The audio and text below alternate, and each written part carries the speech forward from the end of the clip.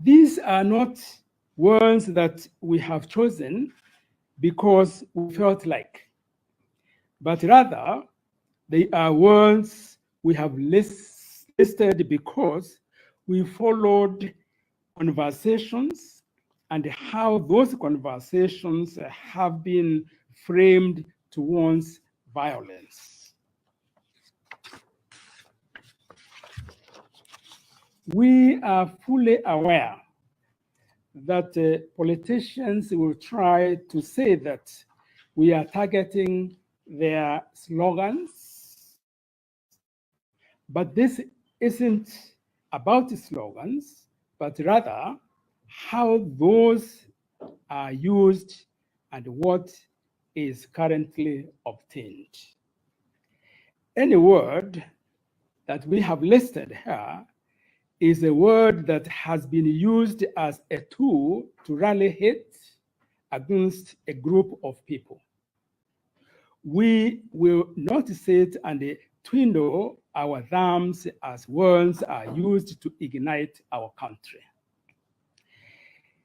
As we read out these words, we urge you to not look at it with the typical political exuberance, but with soberness. Politicians must remember that though it is easier to mobilize via division, it is much more noble to mobilize by unity and bridging the divides that can form between us. I will just give you a sample of what you will find in the lexicon that we are launching today. What we have done is we have terms that are in English, in Swahili, we have one in Kikuyu, in Kalenjin, in Khmer, Sheng language. And I wanted to state clearly that this lexicon is a living document. It will continue to grow as we get even feedback, because there might be many other words and terms and phrases and code names that we might not have identified. But I trust that with the feedback, this lexicon will continue to grow. In English terms, I just mentioned 4. One is fumigation. And what we have done, we have columns that show the translation of the word, the targeted community, the user community, and the meaning. If you take fumigation, for example, it means the action or process of disinfecting or purifying an area with the fumes of certain chemicals. The targeted community is non-locals, where that word is used is the non-locals who are the targeted community. The user community is the locals who consider themselves as really owning that place. And the meaning is that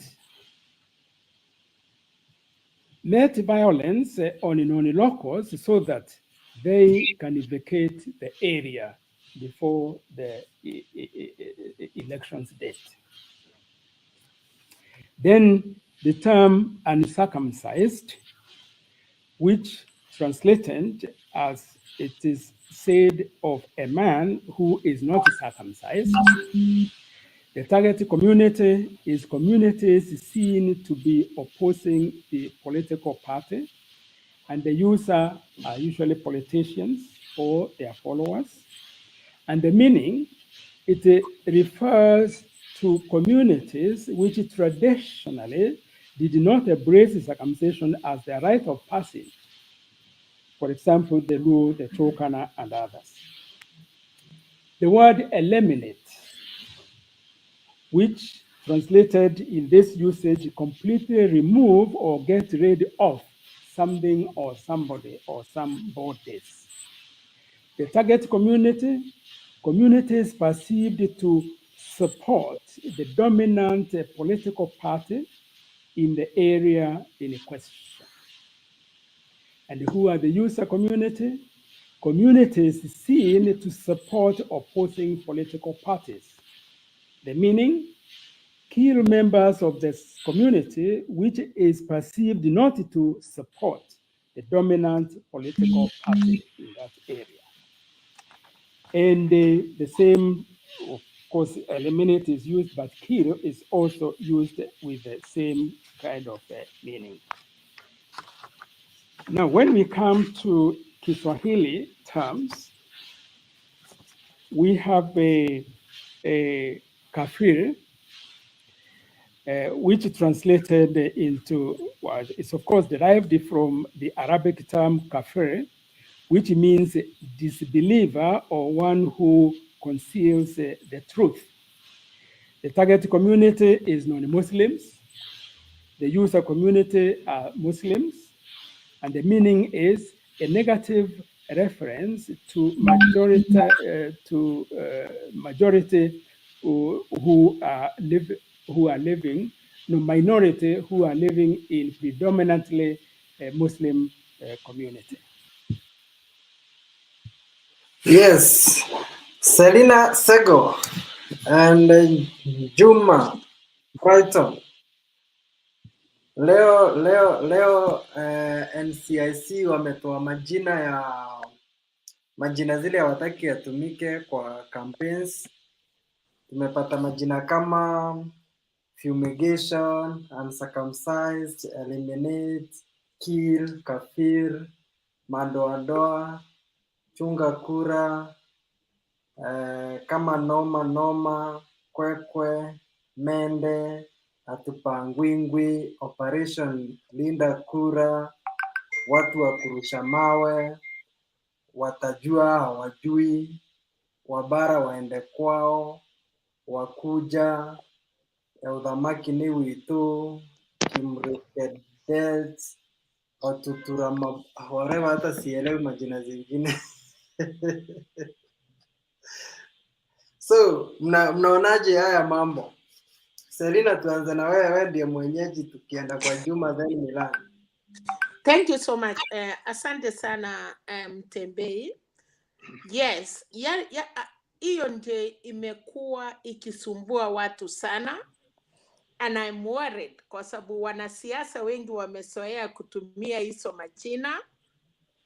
Hatupangwingwi, mtajua mjui, kama ni noma. Those are the things sometimes listeners want to hear. But kama hizo masharti, mambo ya watu wa tairi, watu ya kurusha mawe, for real, hiyo yote ikichungwa, tunataka kujua kitu moja. Yes, ametuambia what is the consequences. Kama mimi nikitumia hiyo neno, nitakuwa disqualified kwa kusimama, nitapelekwa, what is it? Yes, ametuambia, lakini ingawa nimekuta kama anaendelea, so nimesikia tu akisema hataki watu kutumia. Lakini Mtembei, kama ninakukatasha kitu, unless kuna kitu itanisuia, like nikitusiana, najua jina yangu itatolewa, ama nitapelekwa kotini, ama mimi kama candidate nitakuwa disqualified. Tukipata vitu kama hiyo, na nitajua wako serious. Na ni mzuri tuuse sera. Wacha watu wakuja waambie watu vitu ya kufanya bila kuita wengine wasee, kitendawili, wachataeri, normally. Yes, it is true. But kama wanasiasa wakitumia, what will happen? Wacha niwachie hapo juu nimeingia tu kama karibu inaisha. Utatuambia ya kwamba watu wakitumia hayo majina yote, kwa sababu ni mingi, what will happen to candidates? Will they be disqualified? Ama itafanyika nini? Ili ikue kama sheria. Ukiambia mtoto usiposhika kitu nitakuchapa, mtoto hatarudia juu anajua msasi kuna kitu amesema. So hata akifanya atakuwa anaangalia aone asipatikane. So wache niwachie hapo nisikie wenzangu vile watasema Mtembei. And thank you for this TV. Tumefurahia, inatufunza na I hope wale wanatusikia pia kuna kitu tunasema yenye inasaidia community yetu na watu yetu ya Kenya. Asante Mtembei. Selina, before uende, wale wanasupport Ruto wanasema hizo majina zimepeana tu kufungia Ruto. Manake kwa saindi ya Azimio kuna vijana fire haijawekwa hapo, kuna Tibim, kuna Tialala hazijawekwa hapo. So watu wa Ruto kama huyu naona akiteta hapa anasema fire vijana ndio kusema nini, mbona haijawekwa hapo? So ungeona hii ni kama ni kuzuia Ruto asiendelee kutumia matusi ama iko both side? Mtembei TV kama vile Joe huwa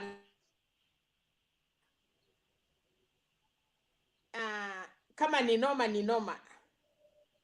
So kama hiyo imewekwa kama ni noma, it's like kama yani tutafanya kuna kitu, lakini ya kwamba watu ya Yuda ama KKA wanatumia machina mingi kuaccuse especially mtu kama Raila. So si ati wameonea, hawa ndio wanakuwa, ndio nilikuwa nimeanzia kusema watuhusia agenda hizo bottom up wherever they are saying waiprek ikuje kama 5 ama kama baba vile anasema ako na 10 point na akiendanga mkutano anaanza hiyo yote mpaka anamaliza. Hawa watu wengine ni huyu kitendawili, huyu msee kalifanya kalienda. So we want them to tell us hiyo bottom up kama anaweza kuprek mara 5 ama mara 10, then hiyo ndio vitu watatuhusia. Lakini wakisema wameonewa, hiyo ni kumaanisha hawa ndio wanakuwa wachokozi. Na Mtembei, unakumbuka siasa mbili imeisha, 2013, 2017, 2007 na 97. Ulikuwa ukitaja china ya Raila umechakuliwa. So matusi yote ile ungetusi Raila, that was the qualification ya kukuwa member of parliament. And those are the qualification watu walipata viti ya rais na nini. So kwa sababu wanaambiwa sasa waseme mambo ingine, they don't have anything to say about Raila apart from kuita hiyo machina. So for me, walikuwa nasema ukitaka kuchakuliwa tusi Raila, sema maneno yote mbaya kuhusu Raila. It is not happening now. Sasa wanashindwa, ndio sababu unaona hawana agenda wanatuambia. For me, I think it is not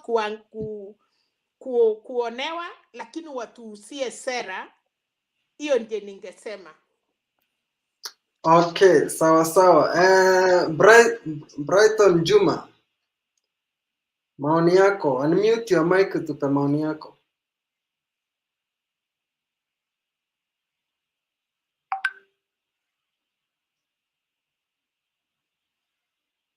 Huyu Brighton namwambia unmute mic anapotea.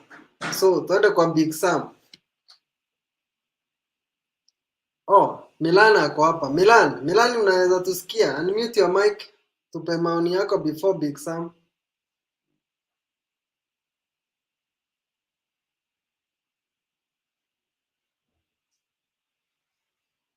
Unmute your mic. Asante. Ningependa kushukuru Mtembei TV na pia kushukuru Mama Selina. Tumekuwa kwa mijadala hapa awali na tunashukuru. Ningependa kuzungumzia hoja mbili. La kwanza ni kuzungumzia hili jambo la hate speech ya NCIC Commission na yale matamshi wameweza kusema katika vikao za umma tusiweze kuendelea kutumia. na nafikiri kwamba wamefanya jambo la busara, kwa sababu kinga ni mzuri kuliko kutibu, na nakubaliana na wao kwa sababu hii nchi ni yetu na kuna mahali tutaenda. Baada ya kura sote tutakuwa hapa, na tukiwa hapa tuendelee kuishi kama mandugu. Lakini ningependa kuona kuna jambo moja nimeona hapa yenye Deputy President alikuwa anajaribu kukopi mzee. Unaona hii Hatupangwingwi video iliona tu ni kukimbia nyuma ya wengine, yeah? Sasa wanakimbia nyuma ya wengine. Mzee na miaka yake ameng'ang'ana, ametoa idea yake, akatoa remix yake ya lero ni lero. Sasa na yeye sasa anakuja na yake ya Hatupangwingwi. Inaonyesha lack of ideas. Huyu jamaa, he's young in the physical body but he's very aged than mzee himself. So this guy has no ideas. Hata unaona campaign kidogo tulikuwa tunasema kwamba anafuata tu mzee. Saa hizi mzee anapumzika, anafanya boardroom issues, ana calm down issues kwa coalition, anafanya mikakati na strategy, na yeye amepotea. Kwa sababu anajua vizuri kwamba hana mpango hata ya kuweza kuuza sera na kufanya campaign. He has no campaign program. Na nakubaliana na Marcelina kwa sababu huyu mtu akija katika zile vikao vya umma na kuweza kufanya kampeni zake, hawezi kutuambia hii bottom up inavunjwa katika mgao zipi, ni which pillars is he addressing, hii economy yake ana mipango gani ya kuweza kurevamp economy. Saizi you can relate with the 10 points that Raila is talking about, but you can't relate to anything that Ruto is talking about apart from bottom up. Ni kutenga tu. He has not stopped this issue of kutenga. He is still tengering up to today. Na hii kutenga ndio imeharibu uchumi na kuharibu nchi yetu, na kuenda kutenga hata mama loan wamechukua. Hii kutenga hii ndio shida. So for me, I think that this person has got deficiency of ideas and therefore has to follow cue from Azimio, which is a good thing. But I want to go quickly into second thing that I wanted to be able to address also. Ni kwamba kuna hii maneno ya in-house fighting katikati ya Wiper na zile vyama venye zinapatikana pale maeneo ya Ukambani, zitaweza kucost Azimio wasipoweza kustamp the authority and tell them to behave and have good manners and decorum.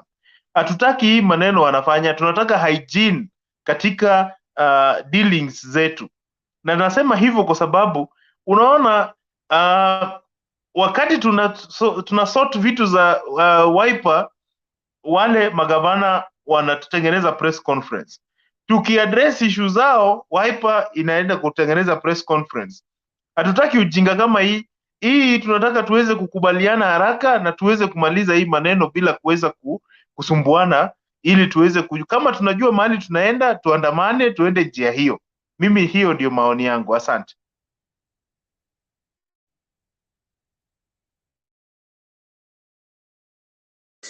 Hey, naona wapi Mtembei TV?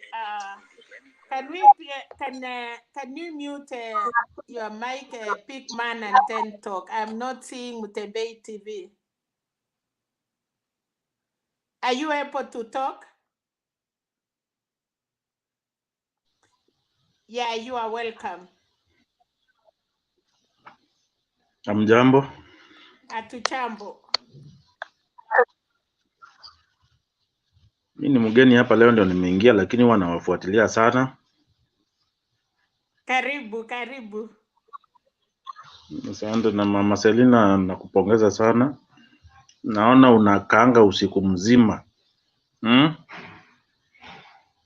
Sasa mimi maoni yangu ni hii maneno ya NCIC,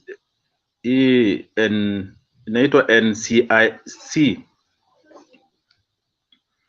Kwa maoni yangu ni kama okay, mimi ni supporter wa Azimio, lakini venye naona ni kama kwa hii wametarget Ruto. Juu mbona si kusikia hii mambo ya risasi moja na bunduki? Alafu hii maneno ya Sam, baba kwa hii risasi moja na bunduki anasemanga hivi, risasi ni kura, bunduki anasema nini? Risasi ni kura, bunduki ni kitambulisho. So unajua kama vile unaona kuna watu tunapishana kwa parables. Ajasema hiyo kwa sababu anasema ni maana yake. Maana ya risasi ni kitambulisho. Maana ya bunduki ni kura. Ama mimi nimesema opposite. So akisema hiyo mambo anasema yenye anamaanisha. Endelea. Na hao wenye wanasema kulinda kura, wakisema kulinda kura ni kuchunga kura tu ya kawaida, itakuwa aje? Mambo ya kuchunga kura, unajua wanatuambia tupike kura na tuende nyumbani tungojee results. Lakini ukiambia watu pika kura na kukaa polling station kuchunga kura, it is like una harm watu, unaambia watu kuna kitu inafanyika. Kuna vile wanasema kura inaipiwa. Kuna vile kama Amerika unaenda pika kura yako na unaenda nyumbani unangoja itangazwe. Lakini ukisema pika kura, linda kura, ni kumaanisha after you vote hakuna mahali unaenda, unakaa hapo kuchunga kura. So that one I think that is what they meant. Lakini kama ukisema pika kura, linda kura, ni kumaanisha pika kura na ukae hapo kwa polling station. Is it right? Okay. Yes. Alafu kwa hii nomination mimi itatucost hii nomination hii yenye wanafanya direct nomination. Si unaona leo Homa Bay huko kulikuwa na hii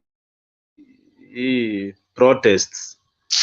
Hii yenye wanasema mambo ya president tuko na baba tutampea kura, lakini hii mambo zingine hizi za chini waachie watu. Si inaweza cause chaos venye kulikuwa leo Homa Bay. Juu leo nimeona tear gas watu wakirushwa. Unajua hiyo ya Homa Bay. Mimi naona hii mambo ya kuanzia gavana kuja chini. Kwa sababu mimi sitoki Homa Bay na nimeona mse Kendu Bay atatuambia ni kwamba walikuwa aspirants wengi wakakaa chini, wengine wakatrop. Unajua sasa kama mumesimama watu 5 ama 7 alafu wote wakakubaliana wakasema for the interest ya Homa Bay County tumewachia maybe Gladys Wanga, Kitero akukubaliana na hawa. Lakini pia kuna kitu tunajaribu kusema na mimi mtanisamea. Evans Kitero alikuwa gavana ya Nairobi. Alikuwa na amehusishwa na mambo mingi ile tunaambiwa. First of all, kabla unasimama kwa nomination, lakini ukienda kukua cleared, kama uko na kesi kotini, si rahisi ukue cleared na IPC. Evans Kitero to me, vile nimemfuata kwa sababu mimi sitoki hiyo county, he has never been loyal to the party. Na kuna watu wengi sana unaweza chukua kiti kwa tuseme kwa Azimio, alafu ukifika parliament unaenda unaungana na watu ya KKA ama watu ya chama ingine.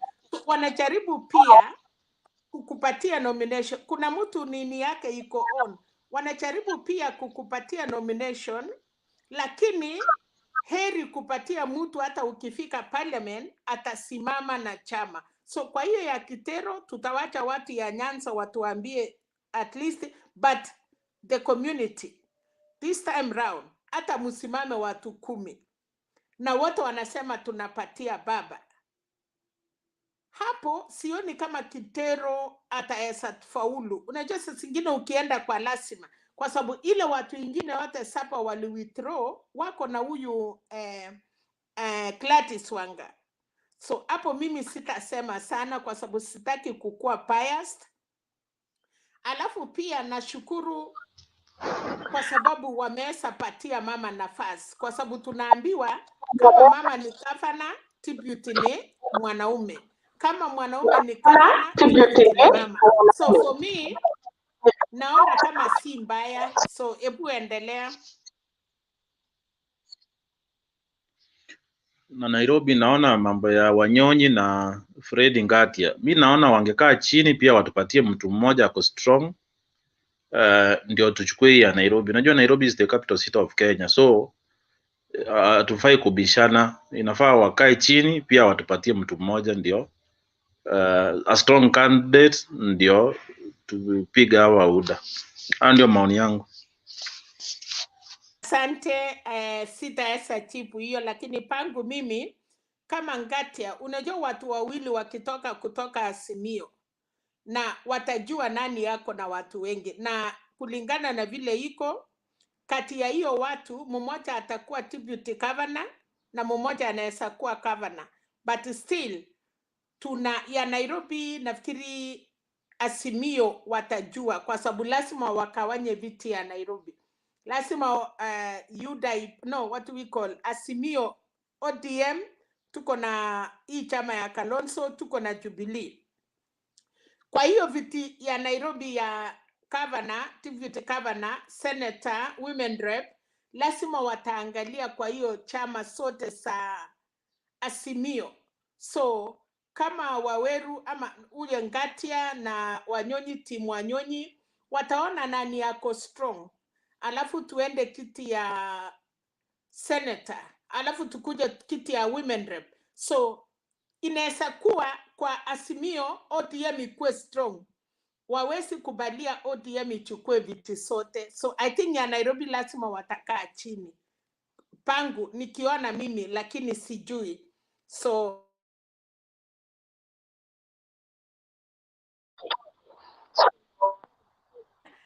Chakendu Bay, nimekupatia nafasi, sijui Mtembei ameenda wapi, lakini Asante sana Mama Salina, nawasalimia wote, nawasalimia wote. Amjambo? Hatujambo na karibu. Mimi ninasikitika sana Mama Salina, nasikitika sana sisi wa Kenya vile tulivyo. Tuko walafi, tuko watu ambao hata tukifanya makosa mara 10 bado tunarudia hayo makosa. Hiyo inanifanya najiuliza, kwani mimi ndio labda mimi niko backward, kwa sababu sielewi kwa nini. Kwa sababu Wakenya wanasema wao ni wanademokrasia, na ukiwapatia haya fanyeni demokrasi, hawafanyi, wanapigana, wanafanya nini, fujo. Sasa ni nini? Ukiwaambia basi kaeni chini, sasa wewe ni dictator. Sasa kitu gani inaweza kuwa nzuri? Mambo ya Homa Bay, niliona watu wa Homa Bay wenyewe, wale watu ambao walikuwa wanataka hizo viti, niliwaona wenyewe wamekaa chini wakasikilizana, wamekuja wamesema sisi tunataka huyu. Sasa imekuwa tena huyo mtu amepewa tiketi bila uchaguzi. Hiyo hata inanifanya nashindwa. Kwa nini hatuwezi kukaa chini na kusikilizana? Ukimwambia mtu tukae chini tusikilizane, hamtaki. Ukiambiwa twende tuchaguane, akishindwa anasema amekuwa rigged. Hiyo ni kitu ambayo inaonyesha kwamba sisi wa Kenya ni walafi, watu ambao hawawezi kuridhika mpaka yeye tu ashinde. Hiyo ni kitu ambacho mimi sikubaliani nayo kabisa. Niliona wale walikuwa wanagombania hicho kiti, walikuwa na tena mtu kama Kidero ama Sonko. Mimi sasa na vitu kama hizo ni vitu ambavyo vifai. Kidero bado ana vikwazo mingi sana kwake. Sasa yeye ameenda kuleta fujo. Hiyo ni maana yake nini? Mimi hiyo kitu ninakataa kabisa, kwa sababu hiyo Homa Bay, hao watu wa Homa Bay hawataki, hawafai kupigana kwa sababu ya kiongozi fulani, eti kwa sababu anataka kuchaguliwa. Hiyo ndio kitu mimi inanishinda. Mtu huyo kiongozi anakuja kuongoza hao wote. Sasa niliona walisema kwamba walikaa chini wakasikilizana.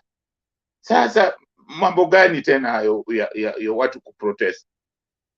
Hiyo mimi na walaumu wale watu ambao wanataka kuchaguliwa, wao ndio wanataka fujo, kwa sababu kama wale watu wanataka kuchaguliwa hawataki fujo, hawawezi kufanya hayo mambo.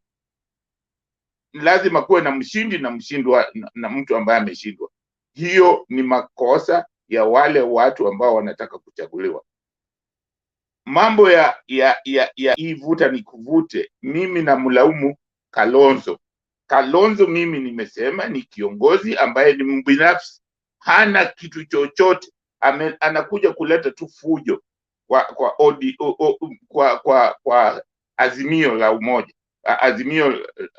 umoja, ndiye amekuja kuleta fujo, kwa sababu sioni maana yake. Kwa nini yeye lazima anasema lazima jina Oka iwe hapo? Kwa nini? Jina ina maana gani? Hayo matamshi na maana gani? Hao wale viongozi ambao wako kwa hizo vyama vingine nivyo wao vile vile ni wanachama, si wanachama wa ODM.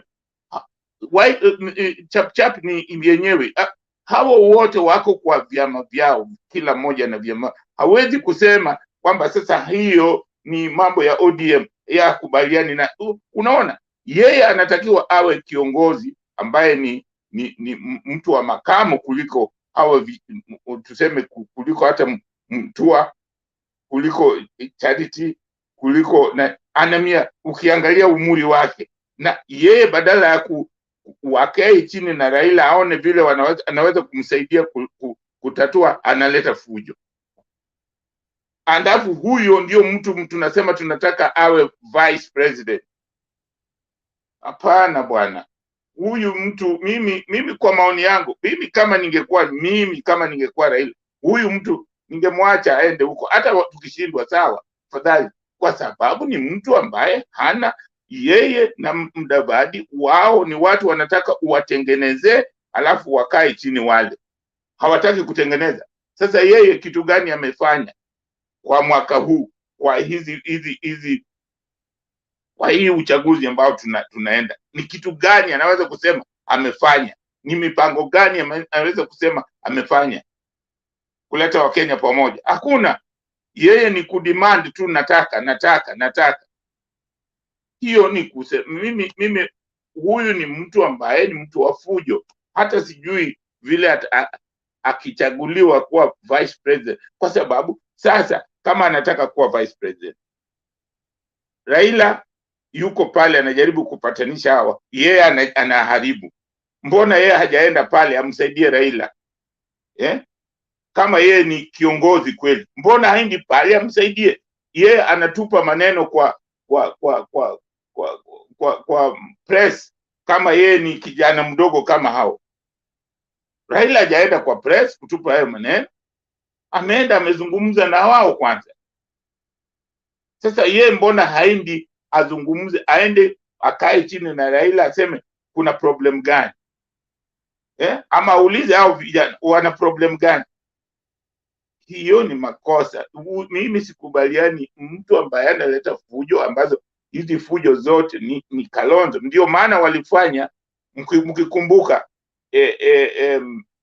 ile upande wa Lang'ata walifanya wakashindwa, kwa sababu ODM ilikuwa, Raila alikuwa anawaambia tuweke ni mtu mmoja, wanakataa. Sasa walishindwa. Sasa unaona hiyo ni upuzi. Alafu nani inaleta mtu pale, Jubilee inaleta mtu pale, inachukuliwa hiyo nafasi, inachukuliwa, na hiyo nafasi ambayo imechukuliwa inawaumiza hata kule bungeni, na badala ya kuona big picture wanataka ulafi. Hiyo haiwezi kutusaidia, na mimi nasema hawa wasipojirekebisha vile huyo kijana amesema, wasipojirekebisha italeta fujo. Italeta fujo kwa sababu lazima Wiper na hao viongozi ambao wanatoka Ukambani lazima wajirekebishe. Waache hii mambo ya fujo, waache mambo ya utoto. Manake hii ni utoto. Ni utoto kabisa, kwa sababu kusema watu hizo vyama 11 hiyo ni sawa. Kwa nini anakataa hizo vyama? Watu pale wote, sisi wote ni Wakenya, wote tuko pamoja. Ndio maana ninasema Kenya ni lazima tufikirie kwamba sisi wote, kuna makabila zingine ni wadogo sana, sijui kama Walendile, nafikiri ni watu wadogo sana, wachache, lakini ni lazima tuhakikishe kwamba wao ni Wakenya kama sisi ambao kabila lenu ni kubwa. Sisi wote ni sawa. Lazima tuwe na mikakati ya kuhakikisha kwamba kila mtu ana uwezo wa kusema, ana uwezo wa kusema kwamba yani asidhulumiwe kwa sababu yeye ni mdogo. Sasa yeye pale ukiangalia vile anafanya, anataka kudhulumu hao kwa sababu hizo vyama ni vyama ndogo, ama hazipendi kwa sababu zinatoka Ukambani. Nasema hii ndio makosa ya kiongozi ambaye haoni mbele, kwa sababu hii ilikuwa ni nafasi ya yeye kuweza kufanya kazi pamoja na maendeleo chapchap. Sasa tuseme Ngilu na afanye nao kazi pamoja, ndio akitazamia kwamba siku za usoni atataka kuwa president. So akifanya kazi nao sahihi, siku hizo ambazo atakuwa anataka kuwa president, ni bila shaka watamuunga mkono. Sasa ukianza kwa dhulumu wakati huu, wewe unataka president siku zijazo, watakusupport namna gani? Watakupatia, watakusaidiaje? Watakuunga mkono namna gani? Hiyo mimi kwa maoni yangu sioni ni jambo la busara hata kidogo. Lakini kwa mambo ya kupangwagwa, Bwana Ruto ni mtu huwezi kumlinganisha na Raila. Lazima anafuata zile vitu zote Raila amefanya, ndizo anafuata zile vitu zote. Hata wanasema ati wanataka kwenda kuzungumza na watu sijui kwenye vikao. Hizo vikao vyote waliona Raila alifanya hizo mwanzo. Kila mahali alienda alikaa na watu, alifanya vikao na vijana na wazee na akina mama, na kuelewa maoni yao na shida zao ni nini. Hizo zote ameshafanya. Sasa wanataka kufanya zaidi, wanakopi. Hawa ni watu copycat. Kwa hiyo mimi hiyo nani si nani sana, lakini hiyo mambo ya Kalonzo imeniudhi sana, na nimewaambia kila siku mama Selina, mimi nimekuambia kila siku kwamba huyo sio kiongozi ambaye anaangalia mbele. Yeye ni kiongozi ambaye anaangalia ubinafsi, kitu kile kinamfaidi yeye. Sioni kwa nini anatoa matamshi kama haya kwamba yeye atupilia mbali, hajali. Sasa hiyo ni kuleta fujo. Asante sana. Hapana, batu Jamalisa, kuna yale mambo imetokewa na hii unaitwa nini? Watu ya Homa Bay. No, hate speech.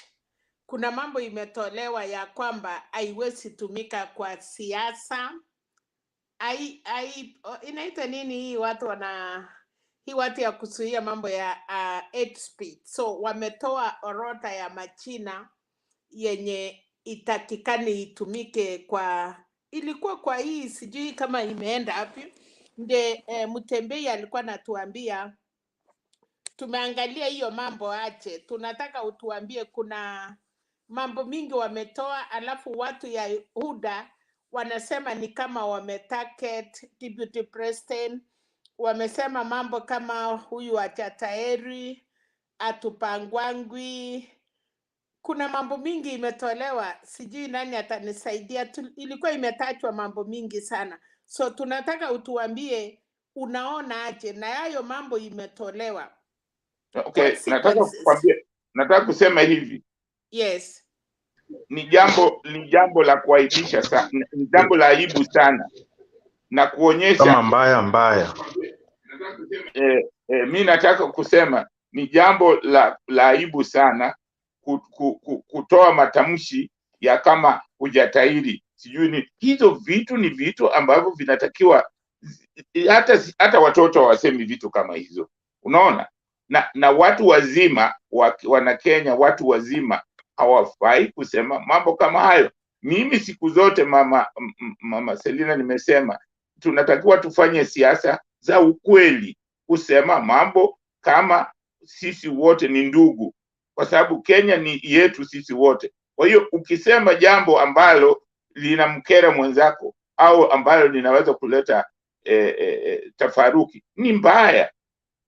Hizo vitu ambavyo mimi nawaunga mkono. Kama kuna mambo fulani hawataki wanasiasa waseme, ni sawa, kwa sababu hao wanasiasa wamezoea kusema mambo ambayo wao wenyewe hawachunguzi kwamba hilo jambo lina maana gani.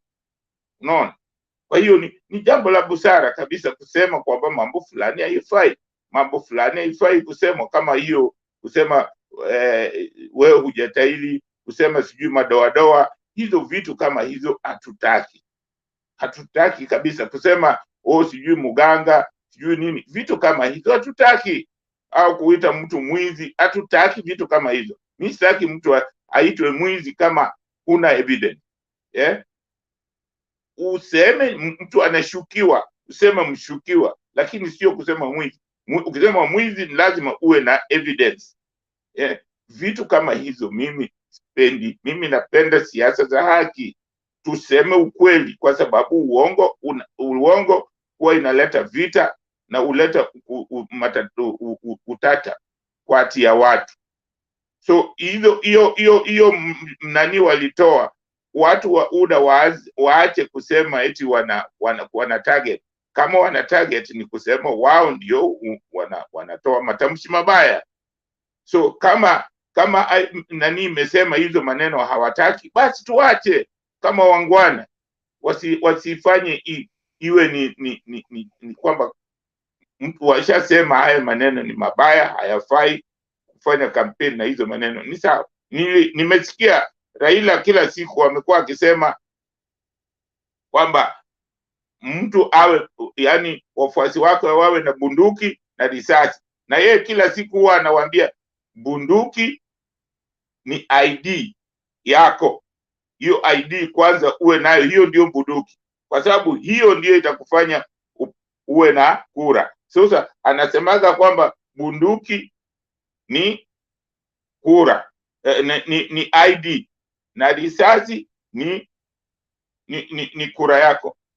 Yeye huwa anaelezea kila siku, na sijaona kama imeleta, lakini kama wamesema haifai kutumia, basi ni sawa, hawaache kuitumia. Wachasema Chakandube, wachasema hiyo ndio sababu watu wanauliza kwa nini hiyo imewachwa.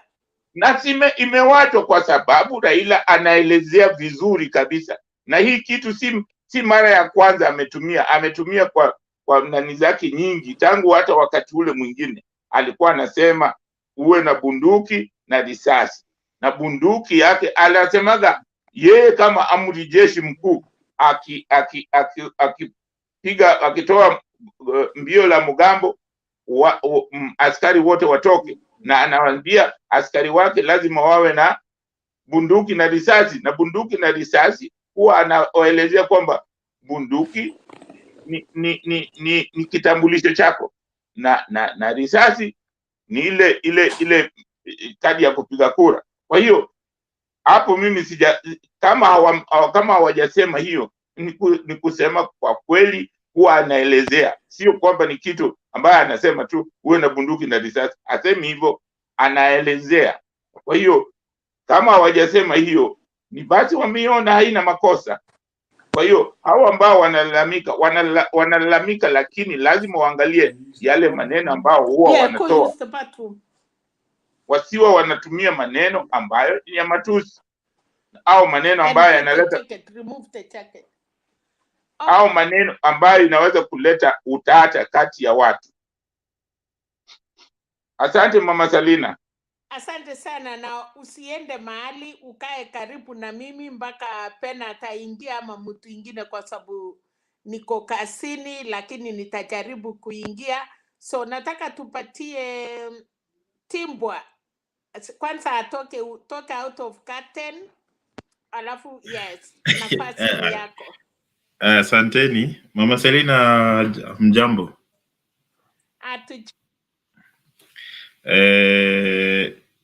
Okay, leo nilikuwa na maoni tofauti. Nilikuwa naona news leo na sikufurahia, sijafurahishwa sana na chenye Wiper wanasema, especially anaitwa Dan Maanzo. Na manake nikisema hivi inamaanisha mmoja ya bado anakataa, anasema anataka upande wa Ukambani kukuwe na zoning.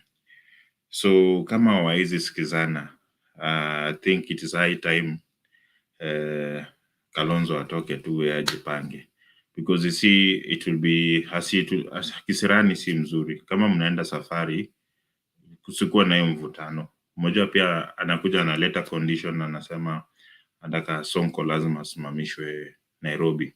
You see, napenda Peter Kenneth ama chenye Central Mount Kenya walisema wanaingia wako Azimio, lakini wataki condition, wakuji na condition yote atuseme lazima kwa running mate, wapewe running mate. Na ukweli ni huenda isi kwangu unaona hao ndo mmoja, mtu akikuja kwa mahali alafu apeani condition, huo ndo atakuwa beneficiary mkubwa, because utapata hata maybe Raila anaweza sema hapana, wapewe 50% ya serikali ama kitu ya maana. But you see, the moment uanze kukuja ulete kisirani, ulete kuvutana, it's not good. Kama anaona yuko tayari, I think wamwachilie tu aende kivyake. Kama anataka kwenda UDA ni sawa, kama anataka kusimama kivyake pia ni sawa, but maneno ya kuvutana si mzuri. Then hii maneno ya Homa Bay, sifurahishwi kabisa chenye inafanyika huko, manake kama wawezi kukaa chini wote waelewane. Pia tabia ulafi, si lazima pia Kidero akuwe kwa kiti ama Gladys Wanga. Ndio maana jana nilisema Raila anahitaji zaidi Gladys Wanga kwenye parliament, because Gladys Wanga, she's a nice lady who knows how to articulate issues. She knows how to present herself nicely. So my advice will be, if that ticket can advise Gladys Wanga can be advised, ambiwa hapana mama, wewe rudi kwa bunge. We need a mtu anaweza tengeneza sera ama policy maker.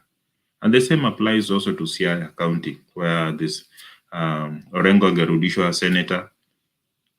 Hiyo ni kwa maoni yangu, Orengo akapewa senator na huyu mwingine watafute wakina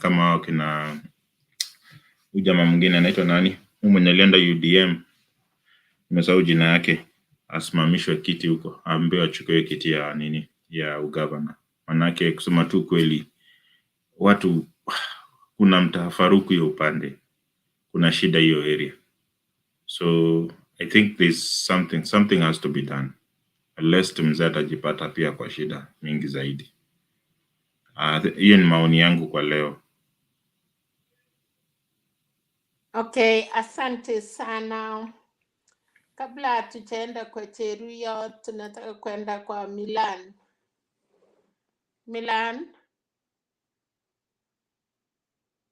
Milan, kama anatusikia? Yes. Milan, ulikuwa umeongea? Mimi ningependa kurejelea mambo fulani Jakindu Bey amesema, na niko na difference of opinion kidogo na mzee kidogo senior. So ningependa kuzungumza kuhusu hii mambo ya Homa Bay kidogo, na niko na interest kwa sababu ni maeneo yetu na tunaona watu wetu wakiwa wanafanya hivi. Ukiona watu wana communicate wakisema venye wanasema na wakiprotest, inamaanisha kwamba kuna jambo halijasikika vizuri. The people have got a dissenting view from the leaders. Inamaanisha wale leaders wetu hawako in sync na the people. Now you have to carry the people along when you're making this kind of decisions, because when you're contesting, you're carrying the aspirations of many people. And you can't sit in a boardroom and decide that I am going to cede because of so and so. It is not you. Once you have offered your candidature, you become a public property. You are now owned by the people. In as much as you lead them, you didn't go there on, you are not popular or relevant or have following by your own rights, because ideally you're just one person.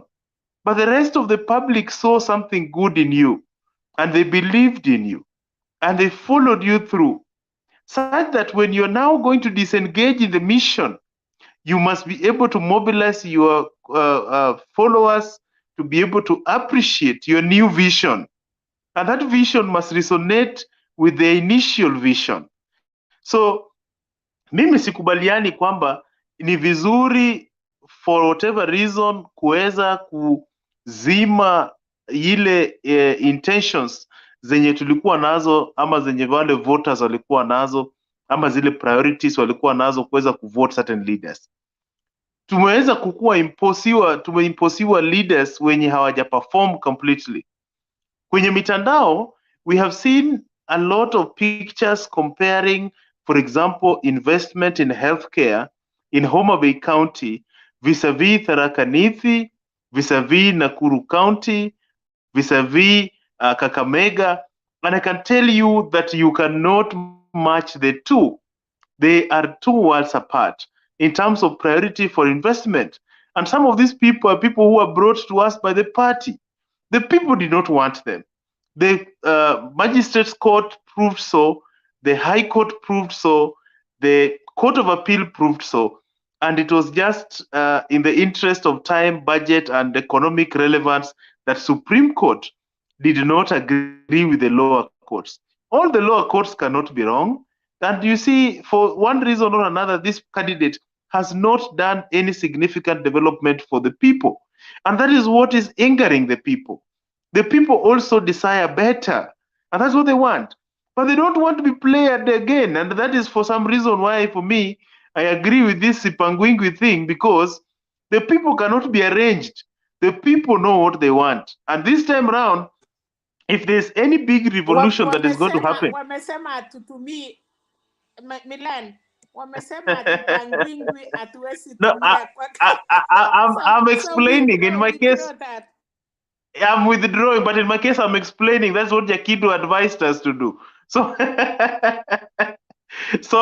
so I think that we will not agree to be arranged by certain quarters because we know what we want. And the region of Luo Nyanza is a place where the biggest revolution is going to take place. And mark my words, it's going to surprise many because people are not going to vote party lines. You can see, for example, there is a candidate that was voted on independent in the backyard of the former prime minister, despite campaigning for his candidate. And he was beaten in his own backyard because of very simple things, that the party has got a preference and perceive certain people as rebels and tribals and people who are not loyalists. And those people who are non-loyalists are the reformers. They are the development conscious people. And that's what we want. We want to test. We have shed blood. Dr. Mbai shed his blood for the devolution. We have seen people go to the street. We are the biggest casualty for every electioneering year and the theft of elections, among other things, and also the bungling of elections. And as much as our people have fought for even this constitution the most, look at all these revolutions that have happened. The Luo people have paid the price, including that one for devolution. But they have not seen the benefit of devolution. And the people know that they are not going to accept it this time around. If you bring us somebody who is a mediocre, you will have it in the ballot and he will fail. Because the people are going to choose development. And they will give Baba his vote at the top, but at the bottom, we are going to make our own decisions. So this is something that must be very clear. And I can give several examples. Jakindu knows one example in Kindu Bay, for example, where we had got an MCA that was imposed by the party called somebody Abdallah, for example. And this this contestant in the name of I think it was called Mohammed Abdallah or something of that sort. The people refused because the nomination process did not carry the aspiration of the people. Instead, they voted Jasben. And you see, those are several examples that we can be able to give. So the people are going to vote wisely. And let them not be cheated that because they have the party ticket, then that is the end of the road. Because if you see the kind of storm that has been generated on the ground. 1 minute, if you finish Yes. Milan, and then Yes. we give it to Keruyot, I want to do something a little bit. So when you finish, Okay. Keruyot, take over. Okay.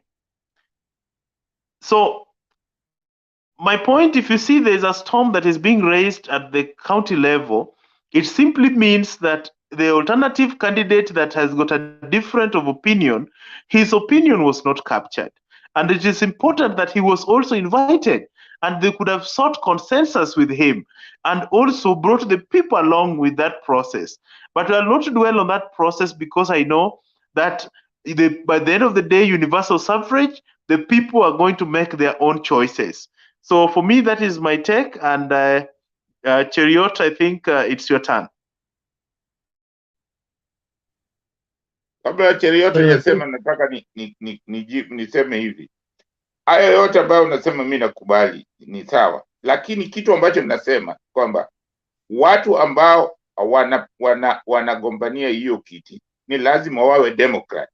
Lazima wao wenyewe vile mimi sijui, niliona Wanga na wajumbe fulani wao ndio walikuja Nairobi kusema tumekaa chini tumesikilizana. Walivyoelezea pale ni kwamba walikaa chini na wakasikilizana, si kwamba party ili impose mtu kwao. Walikaa chini wao wenyewe ndio walisema, walikaa chini wamesikilizana kwamba Wanga ndiye atakuwa governor na huyo mwingine atakuwa running mate. Sasa wakiamua hivyo, mimi nafikiri hiyo ni sawa. Alafu wakienda kwa debe wachaguliwe. Unajua ile uchaguzi wa kwanza watu wengi hawakujua ni nini inafanyika, kwa sababu ukisema kama mtu huyu ambaye ni Cyprian nilimuona akikampeni mapema sana, alikuwa anataka kuwa governor. So unajua saa zingine mkifanya makosa inatakiwa mseme tulifanya makosa, lakini saa zote mimi vile ninavyoona ni kwamba haya mambo tunayofanya, kitu ambacho kinakosa ni umoja, kwa sababu hata huko hapo Homa Bay lazima muwe na maendeleo, lazima tuwe wamoja, lazima tukubaliane. Hata kwa nchi nzima lazima tukubaliane. Ndio maana mimi kila siku nasema lazima katika nchi yetu ya Kenya tuwe na umoja, kwa sababu umoja ndio msingi wa kila kitu. Tukiwa na umoja ni kwamba tutakuwa na masikilizano, na kitu tukifanya tutafanya kitu kwa haki. Kama ni uchaguzi itakuwa ni wa haki, kama ni nini itakuwa ni wa haki. Kama hakuna umoja, hata mkifanya nini maendeleo hayawezi kupatikana. Katika hizo sehemu ambazo umesema hizo sehemu kwamba ziko, ukiangalia hizo sehemu wako na umoja, wanafanya kazi pamoja. Hata wale walishindwa na yule mtu ambaye yuko pale wanafanya kazi pamoja, kwa sababu wanajenga hiyo sehemu yao. Isiwe kwamba, ndio maana nasisitiza hiyo. So hata hiyo Homa Bay wanatakikana wawe na umoja, alafu ambapo wakisema huyu ndio tunamchagua, tunajua kwamba huyu atafanya kazi. Najaribu kuambia kwamba katika nchi zingine kama Uingereza, mimi sioni hawana hiyo uchaguzi ambao tunaleta hii fujo hii ambayo tunakuaga nayo, kwa sababu hii huwa inaleta uhasama kati ya watu. Kuna makasiriko kati ya wapigaji kura, kwa sababu mnaanza pale kidogo kidogo, huwa kuna fujo nyingi sana, na hiyo inatakikana watafute. Mimi kwa maoni yangu ningelipenda sana ile mambo ya kusikilizana, kwamba hapa mtu gani anaonekana ana kura nyingi, alafu hao wanaogombania hiyo kiti wanakaa chini wenyewe, wanasema huyu mwenzetu ndiye anafaa. tunaenda hivyo lakini tukianza kuchaguana hii kuchaguana huwa kuna fujo nyingi sana. Mkisema haya twende tuchaguane, kuna fujo, kwa sababu angalia sasa hii mambo ya fujo. Unaona Wiper inasema inataka nani Sonko aje asimamie governor Nairobi. Hiyo kweli ni kitu ya kweli? Hiyo ni mtu anaweza kusema, mtu ambaye mtu mzima ambaye ana akili kabisa, sawa kabisa, anaweza kusema kwamba anataka nani aje agombanie Nairobi governor, na amekuwa governor akashindwa? Jamani, saa zingine lazima tuangalie mambo mengine, kwamba hili jambo haliwezekani, ni jambo ambalo si la urahisi, afanye kazi nyingine, si kuwa governor. Nairobi ni mji mkuu wa nchi yetu, hawezi kuweka mtu kama Sonko kuwa governor. No, afadhali Kidero, lakini sio Sonko. Mtu mwingine yote, si Sonko. Sonko alishindwa. Sasa unasikia Wiper inasema ati lazima Sonko aje kufanya. Hiyo maana yake nini? Hiyo maana yake ni fujo. Hiyo sio kutaka maendeleo. Asante sana. Asante sana. Now I'd like to say something with regards to yes. Makosa yako Milano, makosa yako. Dakika moja tu. No, nataka kusema makosa yako Milano. Wewe ninapozungumza unaenda nyuma ya curtain. Hiyo ni makosa. Mimi wakati unazungumza nakaa na kusikiliza. Wewe nikizungumza unaweka curtain. Hiyo maana yake nini? Sitaweka tena. Na mimi nikizungumza nikuone, na wewe ukizungumza unione. Sawa. One issue to be learned. Yes. Yeah, I think I agree with you entirely on the issue of negotiated democracy. If you look closely, I think there is no need to negotiate democracy in areas where there is only one party. If you look at what is happening in Uasin Gishu, we have so many aspirants, close to 7 in one party. Why? I think nominations by ballot is very necessary, because whoever comes with a ticket is basically nearly the candidate that will win in the end. So why are people being denied that single opportunity of voting for primaries? Because primaries equals the last election. So I think what was done in Homa Bay was not right. You can do consensus in places where there are very many parties, where of course there is Jubilee, there is another dominant party, ANC and the like, because you are looking for the best candidate and you don't want to antagonize your local base. But for places like Homa Bay, where every person is ODM, so why can we then do the final election, which is basically the primaries?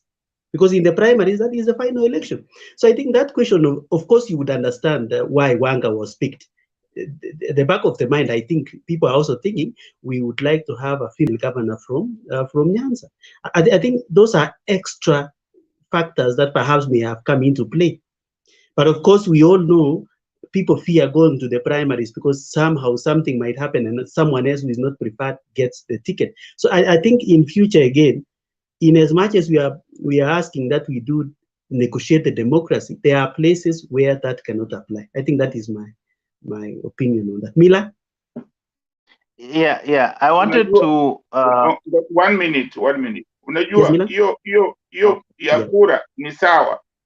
Makosa ya hiyo kura ni kwamba utakuta kwamba wale wakipiga kura, huwezi kukuta kwamba wote wamekubali ameshinda. Utakuta kwamba baadaye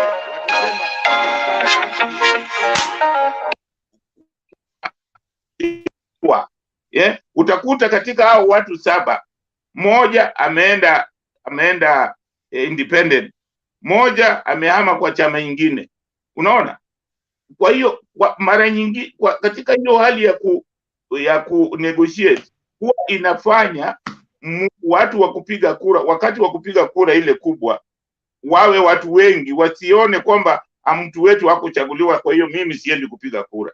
hiyo inafanya kubuild ile consensus ya kwamba watu wote waende hiyo kusikilizana. Mimi na kwa maoni yangu, kwa sababu nishaona hata ukiwaambia watu waende wachaguane watasema kura iliibiwa, sijui nini ilifanyika, sijui. Kwa hiyo hii mambo ya kusikilizana, hata mkiwa katika sehemu ambayo ninyi wote ni pati moja, mara nyingine mimi nawaambia ni vizuri kukaa chini na kuleta uwiano kati yenu. Ndio maana hawa watu inatakiwa wakitoka wakusaidie kukampeni, lakini utakuta yule mtu ambaye ameshindwa hasaidii yule ameshinda, hasaidii. Yeah. Nilikuwa nataka kusema hivi, one thing that Azimio is not saying, which is true, and Cheriot has alluded to it. You know, in the past, these nominations have assisted in setting the mood, the tone, the hype, and even bringing out the numbers that ODM has exhibited in Nyanza and where it has got its own strongholds.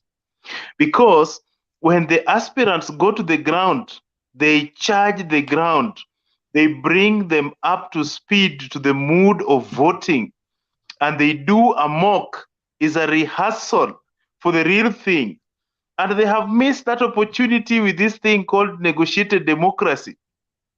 I can assure you that we are going to have voter apathy that has never been seen before, because the people on the ground do not fit the current mood of elections. And it's going to be very difficult for them, because you have removed all the people that would have basically engaged the public in serious nomination process between now and when we have elections, just around 4 months. In the 4 months, they'll be very busy doing nomination and charging the ground to vote for them for near normal scenario. So this is what Cheriot is saying, and I agree with him. Something else that I wanted to mention is, I've seen in the comment section the people who think that in me giving a divergent view from allowing universal suffrage is that I do not support the candidature of Madam Gladys Wanga. Madam Gladys Wanga is closer to me in the heart than those people who are commenting, for several reasons that some I'll not even talk about here. For the main thing is, number one, she is an able leader. She's strong, she's courageous, she's knowledgeable, and she's somebody whom I think has also defended the party in very different ways. So I support her candidature. However, injustice anywhere is injustice everywhere. So I cannot be biased and say, because this is somebody who is close to me, and therefore because the decisions of the party are favoring her, then it is okay. It is injustice anywhere. And therefore, injustice anywhere is injustice everywhere. So for me, I think that the other candidates had got equal right, equal chance, and the people had the final say. And you cannot remove that particular democracy from the people. And the reason why I say that is, parties, I saw some comments, people saying that they could have taken a walk and gone to their own parties. That is wrong. Because as per the elections, as per the Political Parties Act are government funded. They are public institutions. They are not private clubs. They are not exclusive clubs. They must therefore ascribe to the ideals of democracy that includes the people-centeredness. And this is so because the Constitution says so. We say that we gave ourselves this Constitution, and we, the people, have got the power.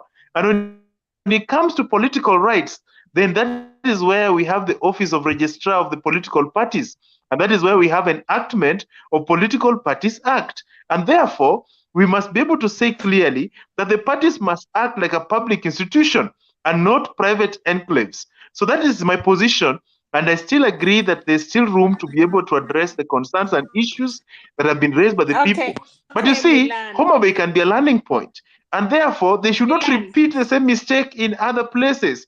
We want to be able to see real development and real processes of people engaged in decision making. Yes. Okay, Milan, you had already talked. Let's give it to Kamau, and then No, we no, come back. Selena, Yes. Okay. I Okay, have let me not say made who my was fat. submission. Hello? I'm Sorry. yet to make my submission. Oh, so you Ulimwacha give it to Milan, hajafanya and then okay, Cheruiyot, Yes. finish your submission, and Cheruyot, then we give ni it to Cheruyot, Kamau, Yes. and then we come to Yeah. ni Nyams, and then we Cheruyot, come to Caleb, and then we come to Ari. Okay. ni Let's Yes. take Cheruyot. 2 minutes so that everybody can Yeah. speak, please. So, and if it is a Yeah. question, don't ask a question before the other person, please. So, Cheruiyot finish, and then we come to Kamau, and then we come to Nyams, and then Caleb, and then we come to Ari. Yeah. Thank you very much, Madam Selena. I have about 2 issues to address, and this has to do with the NCIC report. And I have actually looked at the document, although I am not sure if it is the entire document. I've seen the table. There is about 4 pages of a table. And at the end of that document, there are 3 references, which I believe are references that were used to draw up the argument. The first and the second, I've been able to have a glance at. And Yes. Cheruiyot, 1 minute, Cheruiyot, Yes. that is the topic we are supposed to continue with it. So everybody Yes. who talk before we touch anything else, can we talk about Yes. that topic so that we can, after round, we can say something else? Thank you. You're welcome. Yes. Yeah. So I continue. Yes. Continue, Cheruiyot. Yes. So when I look at the 3 documents, I realize the first and the second document are not even relevant to the entire document. Now the third one, which is titled "Youth and Radicalization in Mombasa," is a very good document, which I believe much of the report of the NCIC is based. Now, I have a number of concerns with this document. First of all, it appears as if NCIC have actually cut and pasted the document. If you look at the title of that third reference and the document itself, there are so many areas. Even in the table, the tabular form, there are only a few entries which are added, but nearly all the words which we find in that document is a repetition of what is here in this document, which is not really bad. What I only observe to be an issue here is the fact that in this particular document, there are so many, it is actually only based in Mombasa. And the good thing with this report is that on the different areas, Changamwe and other areas. So in Changamwe, which are the hate speeches, the words which are used and all that. Now, NCIC, I think, has not done enough to be able to reflect on all these issues. Because when you look at the kind of words they have picked, some of them, like for example, Hatupangwingwi, is actually an existing song which has been hyped in political rallies. It fits within other songs. You remember in earlier 2002, you remember Anbogibo. So I think in this country, every time we have a political season, there are always the use of songs in politics. So I think whoever drew this document does not really seem to understand the dynamics in question. Look at the words, like in Kalenjin, I find the word ngetik, for example, which has been used. And now in the reference, it seems to appear that ngetik, which is for uncircumcised, is used to refer to Luo. Yet, in actual fact, ngetik may also mean a young, uncircumcised Kalenjin man. So it cannot be, it is not possible to make words like that illegal. I mean, these are words which can still exist in the lexicon, in the language of respective languages. So it is not easy to erase them. What I only find with the NCIC is that I think the body is not very serious. You remember, this is a body that is mandated to be preaching cohesion and integration. It is not just a question of listening and saying, so and so is speaking hate speeches. What about the many other areas in which this organization is supposed to be, integrating communities, which I think is the main mandate of this particular commission. And that is why you see, even as we speak, words like Hatupangwingwi, people begin to use it, so that, the commission now becomes a subject of ridicule, because what they have done is really a mess. So I am encouraging everybody here, because I think my 3 minutes are almost over.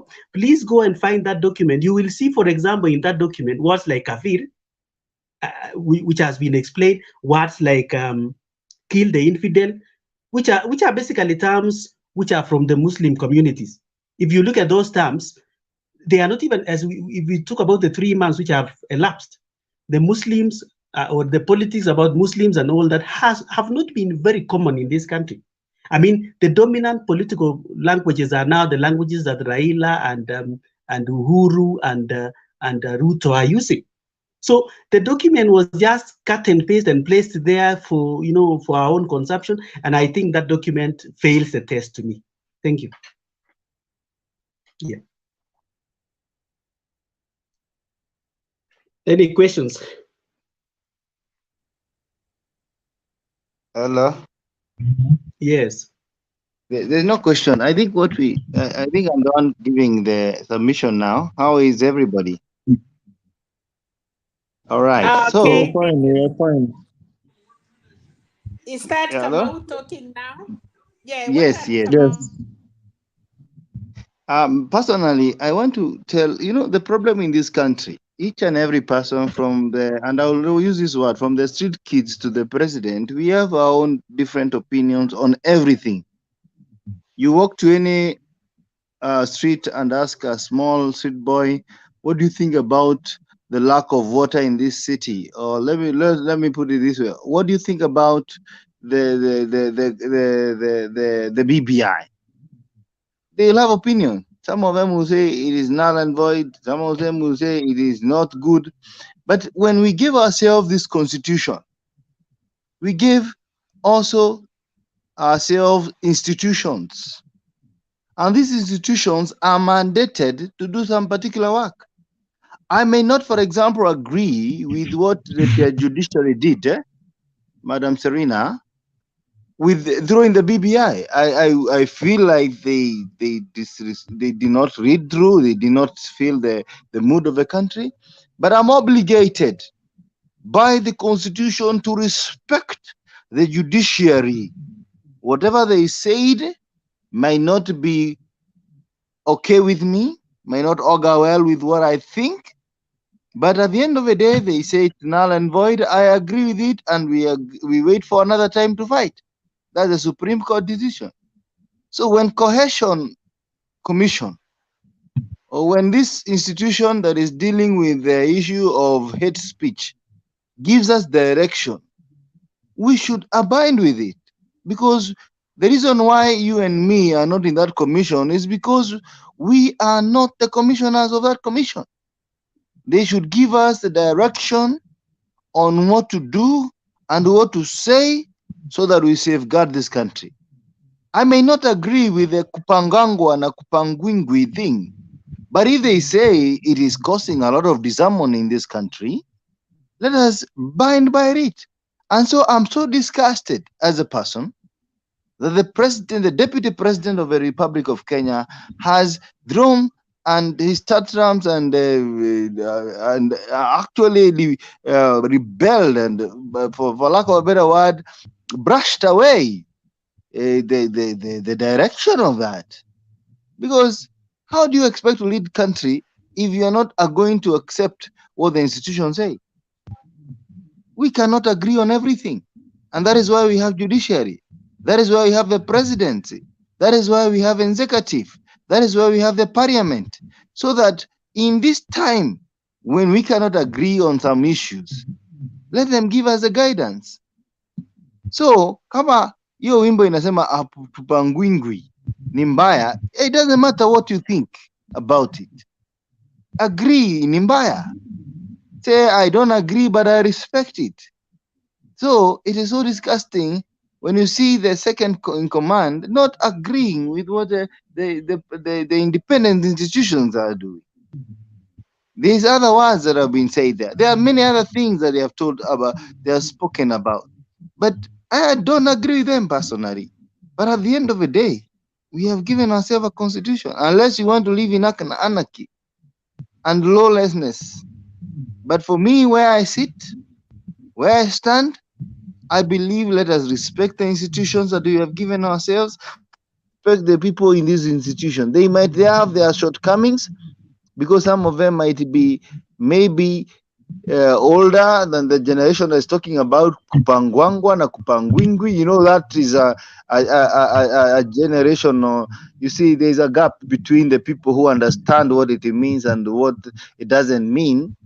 But at the end of the day, my brothers in this country, let us respect our institutions. Let us not throw names to these institutions, because that is how you build a country. And I will urge everybody, let us not, as much as we speak, let us agree that this constitution has never been perfect. It has its shortcomings, but we have to live with it. In fact, for me, the only thing that I agree with in this constitution has always been devolution. Hizi other vitu zingine naonanga we confused ourselves, we copy and pasted a constitution from the US and the UK, and we brought to Kenya thinking that we're going to become the US or the UK, but at the end of the day, we have a lot of problems, disharmony and these issues and so many other things. But at the bottom line is, it is our constitution. We live by it. Yeah, it's garbage in, garbage out. Whatever you voted for, it is what you live with. And the other thing is about nomination.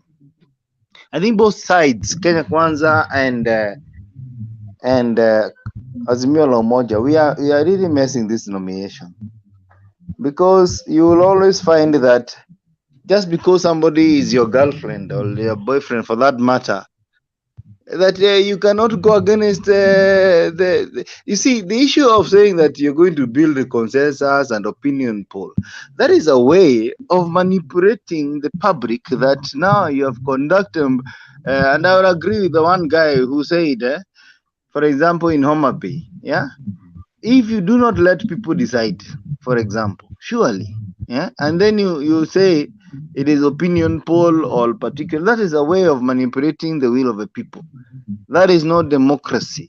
We should get to a point whereby we allow the will of the people come to pass, rather than thinking that because we are rewarding our friends and people who have sponsored us. Because the funny thing about this nomination in both ways is that they allowed the aspirants to pay their fee, and then they go there and they panga them. You know, it is so interesting. And I'm sure, and this is my prediction, maybe in the next parliament we will have more independent candidates than people from the major parties. And it's so unfortunate, because whatever people are talking about is real. People don't want to see the same faces they see all the time, and there is no change. People who are hanging around Raila Odinga, others hanging around Uhuru Kenyatta and Ruto, and thinking that because they are together all the time and they're seeing on TV and being in the TV talking about Ruto, that it should be a direct ticket.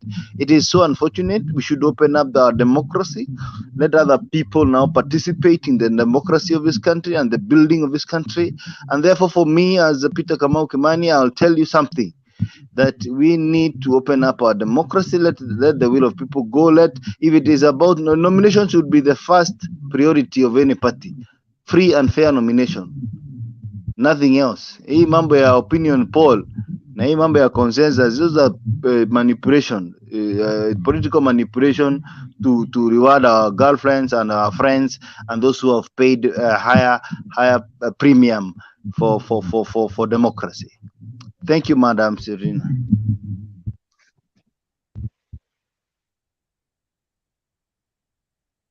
I don't know who was to come next, but I think it's Nyams. Maybe Nyams can get Nyams. Good evening. Good evening, members. Yeah, we're getting you. Go on. Okay. What I'm saying is about this body of NCIC. So those the words that they brought, okay, they have the reasons why they brought those words, and they have the reasons why they're banning those words. So as much as we may not agree with them, we are not supposed to castigate them. We are not supposed to abuse them, because if you look at Twitter, whatever, the way they are being abused is not good. That's a body that was constituted. That's a body that is doing its mandate. Maybe there's another way we're supposed to do, or we're supposed to follow, so that we may deal with them, so that we may talk to them, tell them this and this and this, you took a wrong turn, instead of starting castigating them, or instead of irritating them. When they say that this and this and this is bad, and you find, for example, our deputy president, that's the way, that now is when he's using that word and he's telling them there is nothing you will do. Sipangwingwi. So those kind of things, they are not good. Him as an incoming an aspirant, as a presidential aspirant, is supposed to follow the rule, because number one of the presidential ambition is to follow the rule and to respect the constitution that is in place. So that's what I gathered. And about nomination, both sides, they have an issue, but I must say that maybe in our place, maybe in ODM, let me speak in ODM, there's some areas they have tried, like Kisii, Kwale, and some other places they have tried. But when I look at Homa Bay, I'm saying apart from one person, but other people, they tried to build a consensus, so that it's only Kidero. So I don't know whether he was shortchanged. I don't know whether he was not informed, so that because when they came, they said they have met and everybody has agreed. But later, then Kidero came and said that he was not done what, he was not informed. So maybe it was a shortcoming, or maybe there is maybe one of them was not satisfied. But what I can say that maybe the board should improve in some of these things, because if you look at Migori, they are yet to do it, but I'm seeing also a problem in Migori, because one Ochila Yako is in Jubilee, one not Ochila Yako is in ODM, and there is another one who is in DAP called PESA, and there is another one who is in Jubilee, I think another one. So they say, being a safe place, all of them will go to the ballot, and I'm very sure we may end up having a candidate who is not an ODM. So what I'm saying, that the board should look at these issues, and I must agree with Cheriot that some of these strongholds, we are not supposed to really move into consensus. We are supposed to leave for people to go to to primaries, so that we may choose the best, so that we may put things in place. But other places like Mombasa, where there is so much competition from other parties, and where we do this, we may use these other means. That's my submission. Thank you so much, Nyams. Now let's listen to Caleb, and then we come to Ari, and then the last person. Okay. Good evening. Yes, Caleb, can you come out of? Are you able? Can we see your face, or you are a place where you cannot? Thank you. You are welcome. Good evening. Good evening to you. Let me start by saying that there's a little bit of an echo. I don't know where it's coming from. Oh, yeah. Can you hurt your voice? We don't hear you.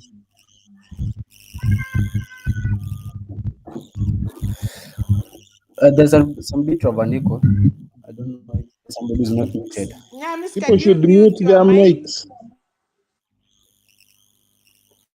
Okay, I will start by saying that NCIC, I will refer it to a toothless dog. Why do I say so? Because NCIC has been mandated to flag out inflammatory words. But in so doing it, I think the NCIC must show a little bit of ethical in doing the work. I mean, they should act according to the rationality and public interest. For example, I find it awkward and sometimes it puzzles me that they have said that Hatupangwingwi is an inflammatory word. So I don't know the criteria they were using to set out this to rule out some of the words, because I was trying to analyze this speech which was given by Samuel Kobia, whereby he was saying that the term which can loosely be translated to "I cannot be arranged," that it contains some elements of hate speech against some families. So I don't know if that Hatupangwingwi, whereby some families have been included in that name. Anyway, all said and done, I think it's about us as the Kenyans. Kama amekataa hiyo ni mbaya, itabidi tukubali, because now if start up going around arguing and all that, we can never move forward. But again, I think the NCIC should level up their level of professionalism so that when they're dealing with these issues, they can articulate them correctly, because if they were really up to this task of fighting the hate speech, now they have been in office for over 4 years. 4 years ago, hate speech ijaanza jana, ijaanza juzi, they have been there, but they've been doing nothing about it. But now, since we're going to the election period, you will see them now trying to come out, trying to work out the things which have not been able to do for the last, I don't know, a couple of years. So that's why I'm trying to say that NCIC is like a toothless dog. Hii ni ile umbo inabweka but haiwezi uma. That's I can give a reference to it.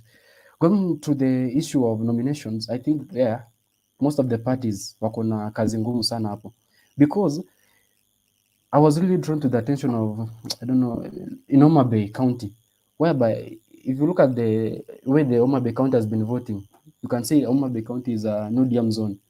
So I was really wondering why they'll go for a consensus. Yet, either way, all of the candidates who are vying for the governorship in Homa Bay County, they are supporting Raila. So I think over there, angewaachia they exercise their right. So wangeenda nominations so that the best candidate wins. Like in the case, they said that they had the consensus with all the aspirants who are going to the ODM for the nominations. But unasikia Kidero on the other side anasema akubaliani will be going for the seat as an independent candidate. So that tells you a lot about the nominations, because kama walikuwa na consensus, I think all the members should be satisfied with the consensus. Lakini ukiona mwingine ametoka anasema hii kufanyika hivi, they are losing up. And then again ukiangalia wangewacha tu waende wote, because now sahi there will be a lot of conflicts hapo kati ya watu wawili. So and then there will be something what we call the vote apathy.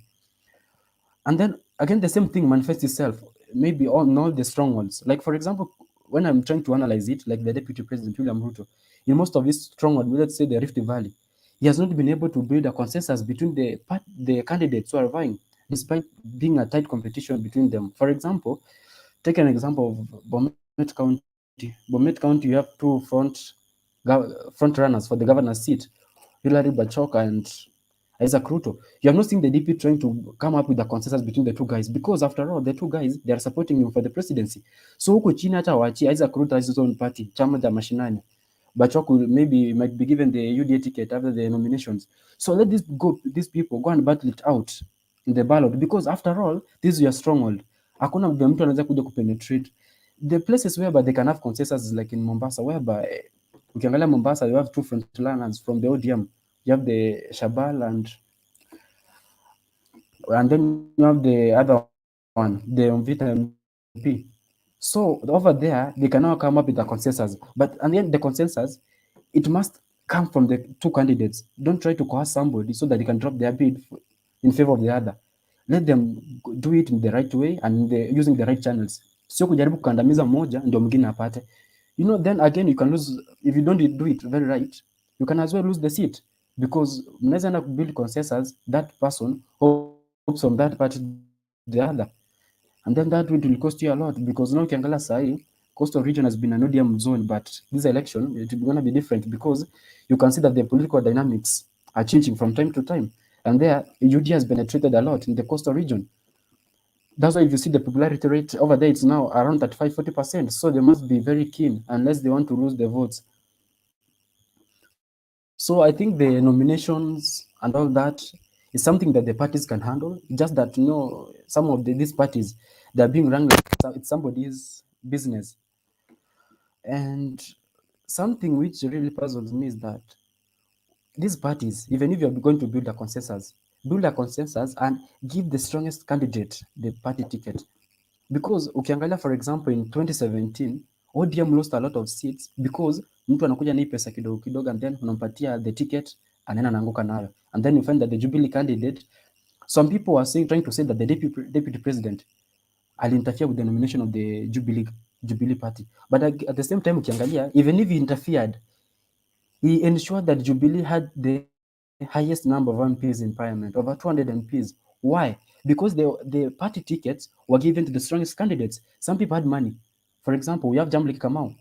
He had money. He could have bought the ticket for Jubilee, for the governor seat, but he was not popular. Angepatiwa ticket bado angeanguka nayo. So sometimes nominations zinafanywa not because they are fair, but because those people manipulate the people or the party officials. So somebody in the party might end up anapatiwa pesa apiane certificate, and then the people think that nomination ilikuwa free and fair. Caleb, can we say of what was today's hiyo mambo ilitolewa ya hate speech? Can you tell us that more, because that is what it was in the programs of today? Can you manage to tell us all these? I started by talking about the. Selena, I think he made a concise. I think you had left for a while. I can give more insight to that. But you can summarize. Yeah, maybe I can preface it. I started by saying that the NCIC, as I said earlier, is a toothless dog. Okay, if you had said, and then we have to go around and then we come back. So I see you are three of you, and we have Harry. He has never said anything. So can you wind up and then we give it to Harry and then you come back? Oh, where is he? I think he's left. Out? Yeah. Okay, so it is. I think I can come back kidogo as we wait. Okay, let Caleb finish and then you come back. Oh, also he went. No, Caleb, can you finish and then we come to Cheriot and then we see who is coming back. Okay, first, I think the NCIC and their chair, Samuel Kobia, first, they could have organized a meeting between all these political players, wakuja wakae chini, so that when they are going to come up with a solution, it will be an amicable one, so that kusikuwe ni mvurutano ya, for example, you saw them saying that the Hatupangwingwi is a hate speech.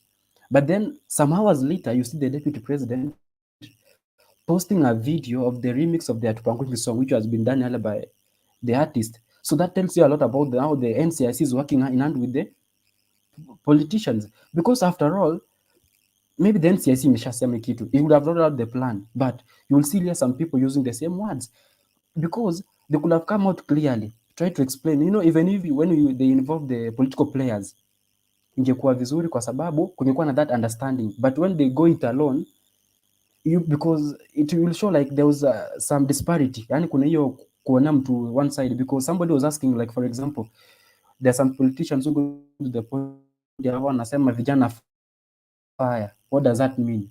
Mtu anauliza hiyo si hate speech. Caleb, Caleb, for how long? Caleb, let's give it to Harry because he has come back. Thank you. Okay. Yeah, Harry, can you come back? Can you click on your mic and then you come back? Click on the, yes, Karibu. Hello. Karibu. Yes, my name's Henry. I'm from Homa Bay County. Harry. Thank you, Henry. Yes, I'm Henry from Homa Bay County. I want to give a little bit of observation, especially on the issues of NIC. First, because we have seen NIC being one of the organizations or institutions that have refused to do their works actually as recommended. I want to point at a few issues that I've observed for a while, that most of the time they come out working, especially during electioneering period. But even before the elections and every other time, you find them not doing their work. So these ideas that they were bringing around might not change anything. My main concern actually was to talk about Homa Bay County, because I'm from Homa Bay and I understand the politics of Homa Bay and the current situation on the ground. Number one, there is this issue that has been brought about of Gladys Wanga and maybe the direct ticket issue, that actually on the ground, things are not looking good. I had one Jakindu talking about what is actually happening on the ground, and I tend to agree with him. Number one, the people on the ground feel that they have been shortchanged. And I can give examples of a number of people who are vying to become governors of Homa Bay County. And looking at them one by one, you will find that each of them had where they are strong and where they were actually weak. On the ground, actually, the people feel that they have been shortchanged. And the mood on the ground is telling us that maybe at the end of the day, Governor Evans Kidero could win these elections. I have reasons why I'm saying so, because one, the competition that was actually on the ground was about one governor aspirant, Oyugi Magwanga, and Gladys Wanga, and the chairman of ODM, who decided not to vie because of the said consensus. But on the ground, they are campaigning against Gladys Wanga. Number two, I want to state that the Homa Bay County politics have actually shifted. Formerly, it was believed that it was a stronghold for ODM. And as things stand now, I want to say it here clear that Homa Bay County might have the first independent candidate in Luo Nyanza. Reason being that the people who were prepared to vote, the electorate, and call them, they are saying that ODM chose for them people who participated in the failure of the last government of Cyprian Awiti. This has become so open, and in several towns and in small villages, you find people protesting and saying that we will either vote or not vote, depending on how they feel within them. Number one, people who feel that Oyugi Magwanga has been shortchanged are actually saying, okay, we will not vote Gladys Wanga because our man has been shortchanged. Other people who were supporting Oyugi Magwanga have changed their tune, and now they're saying, okay, we will vote independent. So on Homa Bay County, actually, members, it is not good, and things are turning out to be not so good on the ground. Reason, they feel they have been shortchanged. I felt like I should get into this discussion because of the Homa Bay issue. Another thing that people have discussed here that I agree is voter apathy. The voter apathy syndrome is creeping in day and night, especially with the current situation that is also taking place with the members of parliament, who it is said today so and so has a certificate, the next day it is so and so. This one has also brought people and the feeling on the ground. They're saying, no, if this man is not given this certificate, we will not vote. And this one is a concern to the ODM party, where I'm actually a member and a life member of ODM.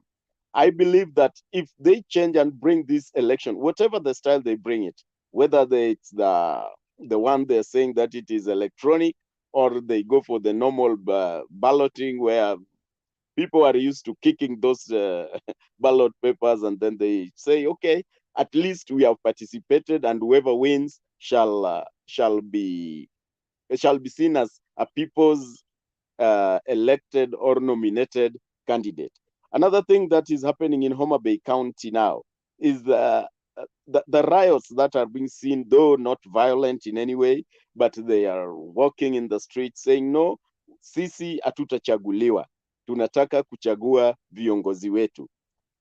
This one is coming on because most of our the former government that is going home, people feel that they did not work for the people. They actually worked for the party, and they were elected by the party themselves. Subsequently, in the second term of Governor Cyprian Awiti, we also had a problem because one Oyugi Magwanga felt that he was shortchanged.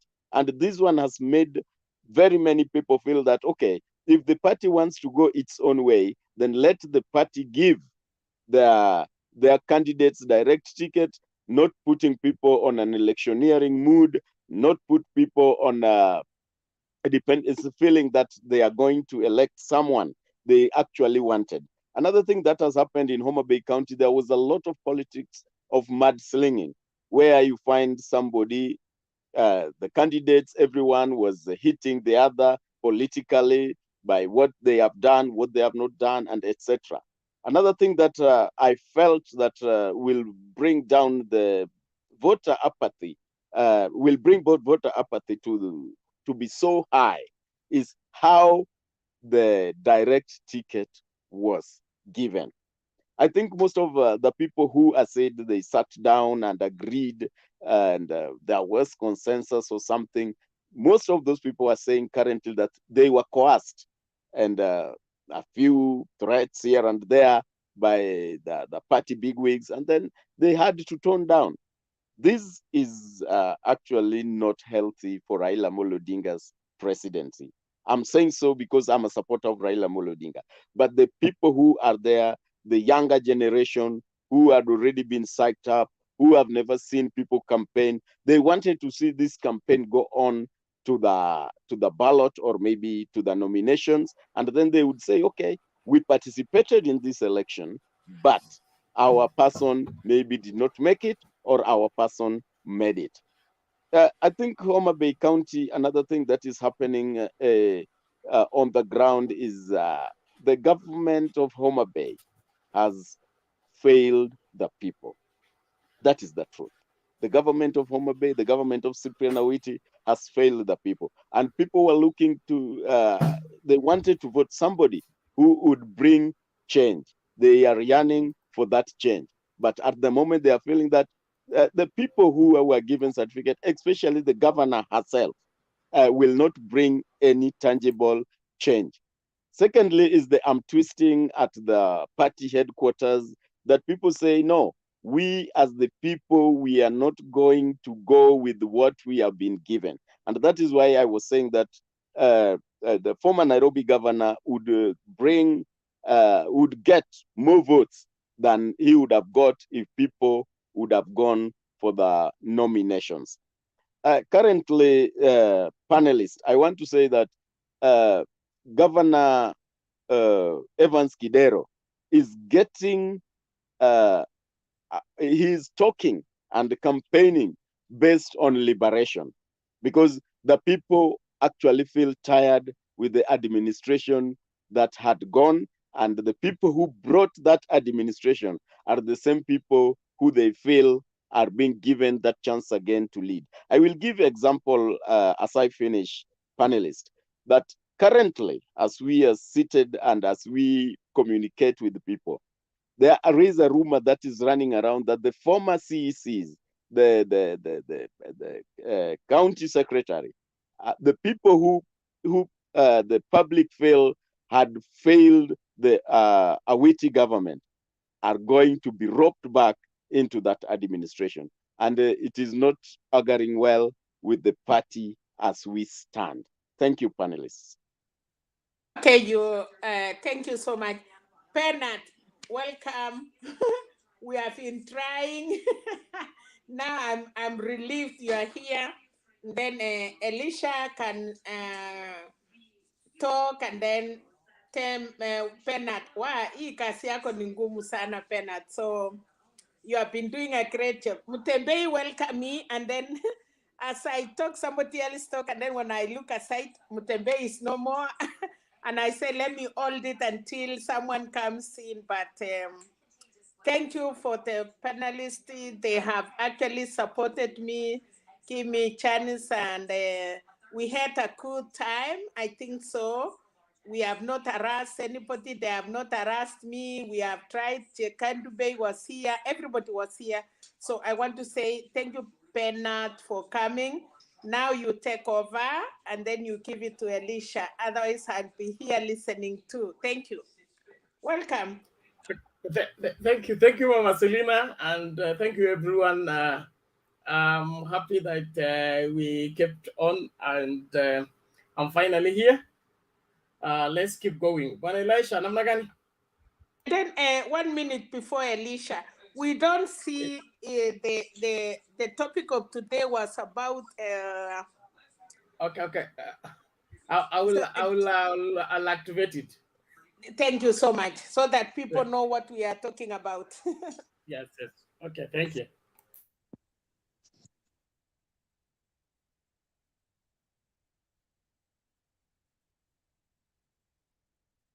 But Elisha, unmute when Elisha coming. Wow, thank you. Panelist Bernard, our host, and everyone else, hi, good evening. I hope everyone is well. I'm happy to be here, though late. I just got in now. And I'm looking for the topic for today. I've not seen the headlines, but so far the political situations is upbeat. And there's so much we have to discuss, I believe, and I thank God that we have that. There are so many other headlines on the news, but my worry is if we are not going to have a stable political situation in the country.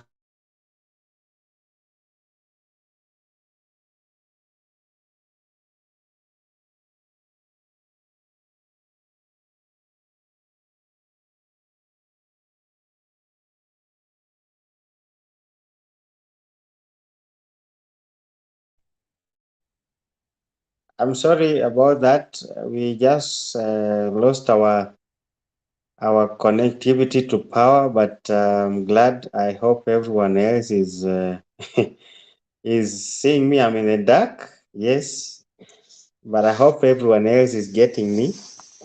Thank you. I just got in.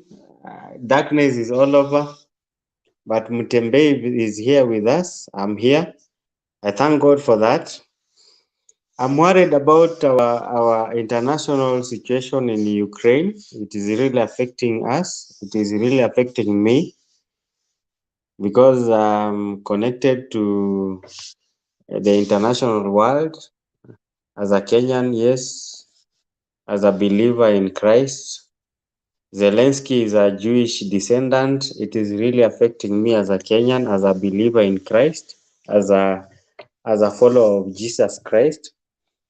We are suffering because of that in Kenya. Plus our political situation. I'm just hoping that Hatupangwingwi Taming those hate speeches and nomination jitters focus on Nairobi will stabilize soon. I'm happy about what the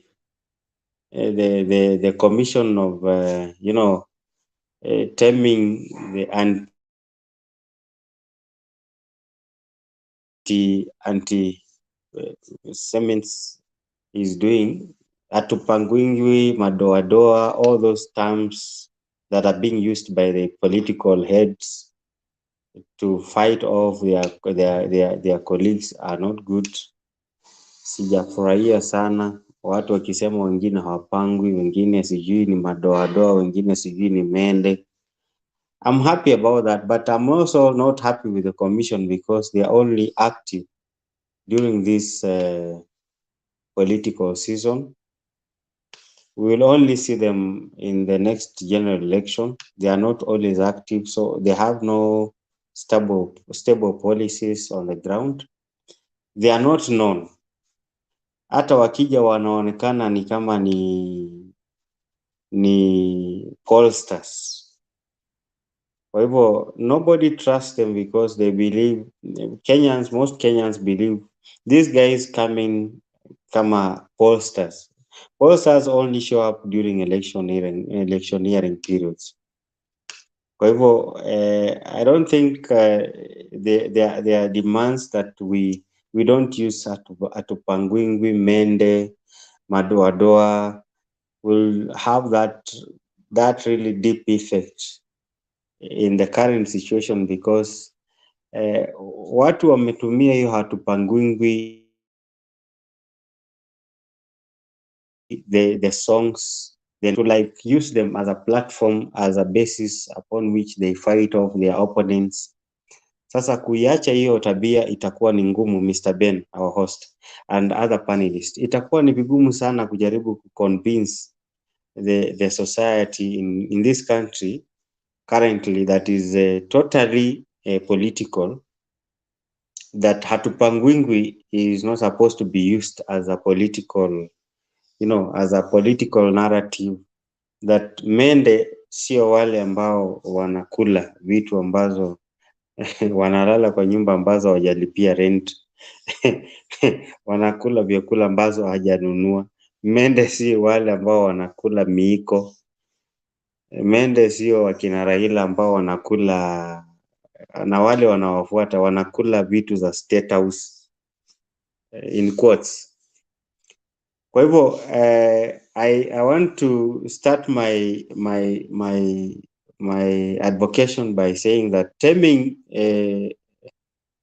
a political narrative that seems to be not in aligning to what the society believes to be a norm, it will not be easy at this point because they are coming in very late.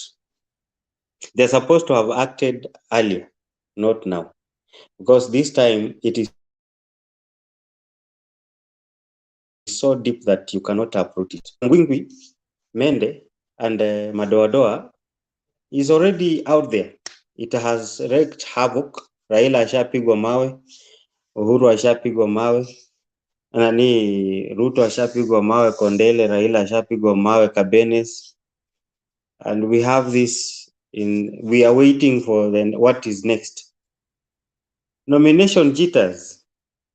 It was bound to happen because it is like streamlining or like finding a pivot point or aligning yourself to the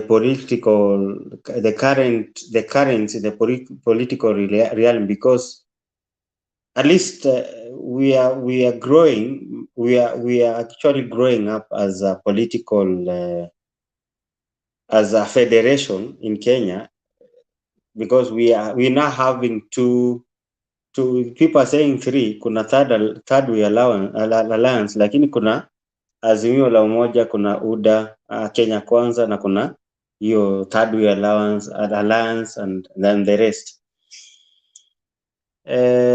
We are learning how to play politics, and we are growing, and you can't tell me that we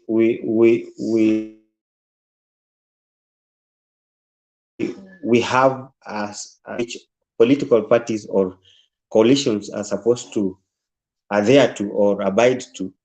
We are still laying down the rules and regulations that will guide us into coming up with a coalition agreement if we have to follow an ideology like that of Azimio or Kenya Kwanza. We have no stable regulations and stipulations that guides coalition parties which are coming in or are coming together to form up a formidable force that actually will contest for a political office in this country. So we still have those foundation strategies, foundation concepts, foundation policies being laid down. So we are still growing up. So you cannot tell me that we are stable. We are a stable federation. We are a stable republic in terms of planning our political endeavors. So we still will have those jitters because people are still learning how to work together, how to negotiate. The other day I was looking at Azimio Secretariat complaining that we now have people coming in with demands and we are learning how to negotiate deals even as we move forward. So it is a process. It is a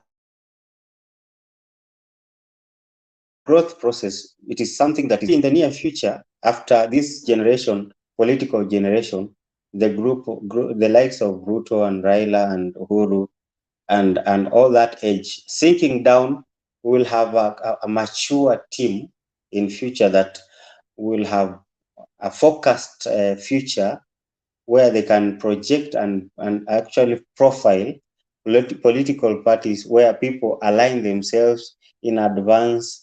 They even agitate for they anticipate to or even vie for offices, knowing that they align themselves and their dreams and their policies and whatever their ideologies into one pipe, into one it's like one ideal policy, so that we have one built society that knows whether you are conservative or you are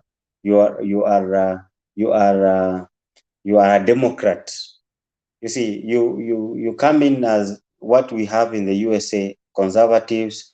We have those Democrats, we have conservatives, we have people, the leftists or the right wingers, and this is what is happening in Kenya. We're still building. We have those foundation stones.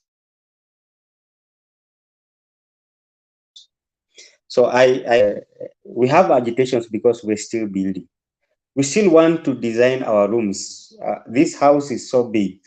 We want 4 bedrooms. We want 5 bedrooms. Others are claiming we have 3 bedrooms. That's why we have the 3-legged table. Others are claiming there is the 4th leg. Others are claiming that we even have an opposing, faction. So we still have to build this into a structure, into a system, into a formidable society that will actually be shaping our future politicians. So I'll submit that we'll have those agitations because people want to grow. And because politics is actually dynamic, we're bound to see these things happen even now, and even in 2 or 4 or so coming general elections in this country. Otherwise, I will submit that, and I pray that panelists, you allow me to, because I've just coming in, to find something to bite and maybe rest, so that we have the weekend is here and we have a lot of politics. Mr. Bernard and Cheriot and Selena and the other panelists maybe who are watching online, I'll come in with full force tomorrow. Thank you. God bless you.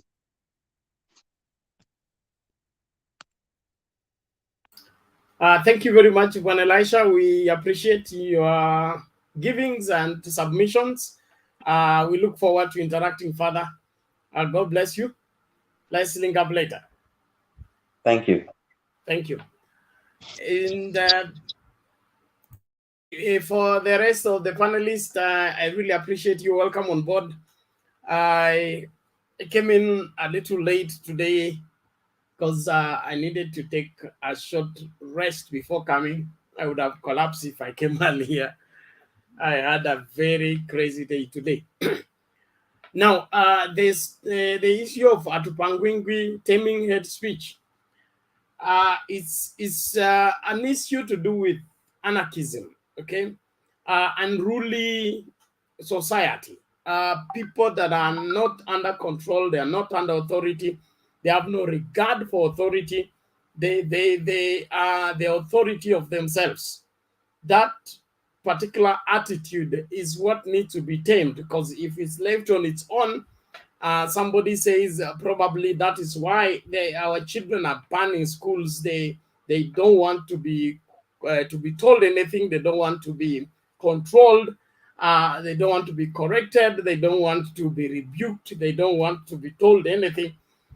And so when we let that take root in the country, we will not be able to tame the anarchism that is building up in the society by reason of people advocating for the issue of we are not under anybody's leadership, we are not under anybody's control, we are the law of by ourselves, and we will do like we like, no matter what who feels what. In my opinion, that is not a better way to build the future. The future belongs to those under control. There used to be a slogan by, I think, Adopt the Light in Nairobi, where they had a slogan called "Power is nothing without control." Power is nothing without control. No matter how great a people we are and how powerful a people we are, when control is cast away, when restraint is cast away, we end up perishing. At the risk of bringing in the Bible here, I say where there is no vision, people cast away restraint. Probably one of the reasons why we are having runaway young people, idlers, and not just idlers, irresponsible young people who can't hold on anything, but want to be treated a certain way because they are a certain age and because they are in a certain particular family situation. It's out of this kind of attitude that is being spread with the issue of discriminating other community, looking down other communities, and being unruly about it. So I don't know how you feel about it, Bwana Caleb, are you still there?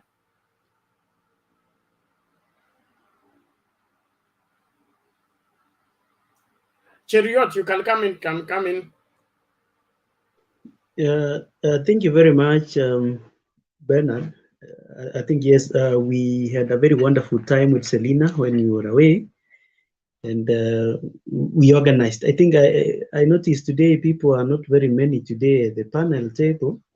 Perhaps it is because it is a weekend, so probably they are busy elsewhere. Now, we had discussed issues with respect to the NCIC commission, and we had, I think, majority of the panelists had rather unkind words to the NCIC, particularly on the notion that the NCIC is not doing very well. However, I have actually gone to their website and I noticed they are advertising positions now. There are about 10 positions in a number of areas. They are advertising for a deputy director, peace building and reconciliation. And the areas are Nakuru, Kisumu, Nairobi, Mombasa, Uasin Gishu, Kiambu, Bungoma, Kericho, Marsabit, and Laikipia. I think for those who have a diploma or degree in peace building, community development, education, they can apply. I think that is something in the right direction.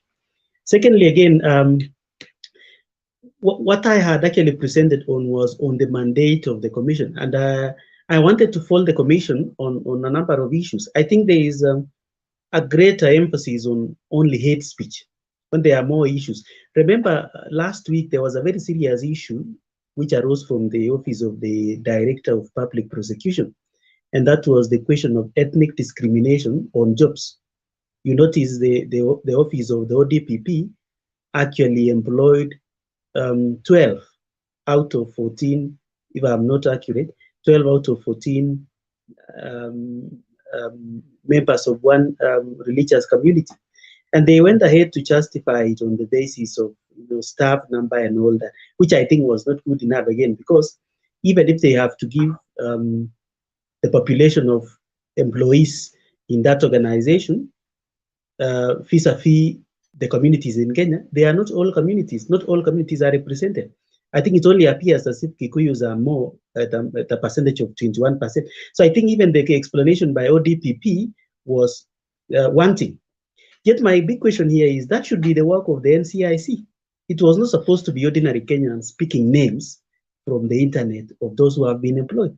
It should have been the primary duty, because right here I have the National Cohesion and Integration Act of 2008, and many of the issues include ethnic discrimination, discrimination by way of victimization, so many. In fact, about one all the way to hate speech is at number 13, and there are discrimination in terms of by other agencies, by distribution of resources, by property ownership.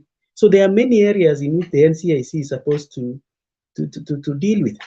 Now, finally, let me talk about Nairobi. I think many of the panelists have not been able to talk about Nairobi. And I want to say two issues, really. If you look at the Nairobi now, politically speaking, and the Nairobi of, let's say, 2017 or 2013, or even earlier, you notice that we have succeeded in depoliticizing Nairobi.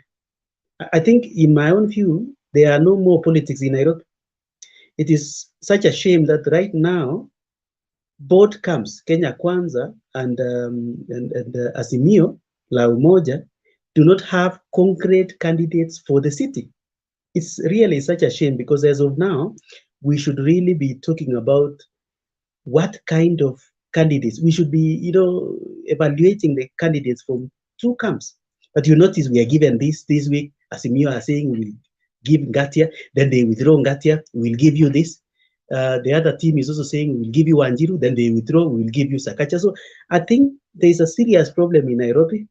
But part of that, in my second submission, I think, is because I think Uhuru also participated in depoliticizing Nairobi. You notice what was done to Songo, and when Songo left, the city was made under the management of the NMS. So is it also possible that Nairobians may have resigned to the fact that we accept, management by a non-political body? So I think that is a very serious issue. Maybe, Bernard, we need to discuss more about Nairobi, because Nairobi is really the capital city. And we should really have, as of now, the two camps should be able to have brought very strong candidates for us to bet on and for us to analyze. So I think Nairobi is a serious issue. Of all the areas, of all the counties we are talking about, it is a shame that, in this country, we are not talking about Nairobi as we should be talking about Nairobi. Thank you. Okay, thank you. Nairobi in focus is a serious matter at this point in time. But at the moment, every party has retreated to go and make nominations to see to it that they beat the deadlines that are the time frame that are been set. So as at now, we are transiting from aspirants to candidates. And when we have now gotten the candidates, so now we'll know who is who where. Right now, everybody is free to flex their muscle and prove a point. But I believe in ensuring that Nairobi is started from bad leadership. I think the care that was there when we were voting for the first time in 2013 needs to be brought back, because in 2017 we lost it completely. We had a campaign that went down the education perspective of the governor leadership. We said what matters is numbers. If you have the numbers, you win, and that's all. And so we threw away all other factors, which I don't believe the Nairobians are ready to buy into the same. The people running for the governorship of Nairobi, let's wait and see who makes it through the nominations. But I don't think we are short of leaders in Nairobi. The other aspect of non-political leadership, that was an experiment. I'll call it a backup plan. A backup plan of which, in my opinion, has gone to some degree in some areas, but the political perspective of it has not been groomed. And so we still want Nairobi to be run politically because it enhances the politics of other places, being the headquarters, so being the capital city. So when things go down in Nairobi, they go down every other place. The pace setter needs to be more, proactive and more solution providing, so that the other counties can take from Nairobi how to carry out their area. So it's important that we don't leave the politics of Nairobi to go to the dogs. Yes, Cheriot, you can give your response before Caleb comes in. Caleb, how are you? Why are you behind the curtain?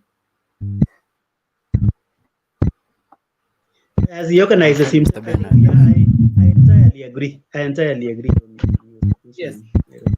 Maybe the only thing that I forgot in Nairobi, maybe again Nairobi will be very political now, because you remember the two leading presidential candidates are not really thinking of.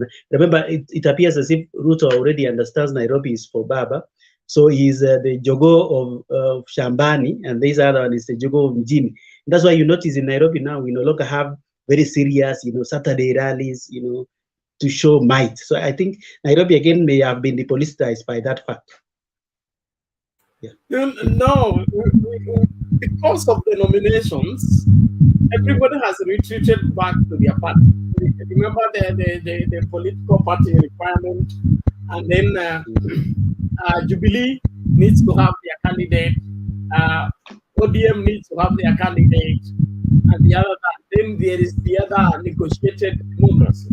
So as at now, all the general campaigns have been halted. Remember when Baba was away, the Azimio la Umoja team in Nairobi was all over, combing the city, sensitizing people, giving opportunity to aspirants to speak to the public. So it's like right now, because of the jitters of nominations, and then avoiding to have the fallout. The concentration is on the nomination part. When the nomination is done, then we now go full-fledged in the campaign. Can Ruto control the city? No. He may run away with some seats if the Azimio doesn't operate or organize himself rightly. But for him to run this city, I think he has a lot in terms of what to do. Because look at the kind of candidates he's fronting, okay? Of course, there is Sakaja, the current senator, and then Wanjiro, then there is Omanga, and then who else? So if you bring a weak candidate, what do you expect? The opponents are going to bring a weak opponent simply because you have a weak candidate. And in my opinion, there is no reason of rejecting Sonko and accepting Margaret. Okay, in my opinion, these people is just one is male and the other one is female. But when it comes to proper running of the city, I think we need some intellectual, proper manager of the city who can provide leadership in ensuring that the city progresses. Because many people want to manage the city, but the city needs to move forward. To move forward means we should have a projection of the great Nairobi, the future Nairobi. Nairobi was built for 400,000 people. Now it is housing over 6 million people on the same infrastructure. Things have to change drastically for this now to match the required standard in terms of having capacity to carry the population that is in the city. We can't have slums multiplying when we're having a governor and the city has leadership. What is the way out of shrinking the slums, upgrading the slums? There is also now a drawn plan to replace the old estates by making them modern and ensure that we occupy least space, but we build going to heaven, going up instead of spreading. And so if we are given good leadership, the city will will develop and make progress. But with bad leadership, I don't see much happening.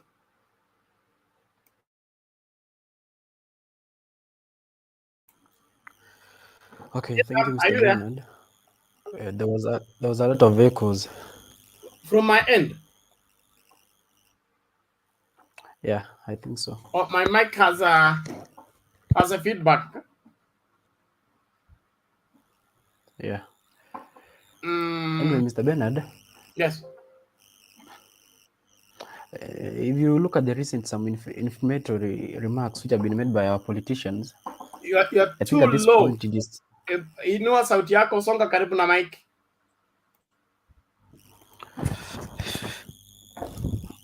Okay.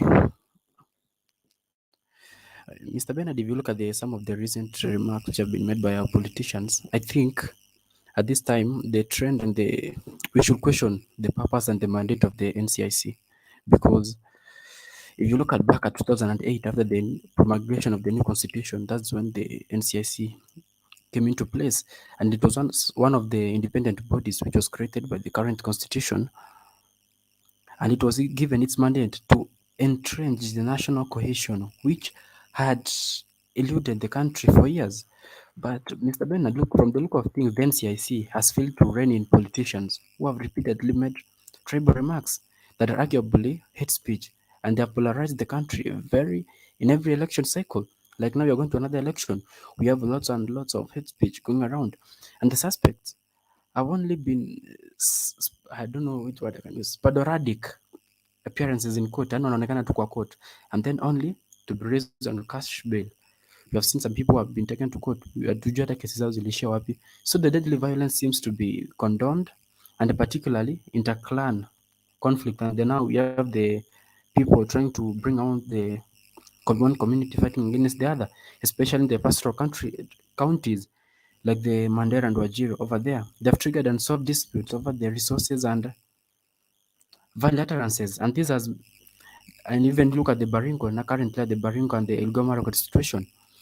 There are fears that this could worsen during this election period because there are some politicians who always trail and always want to use violence as a way to get into power.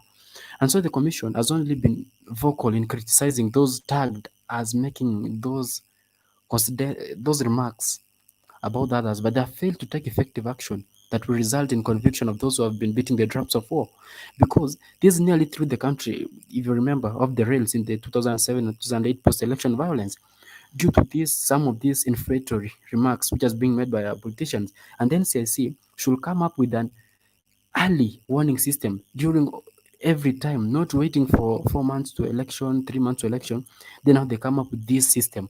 This system should be in place. They should be always adding these names, which now they are terming the hate speech, each now and then. So they should be proactive.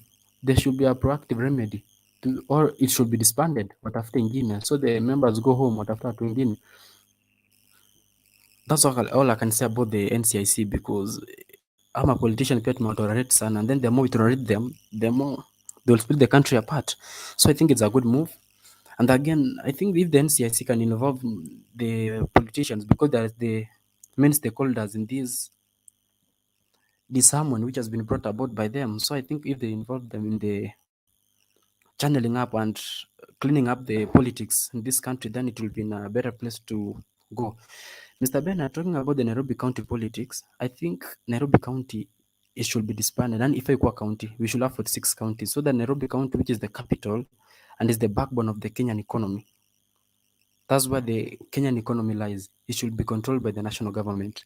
Like in other countries, I see that ukiangalia the capital city, the government should have keen concentration on the capital city, because sometimes when we have some people who cannot be running the county efficiently. No, hata mtu akiangalia in a country, when somebody looks at Kenya, the first thing that person will look at the capital city. Is it an environment, conducive environment for somebody to carry on their businesses? I think at this point in time, Nairobi should be even getting rid of the slums that are mushrooming everywhere. They should be having a decent housing in the capital city, and then that can transit to the other counties.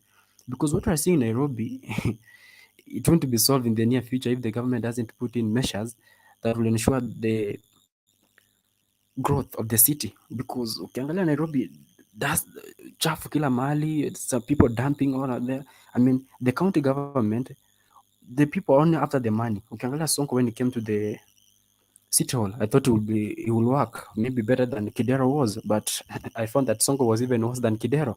So maybe we are going to have our next governor. Maybe that might be worse even than Sonko. So what I think, what we have currently, the NMS controlling the city, I think tungekuwa na kitu kama in control of the capital cities, inge ensure that there is growth, because ukiangalia the NMS when it came into place, the general body, sasa hiyo hatu unaweza angalia tangible development. Acha ile ilikuwa naambiwa uziki Kidara napanda nyasi, ukikanyaga nyasi unashikwa. I mean, those are pet issues. Ukiangalia the NMS has been able to do a very good work. If you go to the hospitals, wamejenga the level 5s all over. So I think the Nairobi County politics, those people who are vying for the presidency, wanafaa iweke at the top of their priority list. Ukiangalia about development, anza na Nairobi County. If you're able to develop Nairobi, I think the other regions, before the mushroom of the slums, zianze kila county, because ukiangalia due to the poor standards of living, ukiangalia saizi imeanza kutokea kila mahali. Ukitoka Lower Karen, slums. Mathare, we have a slums. Kibra, slums. Mukuru kwa Njega, slums. I think the government should come up with an amicable solution to that problem. Again, ukiangalia kwa hizo elections za Nairobi, it's going to be difficult going to determine the governor, because naangalia the frontrunners before even the nominations ianze. We have Anne Kagure, we have Richard Ngatia, we have Johnson Sakaja, we have Tim Wanyoni, we have the current governor Anne Kananu. I am sure she will want to seek another term. So the way they will come up with, they must come up with a candidate mwenye ata ensure that the county na run forward, because sasa hata tukisema the government come with those measures, I think there will be a lot of conflict, because what atasema like the government trying to interfere with the current structures of the counties. But I think maybe after the elections, serikali ikae chini, maybe the National Assembly wapitishe some of those things, because hii city ikiendelea tu hivi, soon it will be in the hands of conmen and I don't know, some people will sabotage the economy of the country. So that's all I can talk about at this point in time.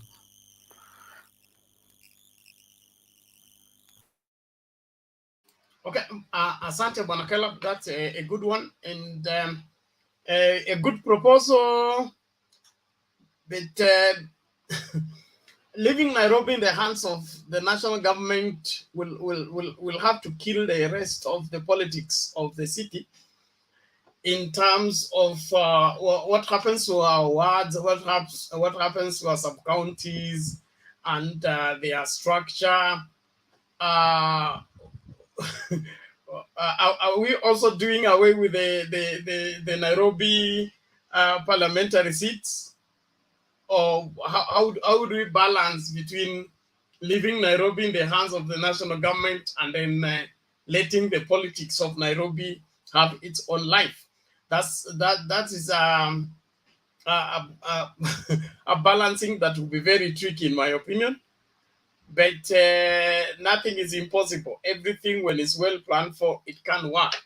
NMS have done their part well in terms of development. 100%, they have outshined, they have outperformed the previous two governors.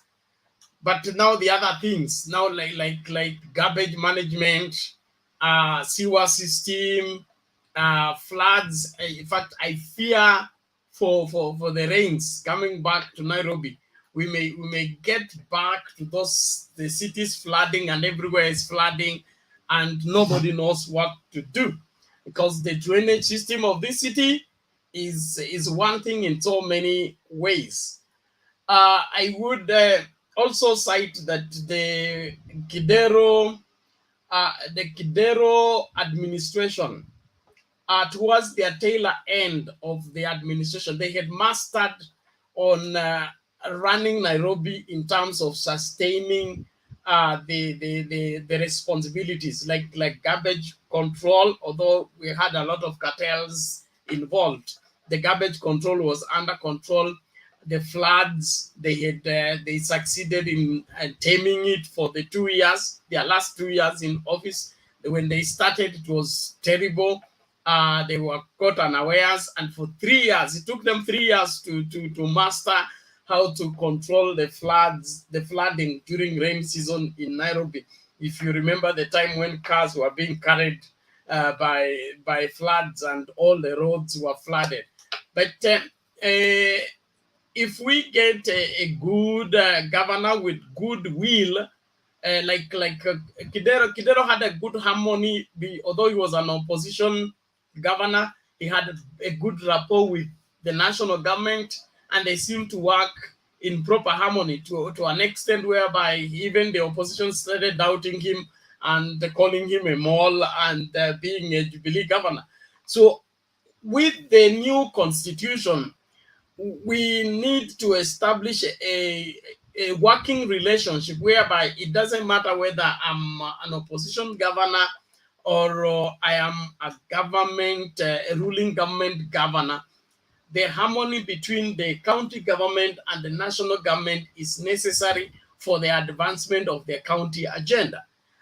This business of us building our country on animosity and constant conflict simply because of our political difference needs to be arrested, because we can use that to get into office, but we can't sustain it after we have gotten into office. After we get in office, we need to work. And for that work to be done, we need harmony, we need reconciliation, we need the, everybody on board to bring up the ideas. And so we must separate the aspect of, digging in for our party, fighting to get our party to get the seat. But after that, we put off the war. Now we face the work. You're in the office. Make peace. Let's build the nation.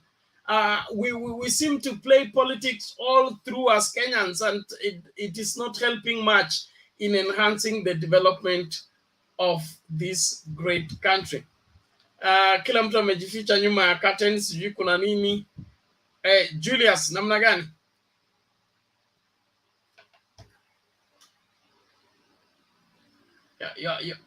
You can come in, unmute your mic, please. Mjambo Bernard. Hatujambo, namna gani? Poa sana, habari ya kushinda lakini.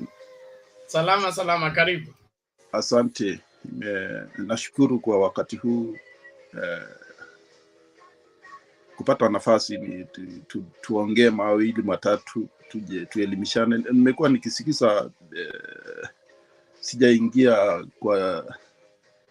kwa nini, lakini nimekuwa nikisikiza nikiwa nyuma huko every day vile mna discuss. Najua saa zingine ni vizuri kusikiza, sio lazima uongee. Na maneno mengi yameendelea hii wiki. A lot of things, but mimi ninataka kuguzia maneno ya kidogo ya Nairobi, alafu pia ya Kalonzo. Nairobi natakikana tujihadhari sana, tusirudishe Sonko. Sababu kurudisha Sonko inamaanisha tunaachia UDA nafasi, because actually Sonko ameingia Wiper, lakini yeye ni agent wa UDA. Is a devil's agent. Hiyo ni ukweli. Yeye ndiye amelete vile ameingia, ameanza kuleta furugu. Naona sasa mpaka watu kina governor Mutua wanatoka Azimio. Because hata before anaitwa Wanjigi alipoingia, tulisema hapa huyu ni agent wa UDA. So we have to be very careful. So again, unajua UDA iko na agents kama, by the way, hata governor senator wa Makueni ni agent wa UDA. Is working behind the scenes. Ndio unaona kumekuwa na difficulties ya Kalonzo kujoin Azimio.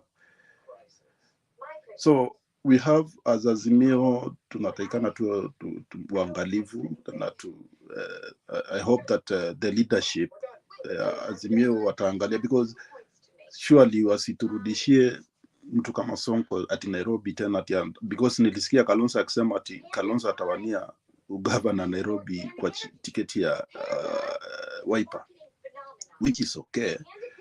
And also jambo lingine nilikuwa nataka kuzungumzia ni Kalonzo kupigania kutafuta running mate, which I don't have a problem, though alikuja late kama gari ilikuwa ishajaja, ilikuwa imebaki kiti mbili hapo nyuma, akakuja akaingia pale nyuma. So unajua angekuja na vizuri tu pole pole, you know, asijaribu kutumia ati because anaona ako sijui ako na let us call it 2 million votes whatever 1.5 na ameachia watu wamejenga nyumba, wamefika huko juu, kila kitu imewekwa, nyumba imebaki tu ni kuishi. You know, sometimes kuna vitu zingine, but again I don't have a problem with it. The only problem I have with him, atafute kivyake, acha kutumia agents wa kutoka UDA, because definitely nani anaitwa nani, Sonko ni mtu wa Ruto kabisa, underground, mtu wa Ruto kabisa from the beginning. So we have to be very careful that of course niliona baba alikuwa na huyo mkutano na hizo other parties where they discussed a lot of things, but again unaona tena ukijaribu kuangalia tena kwa news unaona nani anasema ataingia UDA sijui nini sijui UDA inapea, you know, there are a lot of happening which doesn't make any sense, because as a leader sometimes you have to, you know, to have something that you believe in, you have to something to stand for, because at the end of the day we need the government that will change the country of Kenya, because we have been suffering for long. Because after these 10 years of Jubilee, actually Kenya imekuwa na stress mingi. Kwanza nyinyi afadhali sasa mimi venye Bernard ile sile simu mimi upata messages kutoka home, they are stressing. Maisha yani everybody anataka, they need my help, almost everybody in the family. That's why I can understand maisha imekuwa ngumu. Of course hata mimi niko na familia, my kids, but mpaka unaangalia unashinda, you know, sasa inabidi hata hakuna saving, you have to help people.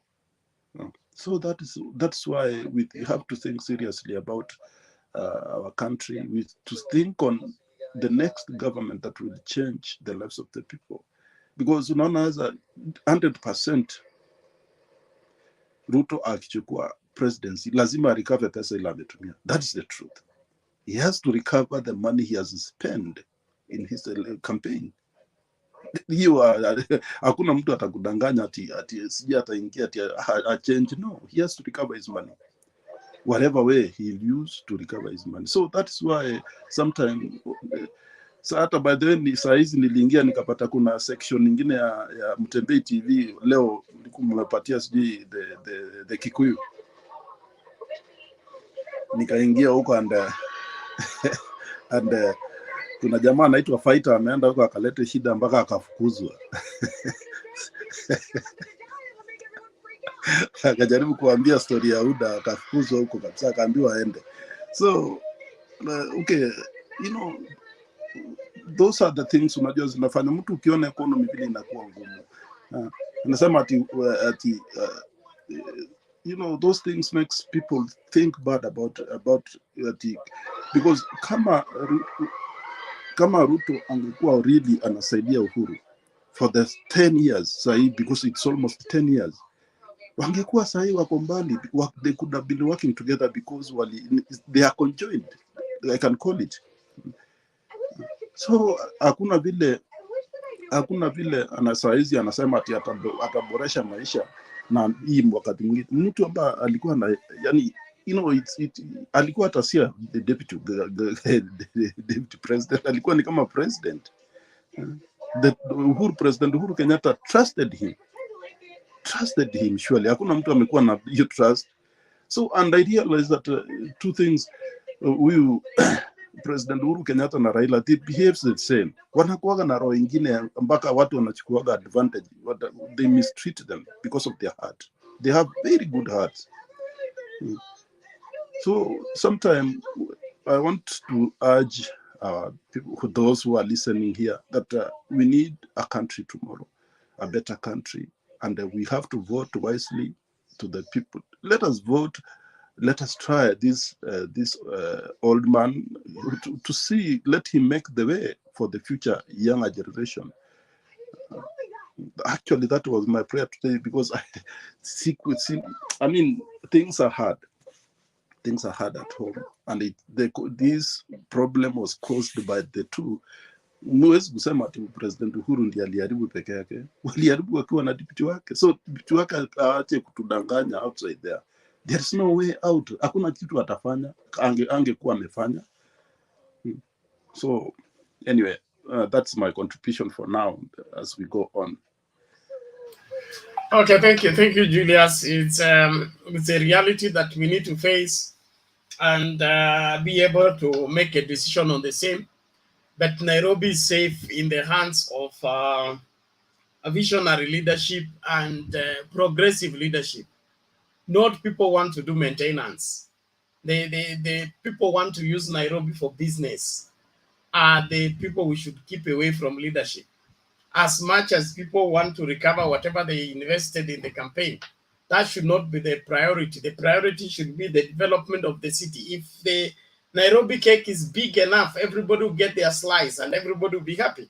But you go and shrink the cake and want to eat it alone and expect to be a celebrity of others. No. On the other issue, all the governors, especially that have corruption issues, the law is clear. They should go and clear themselves first before they are even made eligible to run.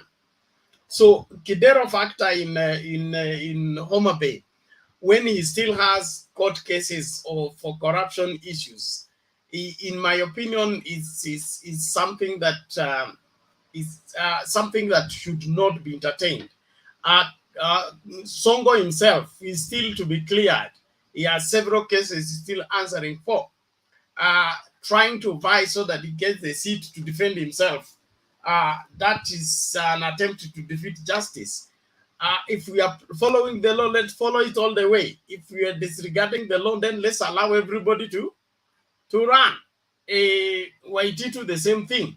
All these people that have cases, especially touching on corruption, they should just be kept out of the race. Sioni sababu ya kuwa bembeleza na kuwa entertain, as much as they have their constitutional right to vie. They need to respect the law and have regard for the law. Clear your name first, and then you'll be ready for offering yourself for leadership. But the issue of using leadership to clear your name, using a leadership position to fight the courts and fight those that need to deal with you because of the ills that you committed while in office, in my opinion, we need to resist that as Kenyans. Okay, Caleb, you have something to say? Yes, Karim. You know, Mr. Bernard, I think as far as we are saying that those people who court cases should be set aside, I think we as the people again and the judiciary is where we have the problem. You know, the judiciary prolong the cases. They go for a span of 5 to 6 years. So I think they should be able to determine the cases wafanya haraka so that those people could be prosecuted, because somebody might use the argument that bado kesi iko kotini. So until akwa guilty, he will be innocent. And again, you might find that the people wanafanya the bad choice again of electing that person wakisema kesi bado haijaamuliwa. So I think the courts pia zinafaa ziharakishe hizo kesi so that mtu akua hiyo the verdict kishatolewa, the person atoke tu. Surudie the same mistake yenye alishafanya kitambo. Okay, thank you, Caleb. Currently, there is a ruling to that effect. You remember the time when there was to be a by-election of the governorship of Nairobi, and Waititu transferred himself to come and vie, and the matter was taken to court. There was a ruling to that effect that if you have a court cases or you've been impeached or for abuse of office, you should not be allowed to vie until you have cleared your name. And so that being a matter that is yet to be overturned in other courts, it is irregular to have somebody who has court cases to be allowed to vie. This business of demanding a certificate of good conduct from wherever, the DCI, for you to vie, I wonder why we should give somebody certificate of good conduct when his conduct is in question in courts on the matter of his performance in public office. We seem to be giving with one hand and taking with the other. If we really want to streamline and help Kenyans make right choice, let us cut off wrong people from making it to the ballot using the required law. When you have a court case, that case is related to how you performed in the public office, that needs to be reason enough for somebody to be disqualified from vying, and that will help Kenyans have better choices other than having 2 evils, 3 evils to choose a lesser evil among them. I support the idea.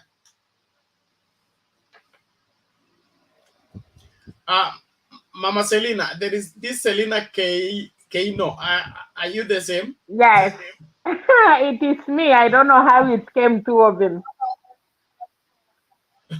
Okay. Let's. I think I tried to get in. I tried to get in, and I get myself in Facebook.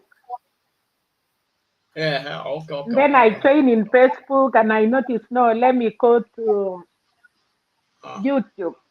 So, Pena, today it has been a lot going on in Kenya about hate speech. It is true, Pena, a lot of things were said, and people were saying like imekuwa targeted kwa Huda because they use a lot of words like all those things named. So, and then we say no, and then they say why Baba anasema tumia punduki na risasi.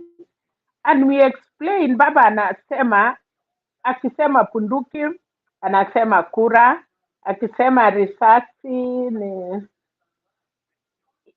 yale Baba anasema. So tukasema iwezi kuwa hate speech kwa sababu anasema kura ni risasi, whatever he says. So, but anyway, tunataka kuambia na chenye tuliuliza Mutembei is ya kwamba hii mambo yote imesemwa Penat, what will happen? Nikiendelea kutumia ulaipi utatolewa kwa ballot? Will you be taken to court? What are the consequences ya hii mambo? Because kama hakuna kitu itafanya watu waokope, they will still use it. So tungetaka hawa viongozi wa NCE watoke na watuambie the truth. What will happen if somebody continue using those words? Ataendelea kusimama kama anasimama kura, ama anapelekwa kotini, ama anakuwa disqualified. Nafikiri hapo tu tuulizie vizuri Penat, so that we know, because of course some words people will use it and say after all. Na Kenya wamezoea kufanya mambo mingi, na wanajua hata kama wanapelekwa kotini kwa sababu ni campaign, watasema wameonewa. So those are the things tunataka, kama wamekubali kusema tusitumie hiyo maneno matoadoa, sipangwangwi, kama noma ni noma, wase vitendawili wenye wachataeri. It is a lot of words that they say, but na nikasema kutoka 97 207 2013 2017 kuna Wakenya wamezoea ukitusi Raila unaelektiwa kuwa member of parliament ama ukitaka kiti ya rais, and that is why a lot of people imekuwa ngumu kutuhusia yale wangetaka sisi tuone, but yenye wanahusia watu ni matusi because walizoea china ya Raila. Ukiona baba anatupatia mpango yake 10, so tukauliza how watu ya bottom up, why can they break it up? Ndio tujue wako na pointi 5 ama wako na 1 ama wako na 3, badala ya kutumia china ya Raila, huyu mzee ya kitandawili alifanya. So we want to know if these people are serious. Kama watuhusie watu wa breakdown vile baba ame breakdown yake mpaka 10. We need also to see them Pena telling us ya kwamba kama bottom up ni kitu moja ama kuna kubreak ama hiyo ya kupeana pesa, tujue wako na agenda ngapi so that we know, because these 4 months is so close that watu wanataka kujua ukiwa president utafanyia nini wa Kenya. Those are my concern, Pena, kwa sababu sasa wameambiwa wasitumie matusi. What else will they tell the people? Wanatuhusia nini? Kwa sababu baba anatuambia ile anatuhusia, so watu wanatuhusia nini, Pena? Kwa sababu matusi imesimamishwa. That is my concern for today. Ni hayo tu mambo ya Nairobi. Yes, kwa sababu wacha tuone ule mtu atakuwa strong kwa Azimio. And of course nilikuwa nasema mapema hiyo viti ya Nairobi karibu 4 lazima Azimio watakawa kwa Jubilee, kwa ODM, kwa Wiper na chama zingine, because hata mkiwa strong Bernard na mko nyumba moja mtakawanya hizo viti kulingana na vile iko. Kama ODM inapata governor, deputy governor inaenda maybe kwa Wiper, na senator labda inaenda kwa Jubilee, na women rep labda inaenda kwa tip ama chama ya Mbolea ama KANU. So, vitu kama hizo ili wakawanye Pena, tusikue na msoso. Nimesikia watu wengi wamelalamika kuhusu mambo ya Homa Bay. Mimi kama mama nataka kutipen Gladys Wanga, na Kidero akianza kulete vijana wanafanya fucho na anasema hakukubaliana, na kama anasimama independent asimame. Lakini pia ningetaka kuchallenge watu ya Nyanza Pena, because kama Wakenya wa sehemu zingine wanaheshimu baba, then now wanakuja wanatuambia wanataka democracy bora. So kama I thought Nyanza ni stronghold ya baba yenye angetakikana kupata viti ya ODM, vile sasa Uhuru ameng'ang'ana Central wamepata viti ya Jubilee, alafu hiyo ingine itaongezewa na watu wengine. So kama Nyanza wanataka kutuambia they can give to anybody else, mtu ya independent, mtu ya chama ingine, wanamsaidia baba na nini. And I want to ask these people from Nyanza, the real Raila anakuja kutusaidia Pena. People are trying to say they want to punish Raila o sijui nini inafanyika. Batu ninasimama na ile mambo nasema, after all baba anaenda 5 years. If you ODM you don't want to organize your house, by the way that ODM may go with baba. You know people Pena wanasahau wanaangalia Raila, badala wangeangalia chini. If I were people from Nyanza, anybody who is not standing with baba in ODM, they should not elect them. Tunaweza pembeleza watu wengine wapigie kura ODM, alafu tena twende Nyanza tuwapembeleze. Hiyo ni ukweli. Wanaona Rift Valley kama unasimama na chama ingine si ya UDA, you will not be elected. Na Ruto aendi huko kupembeleza watu. The Crown wana deal na watu. So kama Nyanza wanataka kutuonyesha hiyo aibu na wanachikamba mpaka wanakuja kuongea hapa, I feel so sorry for these people. Hapo ni nyumba yako. I don't want to use the words I used to use kwa sababu watu wengine wanaona ni mbaya. Let me try to say today, niulize watu.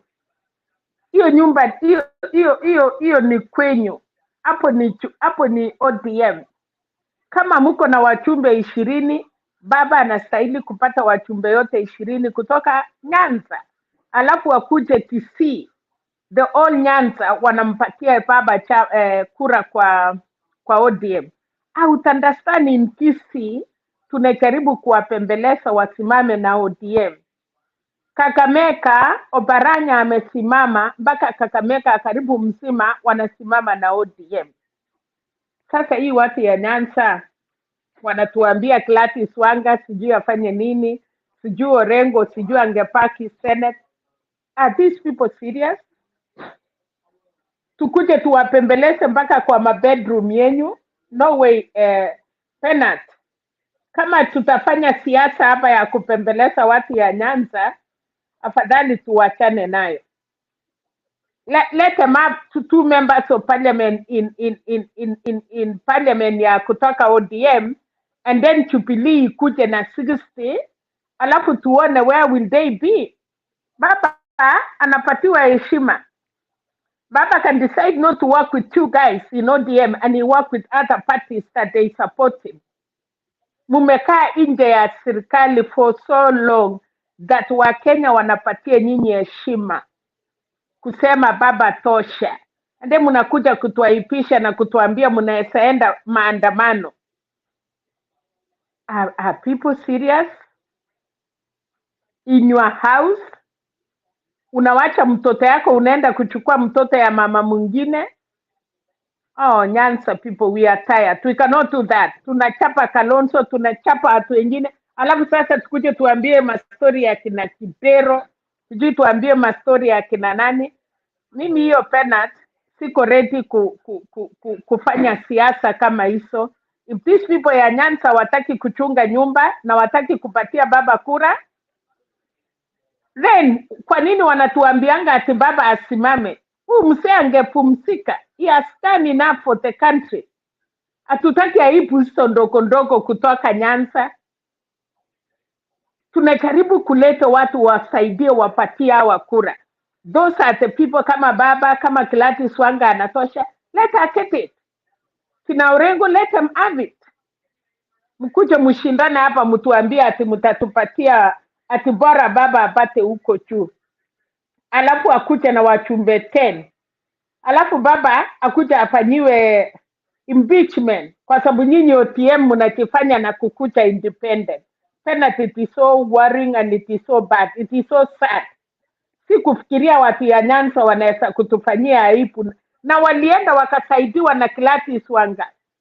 Walienda huko kina Kieka, anaitwa nani ule MP wa Nyeri? Ya Tetu, mwenye walienda wakapoteza nafasi yao. Wakaenda kufanya campaign kuambia mtoke wote na mupatie baba kura. Nao wanasahau, wanasema ati we like Kidero, tunataka sijui nani. Oh, Penat. Hatutafanya hiyo hapa. Wacha watuonyeshe hiyo aibu yao ndogo and then Kenyans will decide. I was supposed to be campaigning for Rift Valley. But now I sacrifice my community nikuje nisaidie nione baba amechaguliwa, alafu tunapata aibu ndogo kutoka Nyanza. Oh no. No, watuambie vile wanataka Penat. Asante.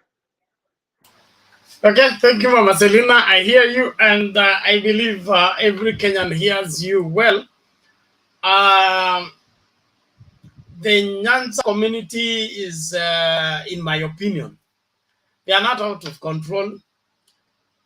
They are vocal people. They express themselves freely, but at the end of the day, they usually follow what the leadership provides. The only disappointment in Homa Bay, specifically, is their previous governor. And we have some elements of some governors who have got into office on the premise of the love for ODM and the love for Baba. Only that they let down Baba by not performing. So like Owiti in Homa Bay, according to the people on the ground, he has done nothing for 10 years. And so they feel like if they don't scrutinize who comes in as a leader, they may suffer the same thing they have suffered under Owiti or Awiti, the current governor. But the balancing between Kidero and Wanga, I don't think is out of place. They will come around. I believe when everything is explained, everything will come out right. What I'm disappointed is Kidero. If Kidero has gone independent, why is he fighting ODM? If ODM has given direct ticket to Wanga and then you're going independent, why can't you leave Orange House to bring their candidates? You offer yourself as a candidate and let the people decide. If you are the most popular, you'll be elected, regardless of what the ODM people have brought as a candidate. But if you are crossing the floor and you're still fighting where you came from, that to me is just the usual, the usual blowing of things out of proportion. I trust the people of Nyanza, they will do the right thing. And this time round, they seem not to have a choice. They have to, they have to, and they will come around, I believe.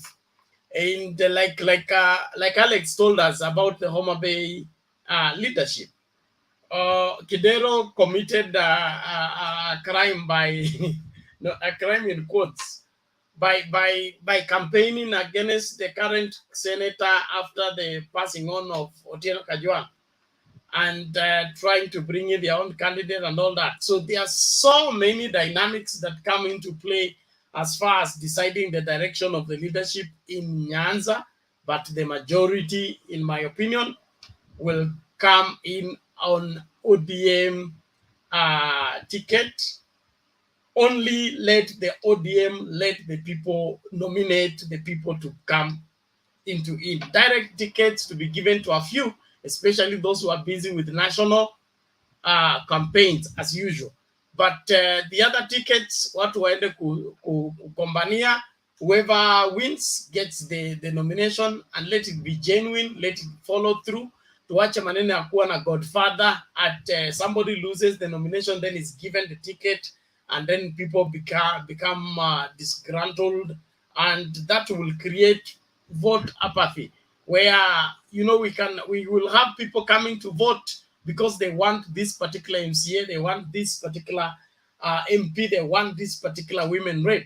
But if we give them wrong people as candidates, what happens is they will choose to sit home, and those are votes that we need for Baba that will not come to exercise their democratic right. So we should play carefully and see to it that we make the level, the playground level for everybody.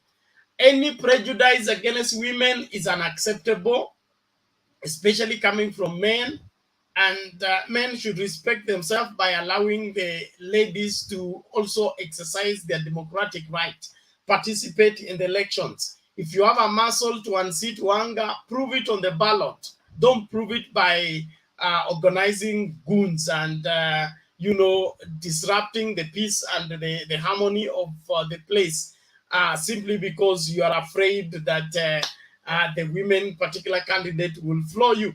If you are to be flown, you'll be flown regardless of whatever. If you are to be flawed, you'll be flawed regardless of what time you'll be flawed. So flex your muscle based on the numbers you have available, not based on how well you can organize the disruptions and the demonstrations from, of course, gang for hire.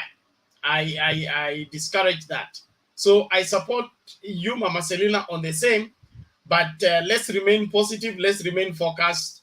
Nyanza never disappoints in following Baba's leadership. I am sure that they will come around. Let Kidero clear his name. Then he can vie anywhere he wants to vie. Thank you. Can we now hear from Wangira?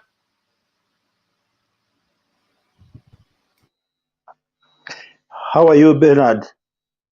I'm well. I'm fine. Thank you. How are you today? I am fine. It's a good morning here. I don't know what time it is in the rest of the world, but it's a good morning here. Let me just start by giving my contribution. You know, today I've seen that the National Commission on Integration and Cohesion has decided to blacklist a number of words and phrases that are being considered to be hateful. To me, as much as that move appears to be a good move, you know, but it's appearing it's already facing some challenges, and we have seen that there's some defiance on accepting to go by what they have recommended.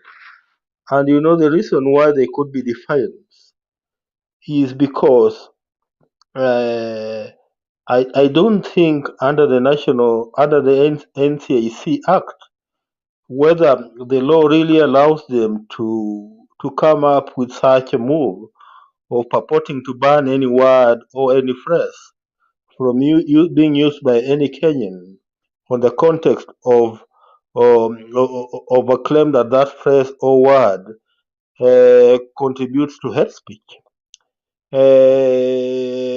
Because me, if I was this commission and I thought that these words were really a real problem, I could have looked for the backing of the law. And you know, the backing of the law, a commission being an institution of government, you know, is allowed to move into to move to the Supreme Court and seek for what they call seek for what they call an opinion of the Supreme Court on any particular matter. And for me, if I was them, I would have moved to the Supreme Court and seek the opinion of the Supreme Court on whether these particular words should be used by Kenyans or they should be blacklisted. But by moving out as a commission and perhaps without the backing of the law and perhaps without carefully thinking around it, you mean, it's making NIC look bad. Because the reason why I'm saying it's making NIC look bad, because you know you purport to give some orders, like they have now said that we should use some 23 words, and 30 minutes or 1 hour later we saw what happened in the Jubilee, in the UDA circle. You know, in fact they became defiant and adamant, and we have seen it going all around the social media, especially this one word that now, because it's being blacklisted, I don't want to use it personally because I could be pointed out for having used it, but this particular word that the deputy president likes using and his team like using. You see, even 30 minutes after that particular word was blacklisted by the NCIC, we saw William Ruto coming out strongly and saying that they are going to continue using that particular word. So, you know, they say that you should not act in vain, or in law, even in law, they say that orders are not given in vain. Courts must be able to give orders that are enforceable, even for commissions like NCIC. Whatever they give must be enforceable, because if it's not enforceable the way it's appearing, then you know it makes NIC look bad. You know, look bad. I think they should rethink this particular move and perhaps move to the Supreme Court with speed and seek the opinion of the Supreme Court, so that if the Supreme Court rules that these particular words are not good for the cohesion of a nation, then perhaps it can advise that these words should not be used. But the way things stand, naona vichwa ngumu wa UDA, I see them continuing using these particular words in defiance and also for the purposes of painting NIC bad. On the issue of, there's another thing that happened today, and I've been asking myself, surely, this guy called Ken Lusaka. Ken Lusaka is the Speaker of our National Senate, and he's supposed to be the Fort Kenya gubernatorial candidate for Bungoma County. And Ken Lusaka has been missing in every meeting or every event that has been organized by Kenya Kwanza Alliance. And for a long time I've been asking myself, why is Ken Lusaka missing out? At least we know that Justin Muturi belongs somewhere. He belongs to a party called DP, and he has been going out trying to market DP. But Ken Lusaka has been so lukewarm as far as Kenya Kwanza Alliance is concerned. And today, it was so embarrassing. And I say it was so embarrassing because, he had been invited to the Hustlers Marathon, which is Vice Deputy President William Ruto's official residence in Karen, to be given that hat, ile kofia wanavalishwa. And an entire team had been invited from Bungoma to come and witness such an auspicious occasion as far as Kenya Kwanza Alliance was concerned. But the guy went missing. His phone was switched off. They tried calling him from I hear 8 o'clock in the morning up to 3 o'clock. They tried to call him. The guy was missing. He was nowhere to be found. The phone was off. And later when he surfaced at around 3 p.m. in the evening, in the afternoon, he claimed that he was chairing the parliamentary meeting for the International Great Lakes, and and he also purported that he was still the senator of the Senate of our. He was still the Speaker of our National Senate, and so he still has national duties to undertake. So I understand that William Ruto was not very, very happy with this particular development, and I understand that he's reconsidering his support for Ken Lusaka. Then there is war of words in Nakuru County. In Nakuru County, there's this lady who has been trying to portray herself as the Iron Lady of the Nakuru County. Her name is called Susan Kihika, the daughter of that old man called Kihika Kimani. But now, funnily, every elected leader in Nakuru doesn't seem to be agreeing with Susan Kihika, because Susan Kihika is coming out as a bully, trying to bully every other elected leader. He was bullying Kimani Ngunjiri in Bahati. He has now a problem with Jane Kihara in Naivasha. So I understand that today that lady was also at the Hustlers Nation in Karen, the official residence of Vice Deputy President William Ruto. And this what I picked on social media, that she was told that she's being a Jubilee Mall within UDA, and there are some talk that she was perhaps chased out of the Hustler mansion today on the pretext that she was a Jubilee Mall. She was a Jubilee Mall. Finally, my contribution goes on this issue of nominations.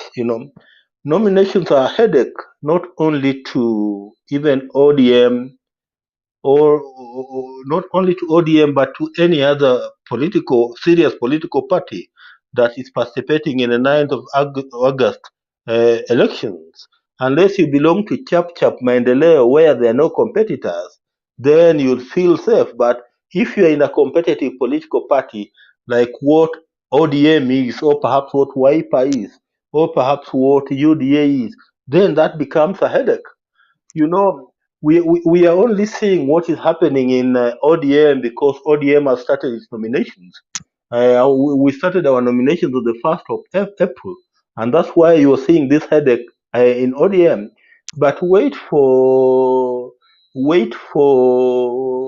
trying to look at my calendar.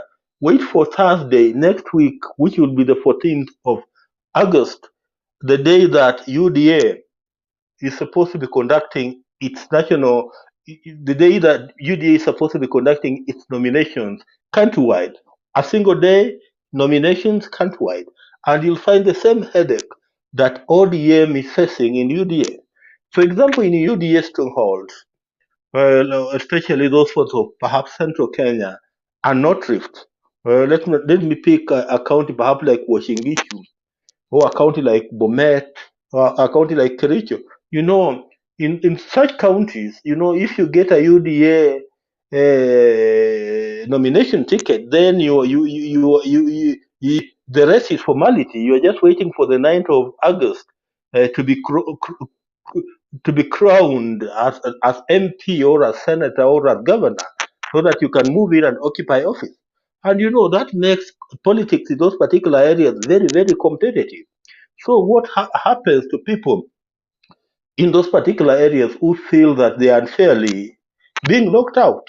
You know, then you start seeing scenarios like the ones that you saw in Homa Bay today, where now Kidero has become an independent candidate. We are also likely to see some independent candidates coming out of those strongholds, because you know, at the end of the day, politics is about my personal greed. You know, as much as people talk of we support, especially those who run for elective posts, as much as they say that they support ODM or they support UDA, at the end of the day, it's about that personal greed that I want to occupy that office.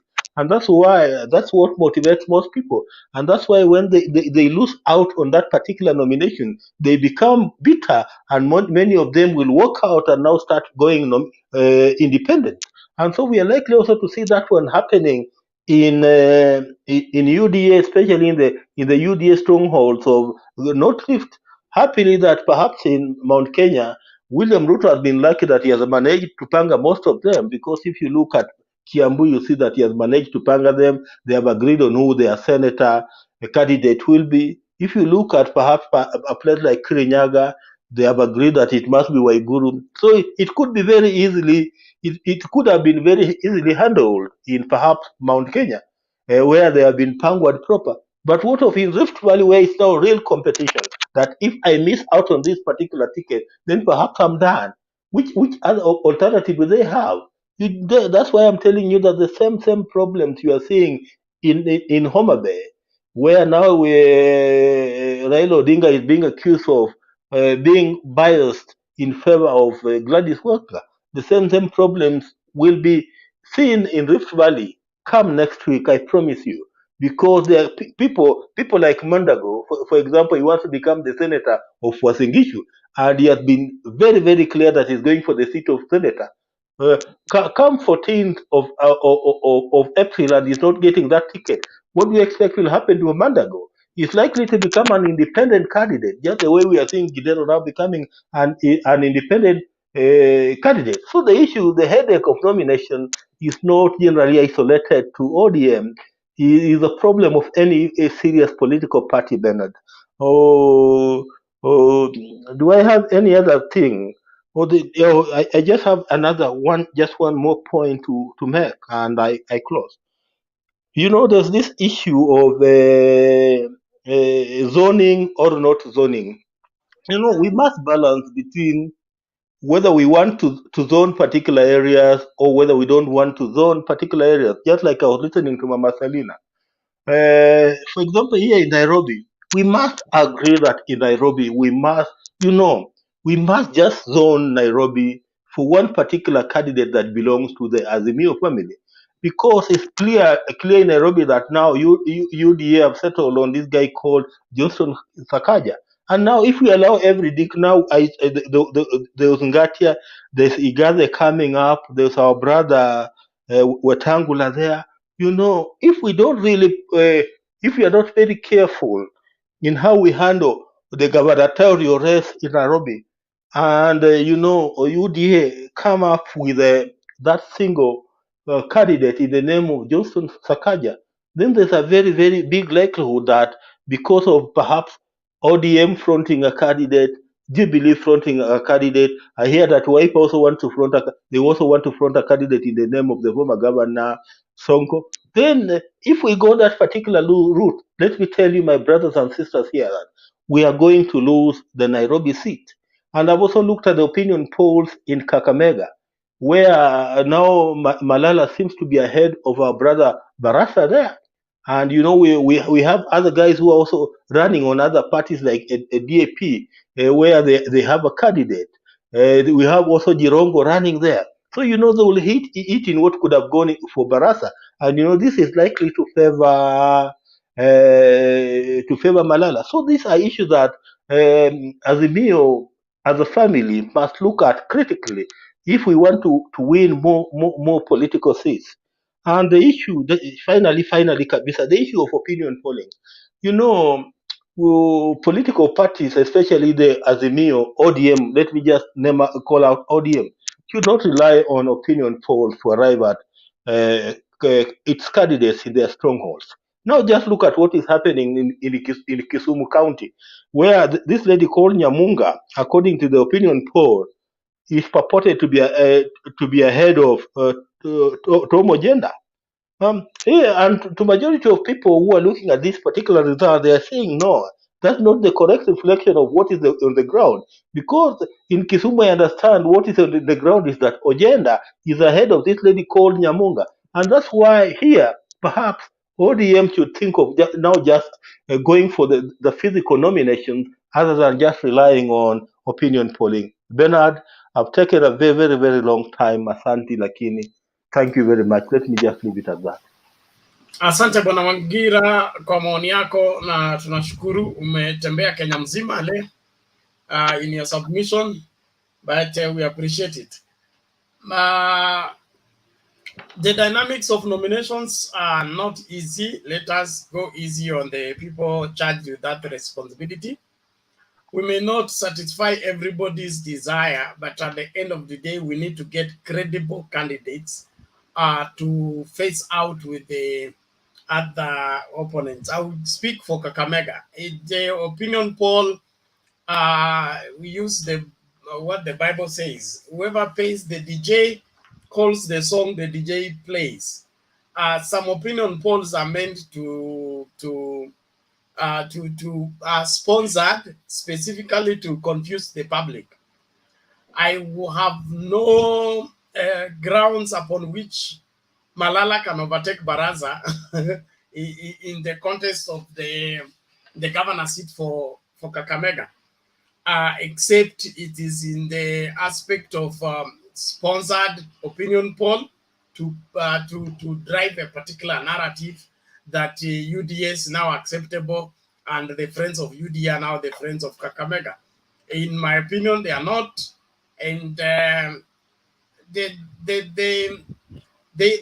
are eyeing out for that, and that's why I support the aspect of the Azimio people need to come together, build up a team that will help them ensure that they don't lose any seat in their strongholds.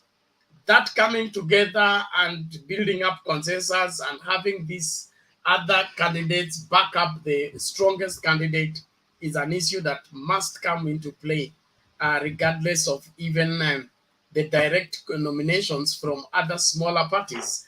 Like you talked about Wiper, where there's no competition. It seems Mtua inherited the Kalembendile's tip in what is it called? In Maendeleo Chap, so that he's just selling the tickets. No competition over the Maendeleo Chap tickets. All the same, let's not read too much. Let's give counsel where counsel is needed, but also let's not be forceful about it. Things will play out according to the script. Some scripts may be delayed for particular success to be achieved.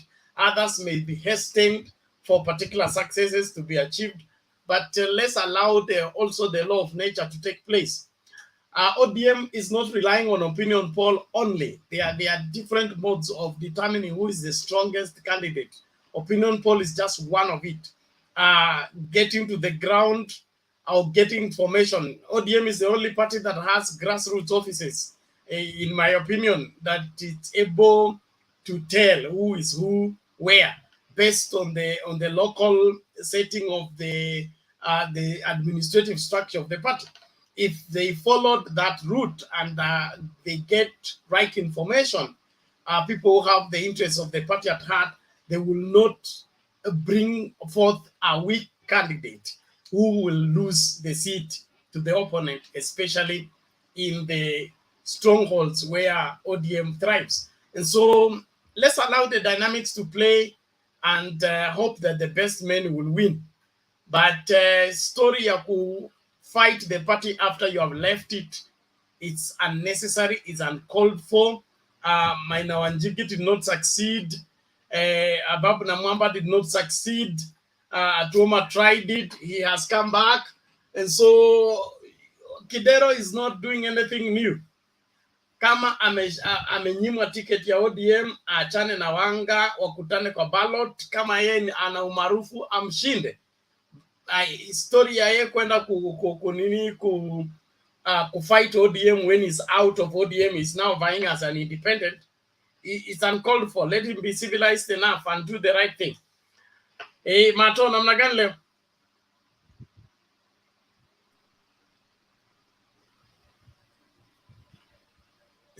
Sorry, your audio is missing in action.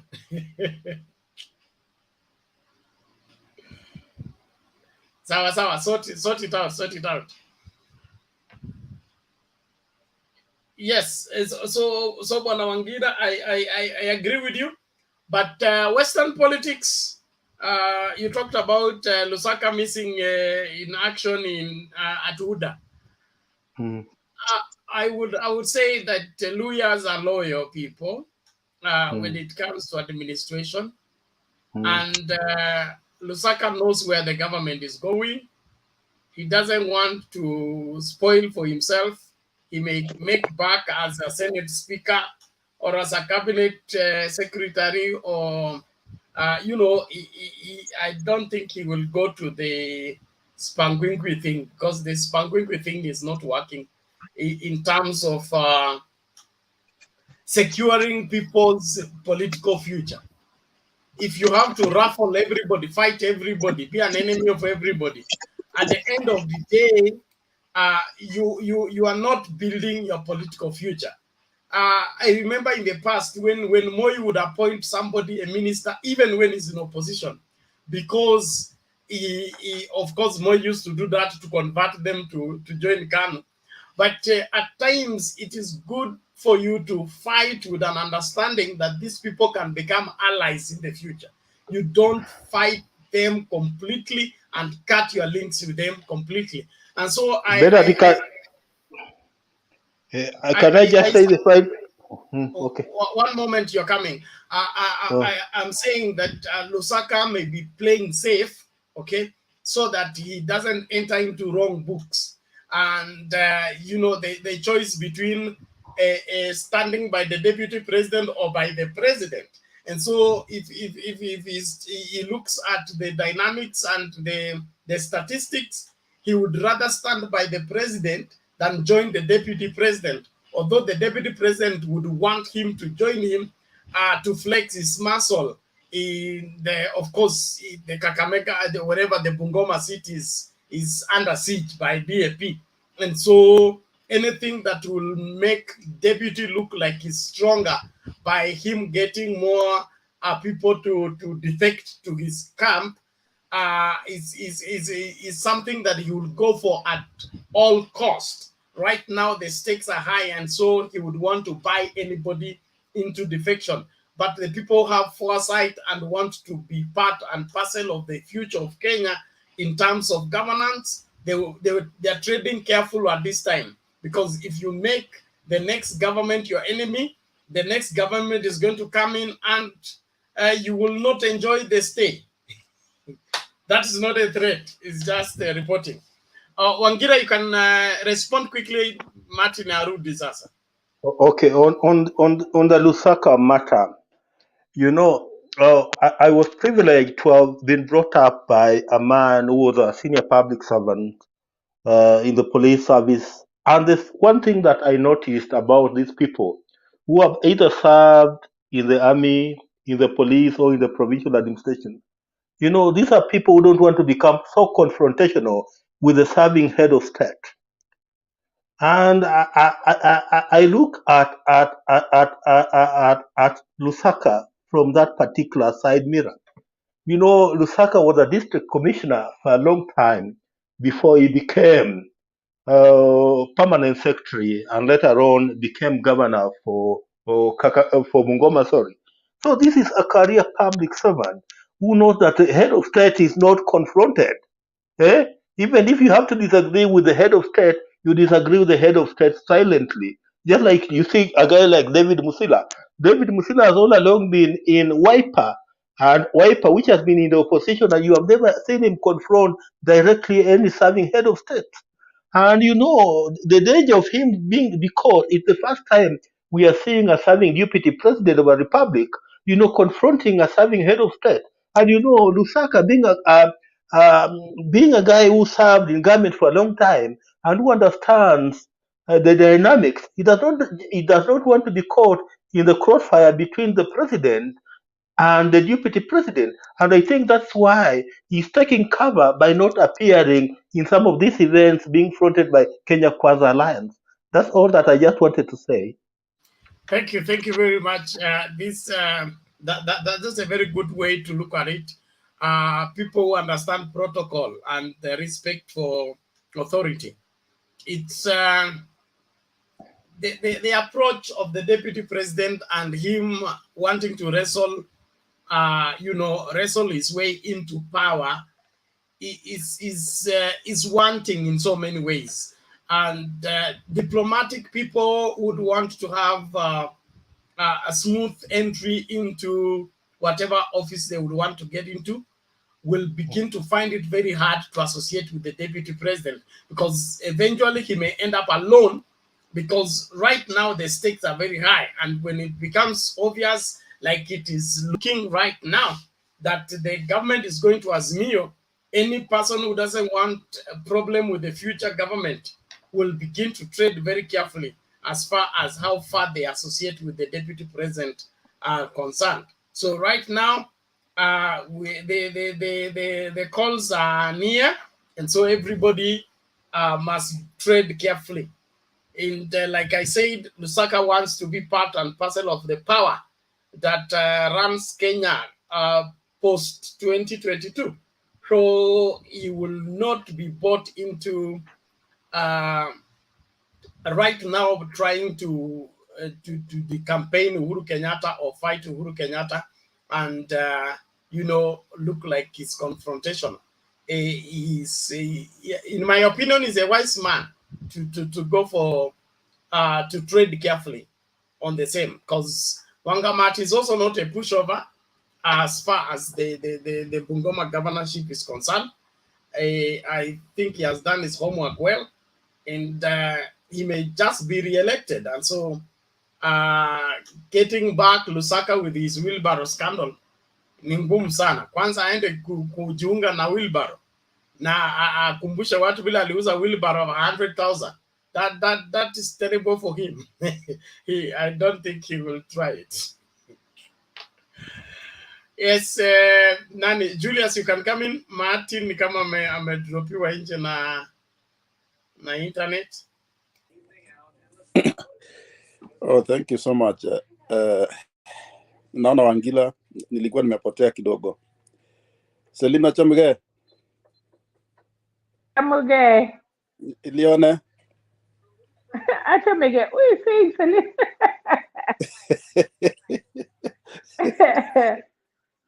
Julius. Galiaga, Chamge. Ikanda ingolali ananginetige. Wacha tu hiyo ni ya baadaye. Sasa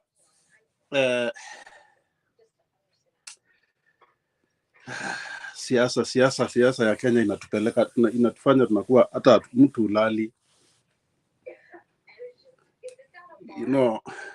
You know myself, niko na interest na karibu county 7. Bomet County niko na my relative. Migori County niko na relatives. Kisii County niko na relatives. Narok County ambayo ndio county yangu, na Kajiado County of course ni mahali nilianza maisha.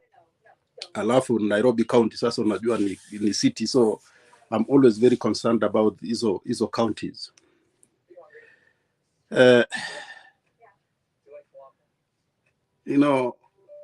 Siasa, by the way, wacha nikuambie Bernard, UDA they are still going to have a very rough time. Afadhali hata Azimio.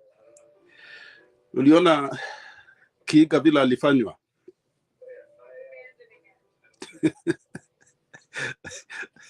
So like there is a big problem in UDA, a very big one, because like hata huyu anaitwa Mutua akisema anaingia UDA, sijui anaingia kufanya nini, because already hiyo gari iko na wenyewe, they are chosen ones. So I don't know how he's going to make it, because actually that house is going in the next 2 months. I don't know, itakuwa na shida kubwa sana. Anyway, mimi I like talking about Azimio because that's where I belong. And as unakumbuka nikisema like nilikuwa nimeongea maneno ya Kalonzo and I did not like it, though it's part of politics. Unajua kila mtu anajitafutia, but kuna njia ambayo ya watu wanajitafutia ambayo sio mzuri. Hiyo story mmeongea kuhusu anaitwa nani Wangila, huyo speaker Lusaka ya Lusaka I think Lusaka kuna kitu fulani ambayo inamfanya anaingia UDA. Roho yake iko kwa UDA. There is something, kuna vile sijui ametrikiwa ama there is something. If you try to see, kuna kitu ambayo inafanya Lusaka akae namna hiyo. Because you don't expect, hata kama ni kujifio like ni order, lakini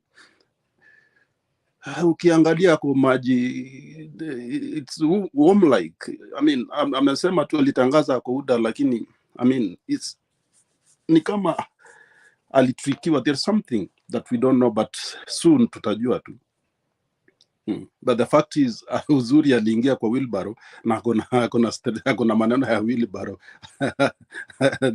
yeah, 100,000 per wheelbarrow, so atakuwa na shida sana kung'ang'ana na I think of course I'm not sure of politics that za nini inaitwaje Bungoma.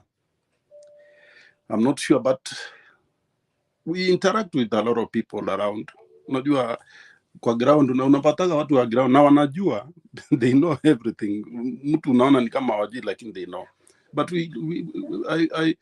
I think Azimio, kuna hii story ya Nairobi sasa. Let me come back to Nairobi. Azimio, they have to find the way that mmoja asimame governor badala ya Wanyonyi na huyu mwingine. Tafute tu la much popular the coalition in support, lakini it seems that the coalition is not going to support, because najua sasa kama Sonko ameingia hawezi kubali, obviously lazima ataingia kwa debe. That's the truth. And sasa between timu Wanyonyi na anaitwa nani huyu jamaa mwingine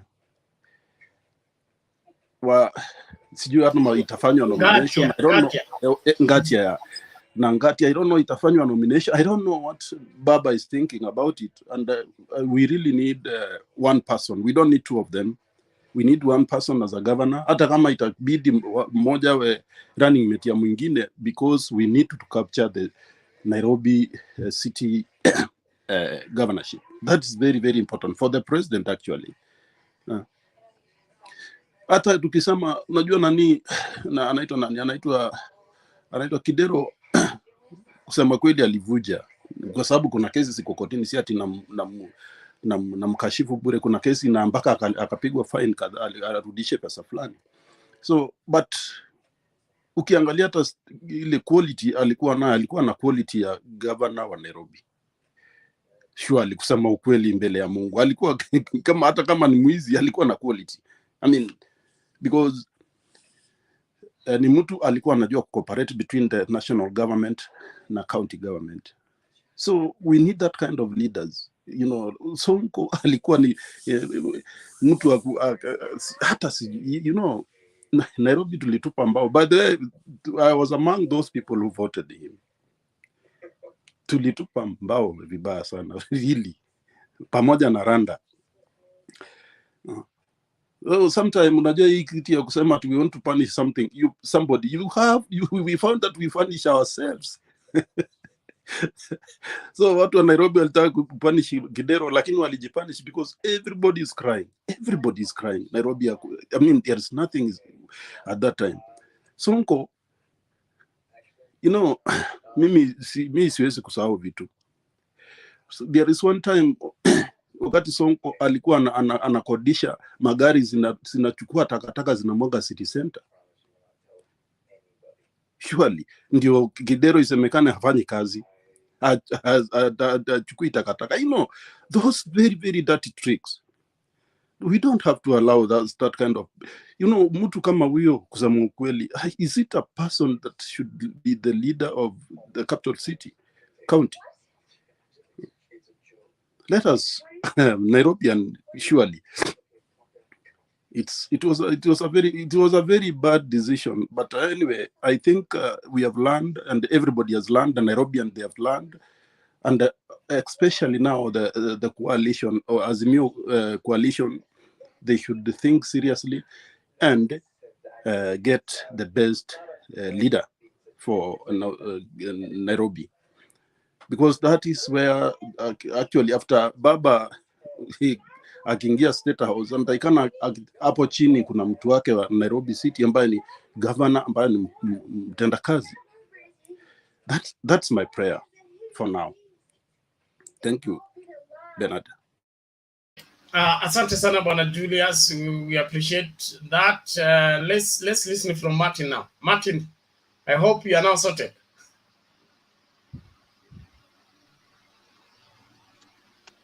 Unanisikia Bernard? Sasa unapatikana. Karibu. Pole, hawa haka wako wametushambulia hata sisi huku. Leo maumiza Mama Selina. Unajua Mtembe alikuja akafungua, nilikuwa naangalia Mama Selina akipanda mlima. Mama Selina. Hello, he ambushed me. I did not know when he left. Alitoka bila kusema. Unajua nakuaga naangalia tu kando kwa sababu masaa yangu haijafika. Bernard anajua masaa yangu. And then I was looking and I say, oh my God, I cannot let the show shut up. Let me try my best. You did a good job, Mama. Thank you. Okay. Aya, nilisikiza, lakini unajua sasa nikitoka kule na kuaga kule maficho yangu kule na kuaga, ndio sasa naanzanga kuandika list. So nikiwa hapa sasa mimi niko na list kidogo, because this for me it's an opening one. Na mostly naendanga with what nimesikia hiyo siku na what I've seen on, you know, on news, and also mostly my contribution is also mostly from the panelists, because they bring up some things that then you have to go back to YouTube Baraka or somewhere to go look or the news, then you see what is going over there so that you can have something to contribute. I'm happy you guys are here. It's always an educational place and it helps us. I always say Mutembe TV, Bernard, and the people who make their time to come here, I always open up with telling them they do a very good job because they make us talk, and once we stop talking, then we start fighting. And this is an international forum. We get people from different places. So number one, just to appreciate that. Now let's talk about Nairobi. And I know you guys have been talking about Nairobi. Personally, na nitagongwa tu tena, I think Nairobi needs not to be a county. You see, when you go to Washington, DC, is, you know, it's not a county. It's on its own. I think Nairobi kuna pesa mingi na bakingi kwa national government. After it disbursed now, you know, and all that, you know, the taxes and everything. I think Nairobi should be really not a county. That should be left to the national government. The way the military has come and done it right now, vitu mingi zimepotea. You know, too much politics in our capital city. And that's the hub of everything. We need not to put politics in Nairobi. That's my thought. Yo ni yangu. I don't know how many people think like that. I think Nairobi should just be left by itself to the either national government or the way Uhuru has done it. Just put it away from politics. Because there's a lot of politics with, you know, when you're running for a governor for a place like Machakos or whatever you want to be, Muranga, there's a lot of politics, and development disappears within that politics of fighting back and forth. Today I heard a rumor, I don't know, and somebody has mentioned it over here, that Susan Kihika got kicked out of this office. I hope that's true. Because Susan Kihika, this guy is, I don't know what the problem is with the guys on the other side of the political scene. There's a problem with them. It's kind of like wanatumia kifua mingi. They try to get in there and they try to post things and they changing things and they feel they're the ones. But you know, you also gotta approach some things very carefully and slowly. Because why I'm saying that hiyo Susan Kihika ikifanyika, she comes out to be very bossy and very pushy everywhere, and she just came back. She just came back to Kenya after losing, making so many people in the United States get deported back to Kenya because she couldn't win a single case. She was an immigration. She was the only Kenyan that we knew that was an immigration lawyer here. I know 5 people that she lost their cases and she got them deported. People didn't even want to go to her. And she claims she's an immigration lawyer. She's just, even when she was handling my friend's case, and that's a very good friend of mine. I didn't know the last name. I just knew Susan until she got into the political side of Kenya, is when I realized, oh, is that the Susan Kihika? I had to call my friend in Kenya and tell him, and he was there. Yeah, that's it. That's her. Like that guy, anasemanga kapata na Susan Kihika mali anaweza mgonga mawe, because that guy, she did not do anything. He was in immigration jail just because of not going to school when he should be going to school. F1 visa. Yeah. And she made him get deported. His kids are still here. And the girl that alikuwa naye na mtoto wako ameoana is still here fighting. So we know her. It's just that she's coming to Kenya and duping people.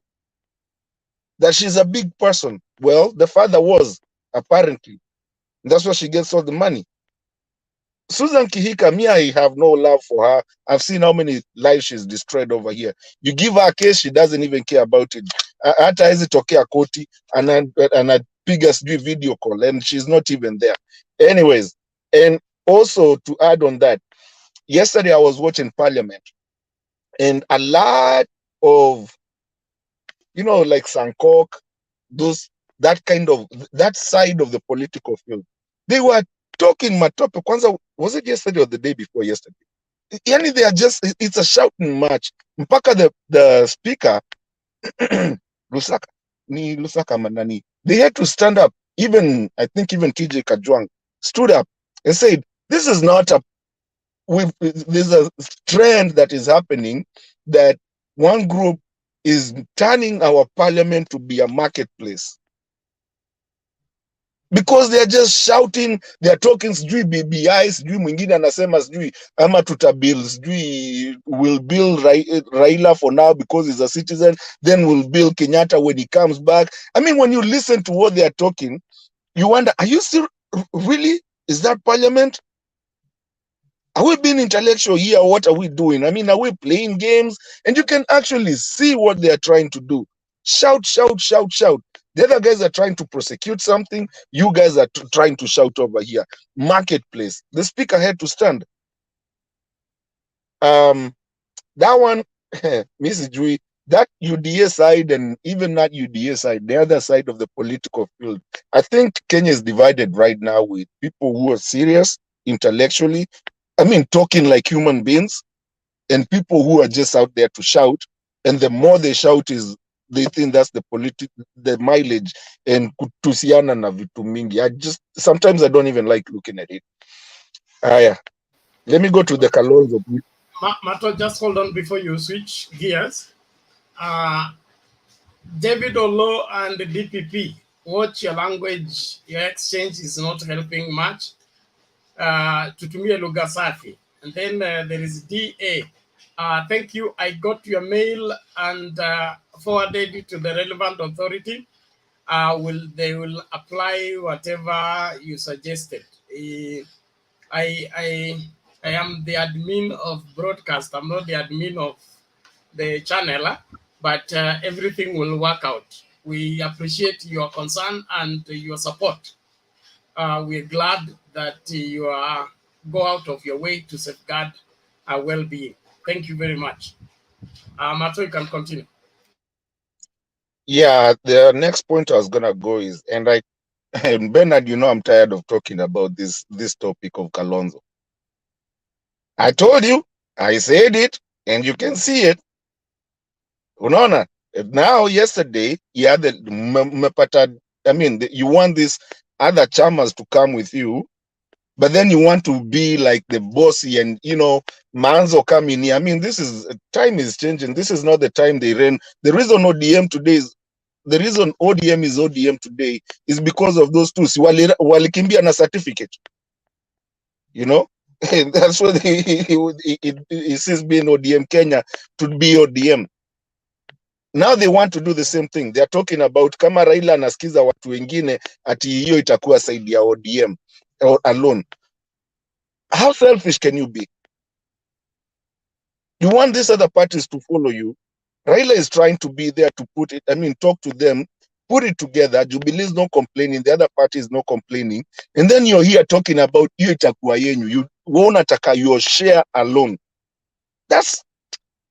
This thing will be a problem. Me, I don't know. If somebody told me Raila said Kalonzo atoke, I would be so happy. And you will start seeing Kinajo, Kinangilu, everybody coming back. The reason they are so quiet today is not that wako mashinani. Bernard, you know, we've had this discussion, me and you.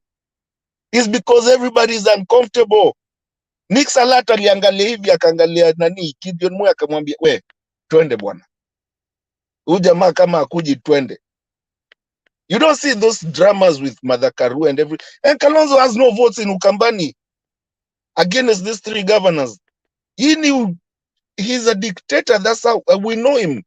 Me, I'm tired of talking about Kalonzo, by the way. Anyways, sorry. The other one was people with cases. There's an integrity in an office.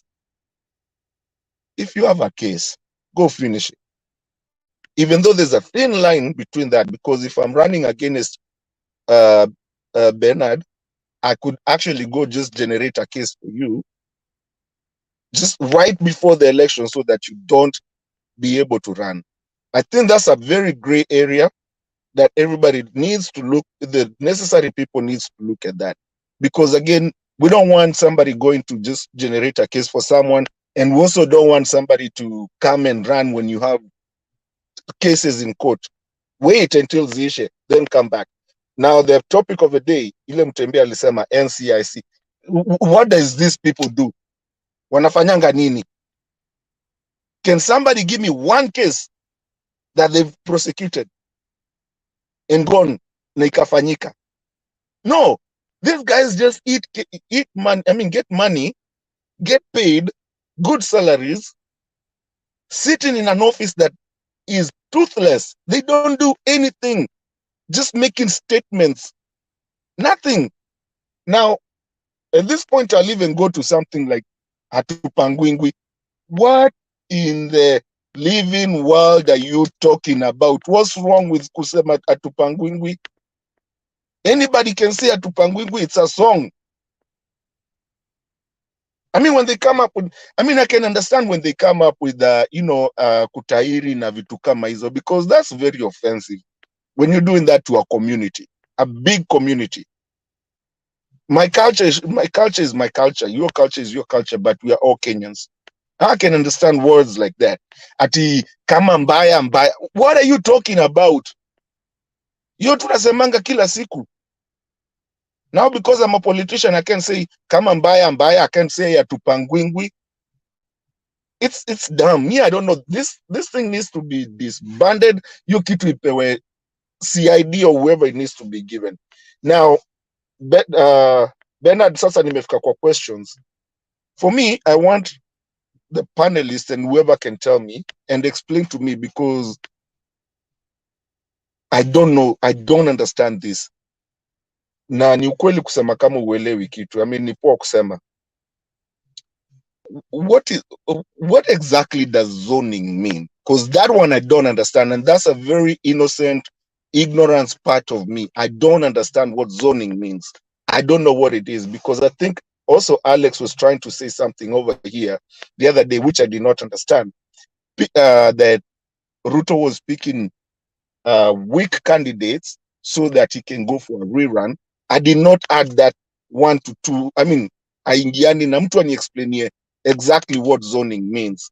And then this is the last one, Bernard. Hey, there's a link umenitumia, ile link umenitumia. Is that a permanent link? Ama ni does your links waga zina change with time? Ama that's a permanent link that I can always go to that one, or do I always have to come here? Explain that to me. Asanteni sana, nashukuru, Mungu amewalinda. Okay, thank you, Martin. Good questions. I will answer what falls on my side. Every broadcast has its unique link. So after this show, that link is invalid unless you want to revisit the show from the back office. But all the shows are stored up, so you can always, the link remains useful, but every broadcast has its unique link. So every time we come live, we have to share that link so that you are able to use it to come in. You can't use it once and forever. Continue using it. Zoning, in my understanding, is allocating particular sections or region of the demography of constituency to a specific political party. Like what Kalonzo wants is to zone out other political parties in Ukambani so that Wiper is left to be the one fielding candidates, and Kina Kibuta and all that to stop fielding candidates in favor of Wiper. Get that? So it's that aspect. It's different from negotiation whereby a candidate steps down for another. Zoning says Ukambani, the strongest party is Wiper, so we leave it for Wiper. Every other person withdraws, and so Wiper will have a free ride in that particular place. He will not be challenged by other political parties within the Azimio.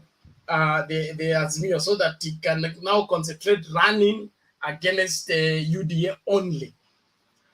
But for that to happen, it will now mean the killing of these other political parties. And I don't think that's the reason why Baba wants to be president or has been fighting for democracy all this time. As much as we would want to get as many seats as possible, we shouldn't, in the course of our pursuit for seats, kill the political parties that came for cover under us. 26 political parties. we want to wind them up and then end up with what? We will not want to create a Jubilee's wherever problem of 2017. Bring political parties together, dissolve them, end up with Jubilee. Then Jubilee problem affects everybody because we dissolved our parties under Jubilee. And so it was proposed that there are places within, let's say, Western Kenya, where DAP is stronger and ODM is not. And there are places where ODM is stronger and DAP is not. Instead of us having a DAP candidate running against an ODM candidate and both of us are running against UDA, let us accept that Kakamega, Vihiga, and Busia, ODM is stronger. DAP is strong in Bungoma and Trans Nzoia. Why can't the DAP candidates of Bungoma, of Kakamega, Vihiga, and all that leave for ODM, that particular section? They concentrate on their place and then they will see on how they can share the cake. But DAP says it doesn't want any of that because they want to have a national outlook and they want to be on the ballot for presidency in 2027. So they must be late to flex their muscle and fight and see how many parliamentarians they can make to bring to parliament. And so it's a balancing that may work or not, but at the end of the day, the best man will win. One thing I'm sure of is that UDA is looking for how to sneak in kupitia katikati. But there are regions where hawezi kupitia katikati. Wanaweza kupitia katikati like in Nairobi, wanaweza kupitia katikati, and then also the voter turnout also will determine. If we have good voter turnout like in Kakamega, it will be very difficult for them kupitia katikati. But if we have poor voter turnout and then we split the votes between Baraza and Savula, it will be, and it may end up accidentally for Malala to end up being governor by just getting slightly higher votes because we have split ours. For instance, let's say Kakamega has 200,000 voters, Kakamega County, and then Savula gets 70, this one gets 70, or whichever, and then we split it. Then this one just gets 80. So it becomes governor, but if you combine DAP and ODM, we'll be having 140. So those are the proposals. Alex unakuanga expert wa hii maneno. Hebu ongea.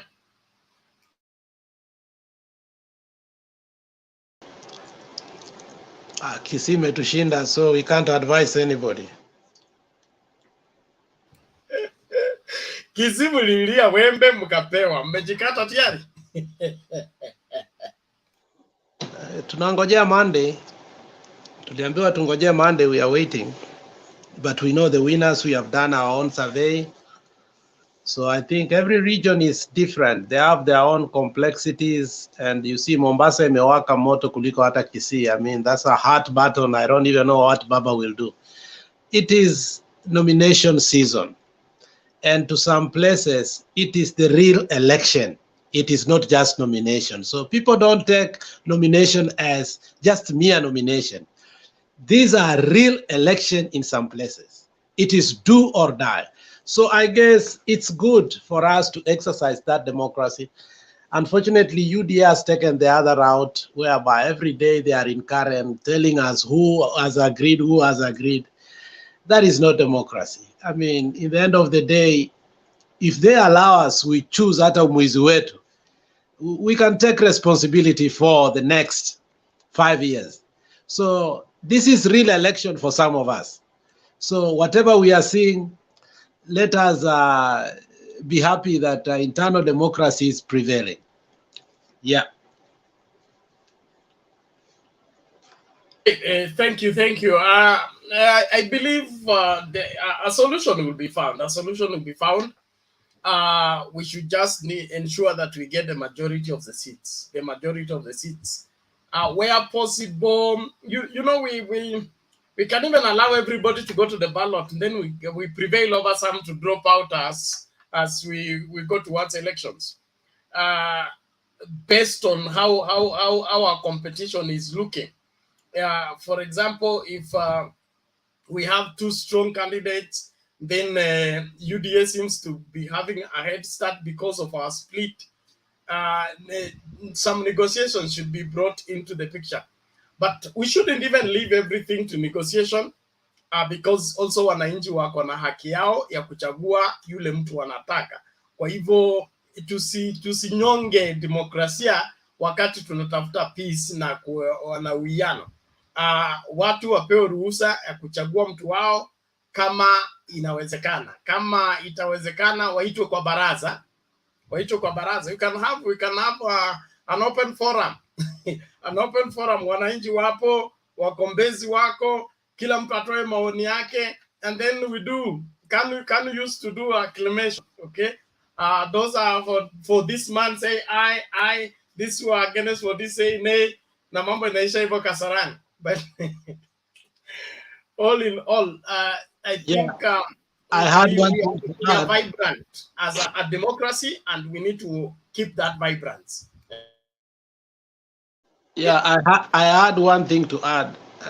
Kakamega issue seems to be the easiest for now, because finally you have seen Boni Alwale endorsing Baraza in many ways. And today Malala complained in his Twitter that why is Alwale openly campaigning for Baraza? And that was interesting. So when the reality hits the ground and you realize that you are not winning, you must do everything possible in your capacity as a politician to win. And I like what Boni Alwale is doing. I don't know if he will win or not, but I think he has realized, and what he is doing, I think Boni has his base, and he understands that base loves Baba. So the only way is to show that we will give you the governor you want. We have no problem. But can you just put me as somebody who will watch over him? I like that politics. Halwale being shrewd and like even 2017, he was the only politician eating from both plates. Alikuwa sponsored na Jubilee na huko anapiga kelele za NASA. So ni mtu ambaye anajua kutembea katikati.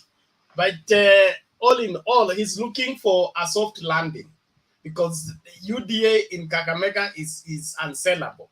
So, and he's been the brand of UDA. He's looking for how now to get back in the hearts of the Kakamega people without assuming, okay?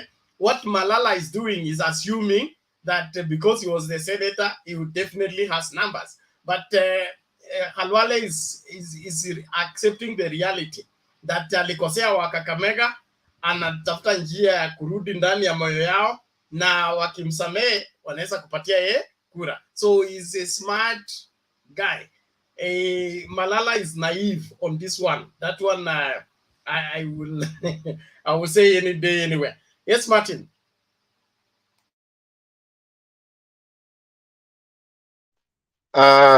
Bernard, since we have Alex here, nilikuwa nimeuliza swali and I wanted him to explain. Ilikuwa juzi nilikuwa nataka ni explainie. He was talking about, and Alex, ulikuwa umesema something about Ruto getting the weak candidates so that he can force a rerun or something like that. Can you please explain to me that analogy? I didn't get it. I'm sorry, bro. We are seeing in a situation in Kisii whereby in the ODM nomination, the weak candidates were coming out strong. So what he basically did, he went and infiltrated himself in ODM. So if you are a weak candidate in ODM, that let's say in Kitutu Chache, where Kibagendi is leading, and you know Kibagendi used to be in UDA. So, but in ODM nomination, Kibagendi is leading. But then he makes sure if Kibagendi doesn't win the nomination, the person that is second to him, who will be put in the ballot box, will be weaker than the candidate who is in UDA. Okay, a clear example. Madam Janet Ongera will not even win anything in Kisii, anything. So she went and took over Madam Bitutu. Anytime, any day before election, between Janet Ongera and Bitutu, Bitutu takes over. Okay? So he is happy that we are not choosing strong candidates. He went and sponsored the weak candidates. Now they they are strong, because when you look at opinion polls, you look at t-shirts, you look at calendars, you look at all those are the people who are being talked because of marketing. So they look like candidates who are really, really strong. But these are moles within. So as when we will run against UDA, that was a bubble he gave us. There was nothing like real, true winning. So that is what he has done in ODM in Kisii. That's why we want our own people that we are sure they will win. Kisii is different, whereby you'll find, for example, in the seat of women rep, everybody knows. Everybody knows. Janet Ongera, direct nomination, Mujaribu Kumuibia, is not going anywhere. And we have already given her the direct nomination. So who is she going to run against? A very strong woman. So do you see how he has done it? So election is a tough thing, my friend. That is a tricky one, but it's an old Kanu tactic. One of the things that William Ruto learned very well in Kanu. Because you remember, those of you, you remember Martin Shikuku was too much for Moi. Every time Moi tried to unseat him, he couldn't. Every time Martin Shikuku would just sail through. His constituency believed in him and trusted him. And that's what forced Moi to go and create Huisero constituency, cut from Butere, and then pushed Martin Shikuku in the Butere where he was not popular. Then Huisero, where he was popular, was given to another constituency. Then through that, he was able to get Martin Shikuku out of parliament because he had become a thorn in the flesh. So the Ruto and his interest in winning elections before the vote is cast is a very strong approach that he has, and of course using his money, he is able to determine the outcome of an election before that time by ensuring that he removes all the stronger opposition. Then he sets for himself the weaker opposition that he can have a walkover. That's something that I think ODM should not sleep over. By now they should have read through, because Ruto's interest in ODM and weakening ODM dates as back as Namwamba's time. Why should the ODM right now still be playing under the whims of the manipulation of William Ruto and his interest in weakening ODM? As at now, they should know much better and be able to respond appropriately. And that you say, Janet was given direct nomination because she was the only candidate, or she did not have a challenger in ODM. I don't understand it. Janet has been very loyal to Baba from the onset of ODM. She was the director of election, remember. So loyalty pays there. But then again, the ground has changed. So I think among Baba's friends in Kisii, Janet tops. Yeah. A friend of my friend is my friend now. Tamba justice with mercy. Kisii people. Tamba justice with mercy. I speak as a pastor. Forgive her and let her, By the way, had she changed the constituency, or she's still running for women rep? I thought she wanted to be governor. Yeah, she couldn't win anywhere. I mean, they took the consensus study survey, everything. They realized that the only safe seat that she may have is women rep. But Bernard, I sent you a clip, and I wanted you to play that clip because that clip is important. How everything has turned out. And I don't want us to make it local politics here, but we want to see the reality of nomination, how they start the water and people eventually their most ardent support kind of waves away, because we are seeing people who are saying that hata kama mutachagua Simbarat, he's not going to have enough MCA. Tutangoa yeye baada ya election. That was interesting. That was really interesting. So I think ODM should be wary. Let it do universal suffrage, universal survey, and make sure they give the people who deserve. Otherwise, that house is going to be a house of chaos. I think NMS is the only thing that is coming to help us, if that is the case, because we will not have an assembly. People will win from independent. I don't know what that will mean. There are negotiations at the end after the elections, and that's one of the things that I'm in support of in terms of having a vibrant, intellectually controlled parliament. It's when the ruling party has to lobby and persuade these other people to help them pass a bill. That's when you will see sense on the floor of the House. But this business of the ruling party having the majority and doing whatever they want, see the kind of legislation we have suffered under Jubilee 2013, 2017, 2022, where there is a chorus in terms of people supporting. Mnaitwa State House, mnapewa chai, mnaambiwa enda kupitisha hii. Inapita bila kuwa scrutinized and rechecked.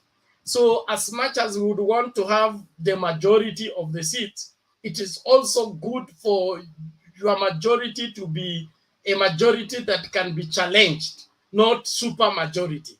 Where any assembly that has super majority, there is laxity, there is poor, wherever intellectual pursuit in terms of legislation. And so I would want a vibrant assembly where the majority are not super majority and they can be challenged. So mix and match, in my opinion, works better than having one uniform chorus people. Kwaya inasumbua sana inji. Ni muhimu tujaribu kuhakikisha kwamba hiyo iko. And so, in my opinion, Simbarat is not badly off. If given a chance, I think he can deliver. But the politics on the ground, especially in Kisii, become very, very emotive. And so, give the young man a chance. Give the young man a chance. He can prove himself to be what you are not fearing. That is it. But for ODM to balance all this, let them give it a try. But wakishindwa msijali. Because you can't cater for everybody's interest. At the end of the day, mambo yataharibika. Now kuna nani huyu anateta anasema aliingia Mtembei Kikuyu wherever broadcast. Sorry for not alerting you. We have resolved that Facing the Mountain will be a special show for addressing mountain issues, and it will be coming once a week, every Friday. So every Friday, anticipate 2 flows of shows. Ours, this open forum begin at 9:30, okay? The other one begin much earlier. So when you click and get into the Kikuyu one, they are speaking Kikuyu, just understand it is a special show that is dedicated to addressing matters, the mountain, and giving them civic education. So if you can't get the language that is being spoken, you're in a wrong show, wait for the right show, which is this. When it starts, you will get the link and you join. Sorry for those that went and got stuck there. Please, ni vile hatukuwa alert jana. It's now understand that every Friday kutakuwa na 2 feeds, the Kikuyu one addressing issues of the mountain, and then this open forum. But open forum elewa inaanzanga 9:30, not earlier than that. Anything you get earlier than 9, that's a special show, and it will end before. When it ends, then we begin this one. So elewa hiyo schedule yetu kama Mtembei TV. Asante for asking the question and seeking to be enlightened. Na kama uelewi lugha usivumilie sana, kwa sababu haitabadilika. Hiyo ni masuala ya mlima, wanazungumza kuhusu siasa ya mlima, na vile vijana wanapaswa kunyooshwa ili wafuate mkondo. So ni muhimu tuwapatie nafasi wazungumze hiyo masuala kwa lugha ya mama, ili kusikuwe na yeyote ambaye atakosa kuelewa kile kinachoendelea. Naomba sasa tumlete Mama Selina. I think so. Penat, wacha watu wengine waongee kwanza, nafanya kitu kidogo, nitaingia but nasikiza. Sawa, asante. Mr. Wangira. Thank you, Bernard. You know, there is some magic that William Ruto has perhaps discovered that has enabled him to make UDA to look more cohesive as far as this issue of either striking consensus or perhaps amnesting particular candidates to support particular candidates are concerned. Because here, you know, Raila Odinga doesn't seem to have that magic where he can perhaps twist a candidate A to perhaps back down so that he can support candidate B. Something that William Ruto is successfully doing. Because like today I saw in Kiambu, he managed to twist the Kiambu County Speaker Stephen Dichu to now back the young man. And you know, he has been doing it in a number of areas. So perhaps, you know, we say that in life you borrow, you need to borrow out good aspect of an element for your own good. Perhaps Raila Odinga also now needs to come up with a mechanism in which he can softly twist particular candidates to support a particular candidate so that they could be more cohesion within the ODM. Like you see what my brother Alex is talking about, what Alex is saying about Mombasa. I've just read something on my laptop where Shabal is saying that he's now not going to support the Mombasa governor's puppet. So he believes that Nasir is a puppet. So he's saying that he's not going to support Nasir because he believes Nasir is a puppet. So how can Raila in such an instance find a mechanism of softly twisting Shabal to support Nasir? You know, there must be that mechanism. How he does it, I don't know. But you know, here Ruto seems to be succeeding in this particular area where we are seeing him softly twisting particular candidates to support particular candidates. Even in Budalangi, he has twisted a lady called Medi Wangira, not related to me, but she's called Medi Wangira, to to support another gentleman called Alfred Juma. You see, and he's succeeding.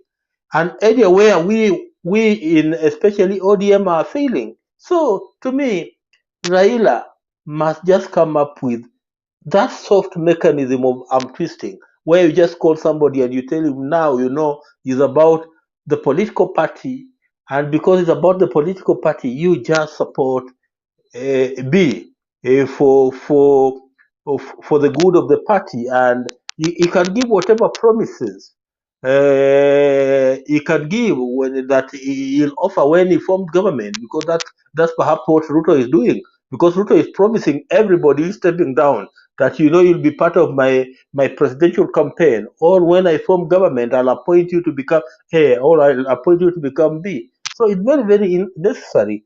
As much as arm twisting is not a political engineering way, but Raila Odinga must find a way of going soft and twisting particular candidates to support particular candidates, because that's the only way that will make ODM look good. Because so long as ODM looks to be in chaos, the picture that comes out is not a very good picture. Like the picture I saw from Homa Bay, where we are seeing people burning tires, that gives ODM a very bad image. And those are some of the things that Raila needs to take care of.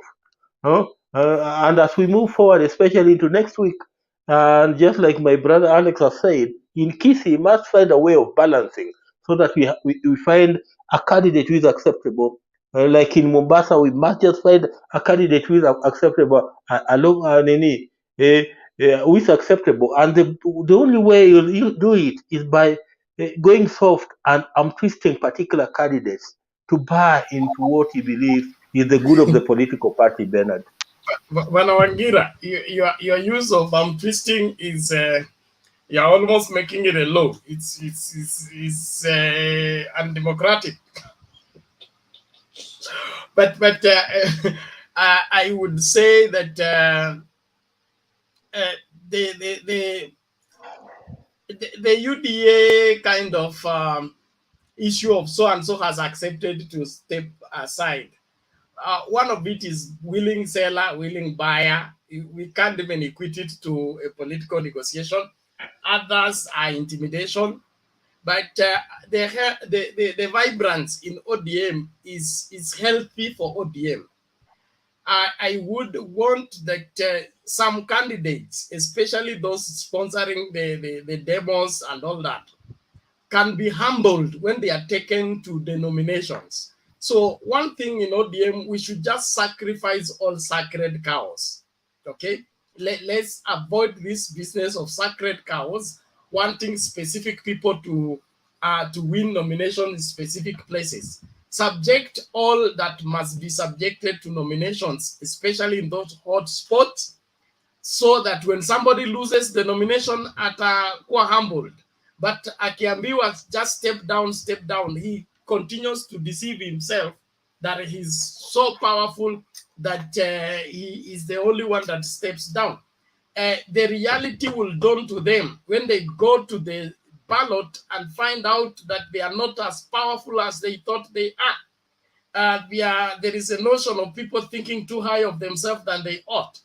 So I would that ODM should just let the National Election Management Board move in speedily and secure credible nominations in those hotspots, and let whoever wins become the candidate and be supported by the rest.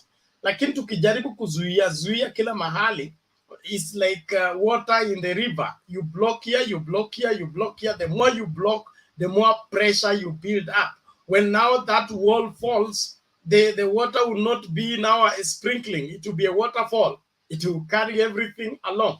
So control is good, but let's have control that is manageable and realistic. And then the issue of direct nominations being issued by Baba, we should just remove Baba's name from this. There is an election board that is responsible for that. Wale watu wana claim they were given direct nomination by Baba. Baba doesn't issue nomination certificate. They are dragging in Baba's name so that they can get an excuse of saying I could not challenge because it was Baba that issued and Baba is the party leader. Some of these things are not as accurate as they are being reported. Let where negotiation can work, but wale wana insist mpaka waende kwa ballot, waweko kwa mchujo. Wakenya watawaonyesha nani ako na nguvu kwa ground, nani hana.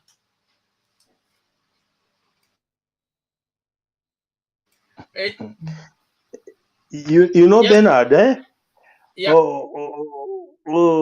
There is that issue of the image, like you see, where we are as ODM, our image seems to be in chaos, you see. Because over the last almost 10 days when we were supposed to have started our nominations, things are not moving because we were supposed to have done nominations in around 10 counties in the last 10 days. Things are not moving.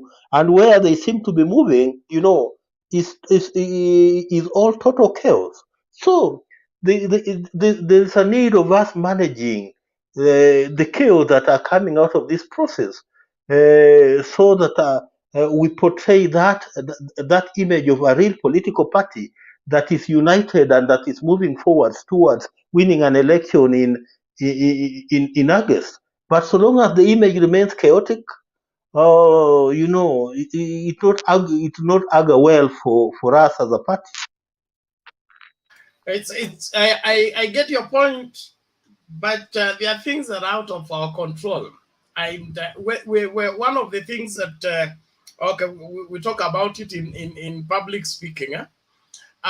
When the moment you have an audience you're addressing, then you begin to try to protect your image, or you become self-conscious, you lose the communication with the rest of the audience. At this time, since we are having a nominations and we have a vibrant hotcake party, we should expect the unexpected, but let the people charged with the responsibility keep the nominations going the right way. Sacred cows zote zikuwe sacrificed, ili tukienda Homa Bay na watu wamenominate fulani, tusijaribu ku counter change. Let us have what the people have voted for carry the day. Tuache mambo mingi ya kusandwich na kubembeleza hapa na pale. If we take care of that, all these things will cease. But as long as we snatch the victory of the people and give to an individual, we snatch the victory of the people and give to an individual, we kill the democracy within our party. And we are the only surviving democratic party. We can't even compare ODM with UDA. UDA is cutting deals. It's not helping the democracy and the development of the vibrancy of the people. And now you see Kihiga is crying that she's now branded a mole, so that I think they have found a better replacement for her. And so, as the proverb goes, when the hyena wants to eat the child, accuses the child for looking like a goat. So, this is a movement that is keen on ensuring that it keeps a good public image compared to ODM. But where are their grassroots elections? Why have they not held grassroots elections? Where are their grassroots offices? And so they may just have that good image at this point in time, but it will still spill over when now the truth begins to dawn on the people. And so it's important. Let ODM up the game, do the nominations, but let the people's decisions be upheld. Tuache story ya kulinda watu fulani, kuhakikisha kwamba watu wanaingia. Kama ni Shabal na huyu mwingine Nasir, okay? Let them be put on the let the people decide. And if they cannot prevail over one to be a deputy, the other one to be governor, then iwe hivyo. Watu tusisumbuane sana. We have a general election to win. We can't spend our energy on the nominations only. I beg to keep it there. Let's not spend all the energy on the nomination until there is no energy to run against our opponent in the national general elections. Let me ask a question. Bernard, assuming that we allowed Wanga and Kidero to go for the direct nomination, would that have not been the best way to handle this situation, other than now coming on what Raila purported to have been a consensus among the political leadership of Homa Bay where Kidero was excluded. The Kidero factor is complicated, okay? Kidero factor is complicated. Remember, Baba is running on the premise that he is anti-corruption, okay? He's the man to go and fight corruption, eliminate corruption, and ensure that corruption has ended. Kidero is tainted. And like what Jubilee did in Nakuru, denied somebody wherever running on their ticket because of her being implicated in corruption. So the Kidero factor should not be used as a general assessment of who should how ODM is handling the nominations. Probably the reason why Wanga was given is because she's a lady. That is it. And Baba would want to have some female governors, especially in Nyanza. The disappointment of Baba is Owiti and Rasanga, and these people who have not done anything for 10 years.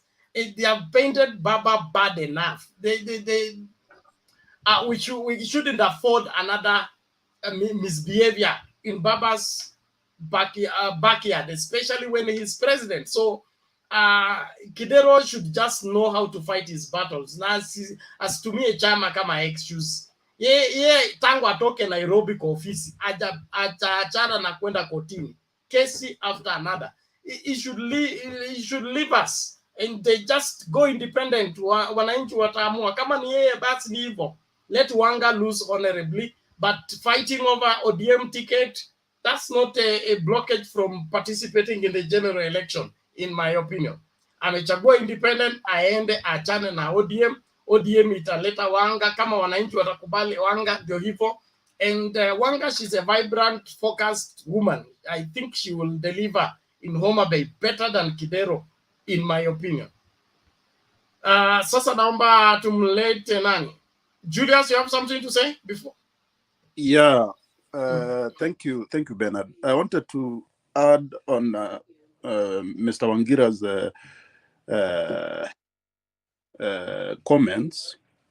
You know, you cannot compare ODM and UDA, because one thing, you know, the people who are contesting in UDA, actually they are sponsored by DP Ruto. They are given money by DP Ruto to go for their campaigns. But ODM, they are going by themselves, unless now, after, you know, so like, it will be there is no way that Raila can go and say, achana, because you see, he's not sponsoring direct those people. And one thing we are always misunderstanding is like people are saying that even those direct nominations they are given by Raila. Raila is not in the board of election board of ODM. So of course he has a big say, but again, there is a very big difference, because actually even that UDA which is given direct, I mean, who asking someone to step aside for someone else, like they said that the BBI was about positions, but now they are doing the same thing because anaambia watu kando wacha uingie. So what is that? You know, sometimes we have also to remember things, tusisahau kwa haraka. So ODM, unajua Alex amesema ukweli. Alex alisema nominations ya ODM ni kama, mostly in some other parts, ni kama general election. That means ukipita nomination, that means you are kama a senator, you will be director senator, utashinda. That's why it's that kind of difficult. But all in all, ODM, we need ODM ifanye iwe transparent. Kama watu wamekataa kusikizana, like, you know, like Kajiado, you know, Kajiado, it's the craziest place, because watu wa ODM walihama wakaenda Jubilee na Jubilee wakahama wakuja ODM. It's very crazy. So, like, I mean, you cannot even understand about this politics. It's becoming harder and harder each day. But all in all, we have to be focused, you know, like, because now, for example, Kajiado, Governor Lenku and Ngedienye, of course, Lenku alikuja ODM, but Lenku did not do anything. Hakuna kitu amefanya, seriously. Hajafanya kazi, he did not do well. He's not doing well. But because walishindwa kusikizana nini, ikabidi sasa Ngedienye akaenda Jubilee. And nani Lenku na amekuja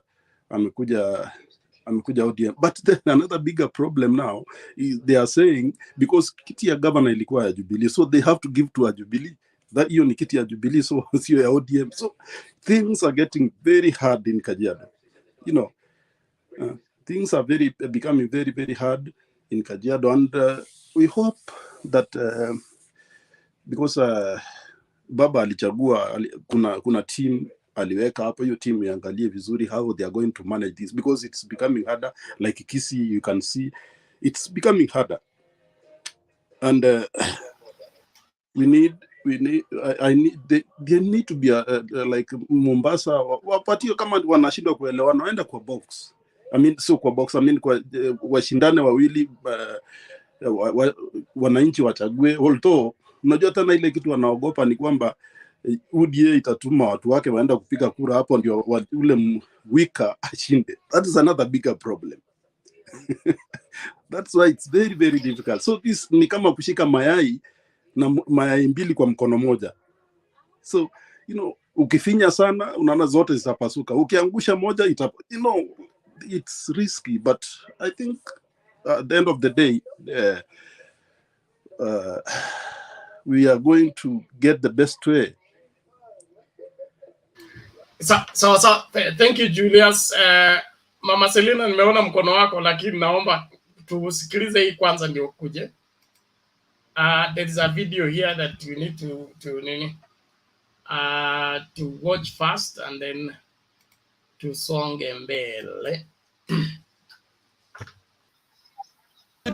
ODM in Nairobi, Raila Odinga. It must reach our governor aspirant ODM, Governor waiting Simba Arat. I'm so disappointed today. I woke up in the morning, I prepared myself for the nominations for this political party. Today, as my brother said and my opponent here, we had agreed on 4 polling stations, as he has mentioned. Today I was shocked. There were new polling stations that were introduced in the middle of the night. We have gone round. We have found all this was choreographed by one of our opponents, who is a very close darling of Honorable Simba Arat. I bring to his attention squarely today, if he's coming from Nairobi, we want good leadership here in Kisii County. Sure. The way he's pushing people,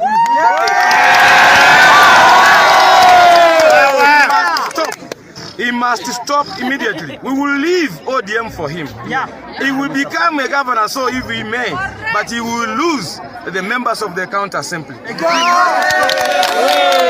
I'm also asking our party leader, the way our nominations are done, they are poorly managed. Imagine we were having 2 counties going for nominations, the whole country, but ODM cannot manage. Just 2, Nyamira and Kisii. But today what we have seen here is just shambolic. So we are saying, squarely I'm saying, it's not a must I stay in ODM. I'll pursue my case to the ballot. But what I'm saying, if this is the leadership we have here in Kisii County, by the name of Simba Arat, the wounds that is bringing here by the name of Menya, we will say no.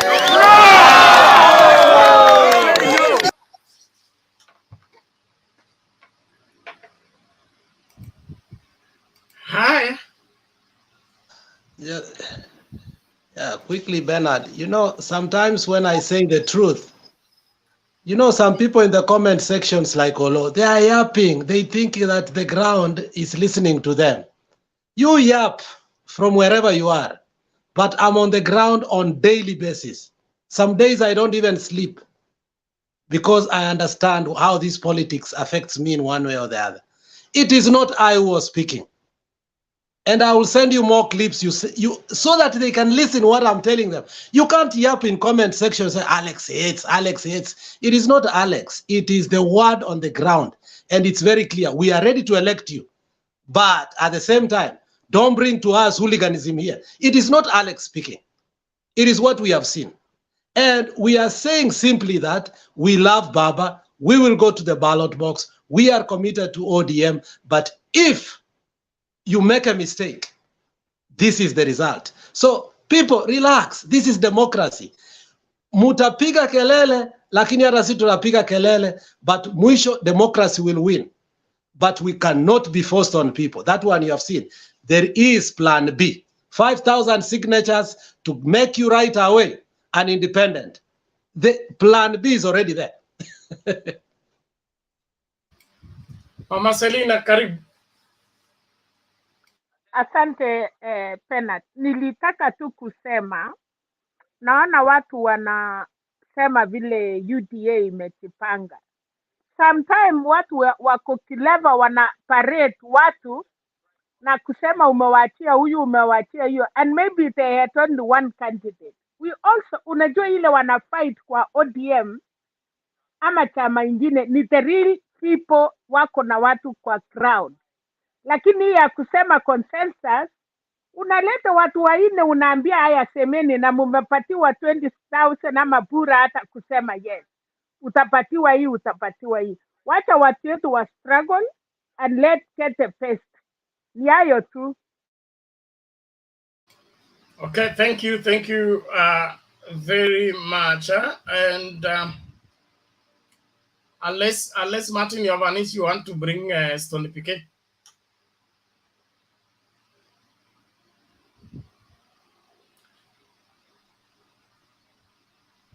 Wacha niache Stony PK aende kwanza, yangu inaweza kuja baadaye. Unajua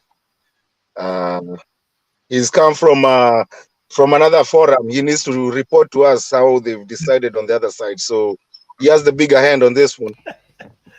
Okay, thank you very much. Before Stony PK comes, I would want to comment something about the Kisi clip. As much as people have rights and as much as people have their democratic right of electing people, we shouldn't also use our rights to vilify a political party or decampaign one another. As much as you have a right to exercise your democratic right, seek that particular right in the right way, not with threats. And if you don't do this, we'll do this. That politics of manipulation doesn't enhance the party structures and the party operations. And then now branding people, they are goons that have been brought from Nairobi and all that. That, in my opinion, is a form of intimidation. But all in all, let the people judge the responsibility to conduct nominations, especially in Kisi. Just let the people decide. You don't have to cherry pick the MCAs. Wacha watu waende kwa ballot, wengine watakuwa humbled na wananchi na mambo yaende. Of course, we will not be able to eliminate the infiltration by UDA completely. They are interested party. They will do anything to give us their weak candidates. So we should just work hard to minimize that, but we can't eliminate it completely. So let ODM not be too keen to see to it that no wrong person comes in as an MCA or as an MP. We will always have those kind of people. But as long as we get a sizable number of followers who are genuine, who will stick with the party, we are still good to go. So tuache kuwa too keen and too careful. Let the people decide who they want to be their candidate and let this thing move on. Thank you. Stony PK Karim. Thank you, Brother Bernard, and all panelists, Selina kule, Wanyingira, Julius, Mato, umeniona kule kwingine, na ndugu Alex. Yes, today's topic leo tumepangwa huku Kenya, tumepangwa na na Reverend has started showing makucha yake, and I think it's a good thing, although maybe should have come a little bit earlier, because people are going too far. Elections in this country brings a lot of hate, and I will use that strong word. Yani inaleta chuki to an extent that when you are addressing the other fellow who you've lived with, you've been together, but because he's gone over to Azimio and is not joining you in the UDA, immediately that guy becomes goon. Those are the new terms people are using, and Kenyans are very good at picking and overusing vocabularies. So anybody who is against you is a goon. Anybody who does not agree with you and outwits you, he becomes a goon, he becomes a thug, and all that. Anyway, what I'm saying is the hate speech has to be curtailed at this time, so that people can be modest in the language they are using, so that people do not always, whenever you open your mouth, you forget to even telling people what you stand for. I like listening to very many people, including UDA and all that. Not only the presidential candidate, but I listen to even their candidates, the MPs, the MCAs, even from my place. You listen to these people talking, and it is kasumba flani, or it is that those people who happen to be in UDA wana shortage flani. They are incapacitated at a certain level. One, in terms of creativity and originalities of ideas, akuna. This I can challenge any of their candidates. In fact, once you join UDA, hata ukiwa una degree, you become like you are an illiterate. Even when you are a doctor, medical doctor, you stop thinking like daktari.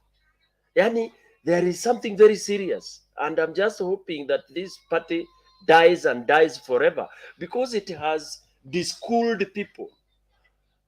Yani, ime-implant ujinga such that a professor akianza kuongea akiwa amevaa hiyo nguo ya yellow, utafunga masikio. And whatever replaces it is hiyo matusi. So this hate speech control came in handy. People may say that ni kugagiwa. No, let it be. Because this word, for example, Hatupangwingwi, this young man just sang a song very, very easy, with no bad intention. These guys took it, wakaifanya ni weapon. Okay? Ikafanywa sasa, it's sarcasm, whenever you are just trying to kind of mock people. And you see, mocking, sarcasm is what evokes violence. People feel bitter. So why don't you stand, give your 10 or 2, 3, 4 point agenda of what you are going to. Wacha kusema hao watu wale wanafanya. Those are not the ones stopping you from implementing what you want to implement. Just tell Kenyans, this is what we stand for. Now umalize. I'm yet to see a day or any time when a UDA candidate will stand, talk for 5 minutes, na aseme kwaherini bila kutaja pande ile ingine. Yeah. In fact, wananchi should know that the worst implementer of any project is one who comes and starts talking about others. Yeah. Instead of telling people what you are ready to offer. So for me, they need to add more words. They need to add more words that are being used, so that people can now go back to nursery school, wajifundishe ku address people, waende shule wafunzwe public speaking, na wafunzwe presentation of agenda. Yeah, and I think if they could attend Baba's class, they would do very well. Then so we need more words to be included, and they should also monitor vernacular. Manake sasa watu wanajificha kwa vernacular sana. Unaingiza huko vernacular ati unajidai ni misemo unasema ati methali. They should make sure that they listen to that. That's why they should employ more people to move around with the tapes. That is good. We will tame that. And they should get very strict to summon people immediately and even prosecute them immediately. Now, let me come to nomination jitters. This we kept on saying, this will be a problem. I'm sure most of you remember something that was very infamous. Ilikuwa inaitwa mlolongo. Ya Moi. You know, those who care should go and find out why Mzee Moi had come up with that mlolongo thing. People didn't understand. This Mzee was very clever. He came with mlolongo, but then his implementers are the ones who abused it. But mlolongo ilikuwa msema kweli. But because Kenyans are so corrupt,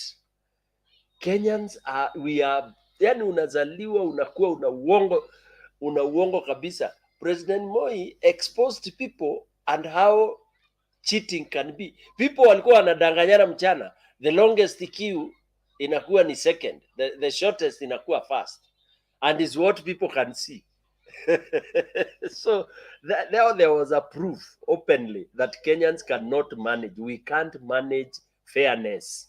We cannot. It's impossible. Now, I'm very sad that like what that MC has said in that clip, they agree on 4 polling stations. Why do you plan zingine usiku wa manane?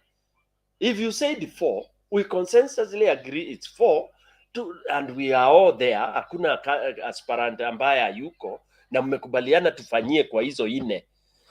Let it be that way. Why are you adding those 4 za usiku? Ati ndio upate, you know, this is where we destroy democracy. This is where we destroy integrity. And this is where even good leaders can be unapakwa matope, because why would Arati support that kind of a thing? Yeah, favorism should not be there in leadership. And the day this country will allow mwananchi to elect ule mtu anataka and then count the votes as they have been casted, this country will begin to really do what we call heavy strides towards development. Because mwananchi never go wrong. If today you want a deep chairman wa deep pale local, and you tell wananchi wasilete mtu ambaye ako na deni ya mtu, ama kama ana deni, kwa sababu kila mtu anakuanga na deni, how does he behave? Katika hiyo village, huyo mtu anagombananga na watu akiwa ana deni ndiye asilipe. Is that person respectful? Is he akisimama mahali aseme ana mkutano, how many people can attend that? That's how you tell a leader in a village. Kwake asubuhi watu wakipita, do they even stop kusalimia, or pass by? Ama kwake gate inakuanga imefungwa from morning to evening na umbwa ni kali pale, hata gate na waya zimewekwa za stima. He is protecting himself against his fellow villagers. Mwananchi will tell you, huyo hatuwezi mtaka mahali, huyo kwake hata ukigonga hiyo gate atakangi kusikia mtu anagonga gate. Wananchi will give you somebody who they call man of the people or woman of the people. So I believe if leaders do not interfere, if we can be sincere, and especially when we are looking for these MCAs, MPs, and the governors, because this is hiyo ndio itashikilia serikali. Hiyo ndio itashikilia serikali ya baba, because baba might get this seat and then he gets crap of leaders, useless people, Kawanjiko type people who cannot even make any law or policy. Yeah, so there he has to be very careful. In fact, the best angesema, let people decide, aachilie wananchi na aseme no interferences. Then I'm sure those who whom wananchi will elect, maybe 70 to 80% will come out as genuine people. Of course, there will be those who will corrupt with the buying mwananchi, lying vijana wale wanakunywa pombe ndogo ndogo, but majority will be what people would like to see. Therefore, this now, by the time nominations are through, we will have very serious we will have losses. We will have people jumping out to go independent.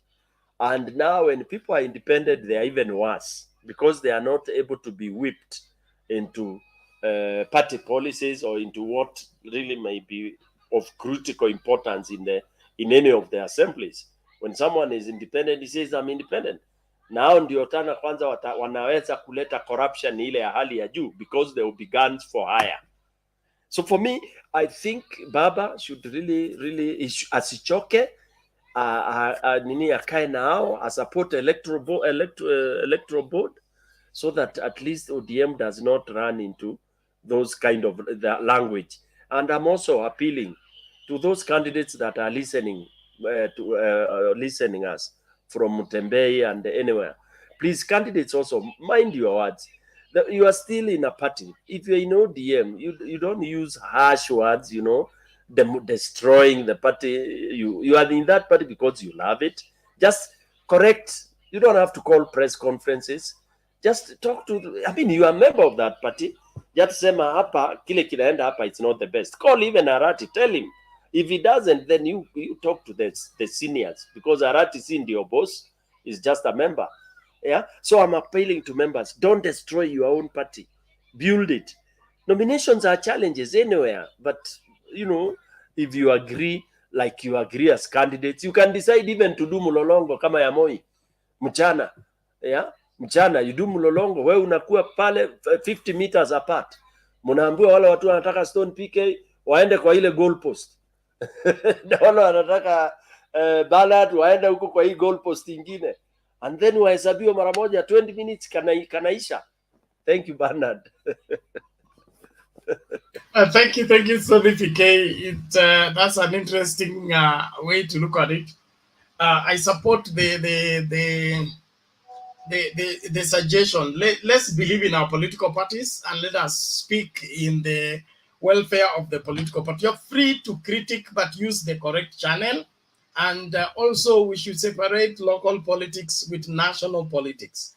As much as our local politics form our national politics, we shouldn't cater for our local interest at the expense of the national outlook for the political party, as well as for the national advancement in terms of good legislation. Getting numbers on the ground alone is not enough. We need brains. We need smart people in the forefront of articulating what is good for this country. So let's not also just fall for somebody because he has been able to convince many people to rally behind the person. This person we are forging for to put in office.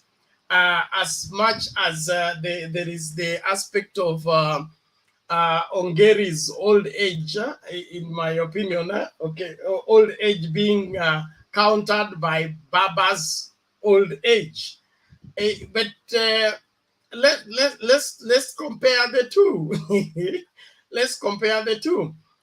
We shouldn't deny Ongeri the opportunity to be governor simply because he's old, okay? But the merits and the demerits of having this person as a governor of Kisii. Look at the Kisii economy. Look at the dynamics of how heightened, spirited the nominations are. If now those MCAs will be rogue and, Ongeri is the governor, will he have the steam to run around the county and be able to handle all that pressure? I don't know. But all the same, Arati has come to Kisii, has introduced a new way of looking at politics. Let's not package it in such a way that it is all evil and let us stop this young man, let us silence this young man. We don't want Asonko in Kisii and things like that. Stop decampaigning somebody and just campaign your merits and let the best man win. I know everybody would want to identify with the in thing, but in identifying with the in thing, we should put the country ahead, and the country ahead is putting the country ahead is in the credible leadership. Our MCA wanapanga kwamba Arati ataweza kupata ugavana, alafu wakiingia watamuimpeach ama watamfrustrate.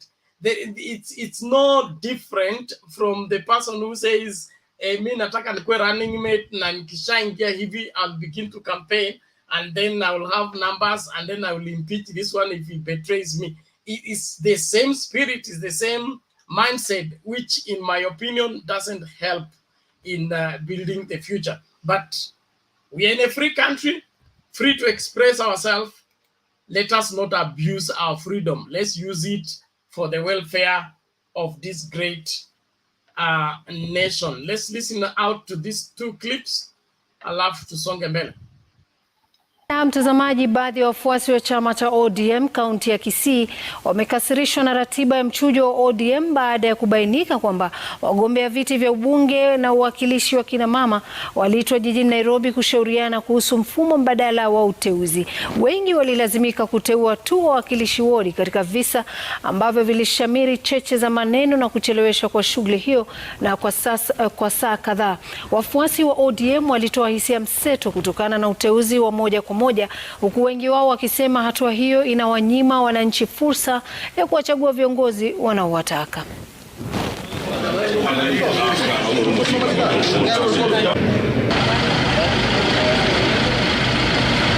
Hiyo election ya pasi chache sio ya haki na sio ya sawa.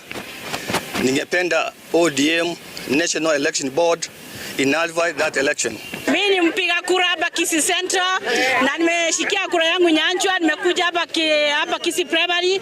Tangu asubuhi nilifika hapa saa 12 nilipiga kura na tuko hapa tujichagulie mheshimiwa wetu. Na mimi ni mpiga kura katika hiki kituo kwa miaka mingi sana. Tangu saa 12 kasorobo tuko hapa, hakuna muongozo, hakuna mwelekeo. Tunaomba ya kwamba yule mama ambaye ni director of elections Catherine Mumo atuambie ni nini inaendelea katika Kisii Primary, na hii ni kituo kubwa sana katika Kisii County.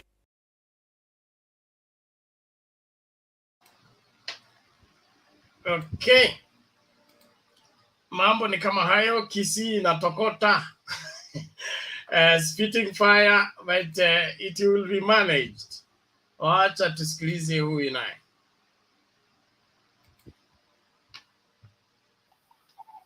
The party that they are prepared for the nominations, and we want to ask our members that this nomination exercise is a serious affair. This is something that will define the future of this ward in the next 5 years. We have heard that there are people proposing that there be consensus, there are people proposing that there be opinion polls. For Bobasi Boitangare, we are in agreement that we want nominations, we want people themselves to elect their leaders through the ballot. And the only thing we are asking the party, ODM, is that they make the nominations to be free and fair. That is all we ask for. Kuongea na wananchi wa Kisii na kuambia namna jinsi wakuwe na confidence, sababu kuna vitu zinafanyika hapa, watu wengine wanadanganya watu ati wako na ticket tayari. So tumekuja hapa kuambia wananchi wasiwe na wasiwasi, hivyo watu wasiingishwe baridi na vitu zinafanyika hapa. Hiyo yote ni siasa. Hiyo yote ni siasa na inakubalika. Propaganda itapigwa, lakini kweli wa mambo watu wakijitokeza wataweza kuchagua kiongozi wenye wangempenda.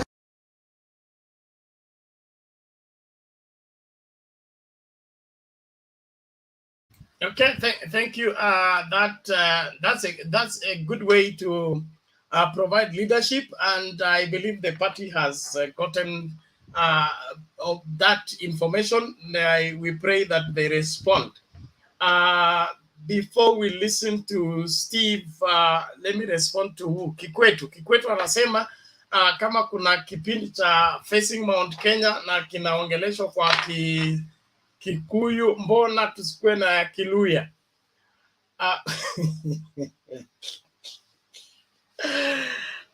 Wewe unajua kuna pastor rafiki yangu anasema katika hiyo Tower of Babel. Okay, anasema hana shaka kwamba Tower of Babel ilikuwa inaongozwa na Mluya. Ndiposa wakati Mungu aligawa ndimi alifuata Waluya akawagawa tena katika ndimi tofauti ili wasikubaliane tena. So tukianza Luya tutakuwa sasa mnataka Bukusu service, mkimaliza Bukwe Maragoli service, mkimaliza mwingine Marama service, sisi Wanyala tutasema tunataka Kinyala service. Mtembei itakuwa na lugha mingi sana. So Waluya sioni kama tuko na shida sana. Kwa hivyo let us allow the facing of Mount Kenya face Mount Kenya. Sisi wengine tumejipanga tafadhali. Asante. Steve, namna gani? Karibu.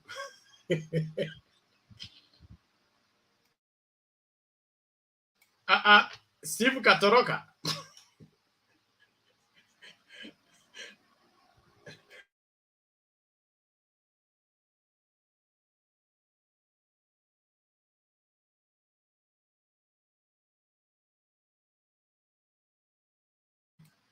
Steve, unmute. The mic is beside your name. Hatuwezi kusikia, hatusikii kile unasema. Unmute kwanza.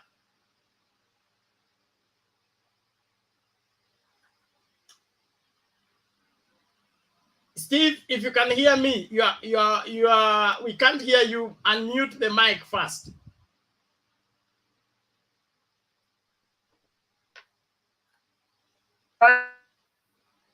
Exactly. Mara moja tu. Yes. Umenihold.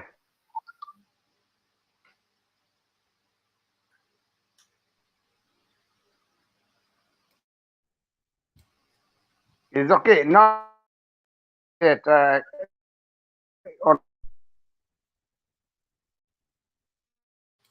inaonekana uko na itilafu na mitambo yako. Naomba tu hapo sawa.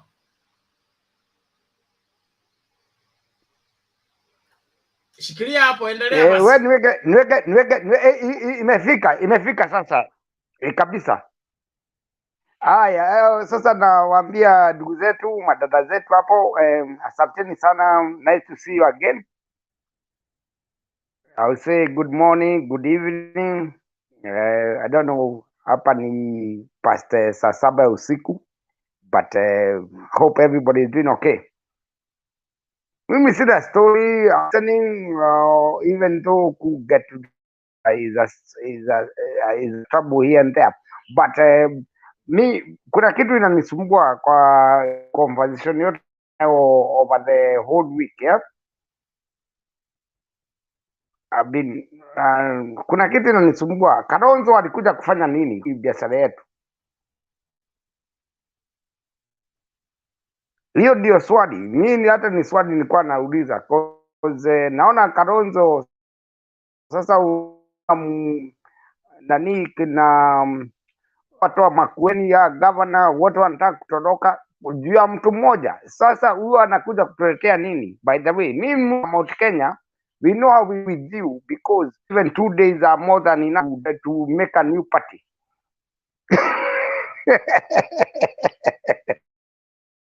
So that's the thing.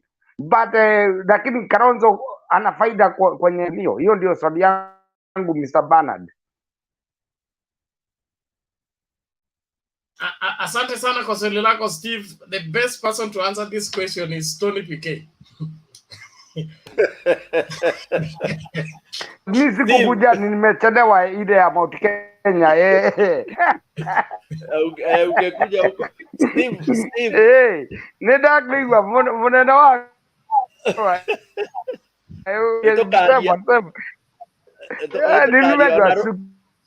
Usiku kidogo, yeah. Sawa, ona Rose Nioka. Sasa umeuliza swali nzuri sana.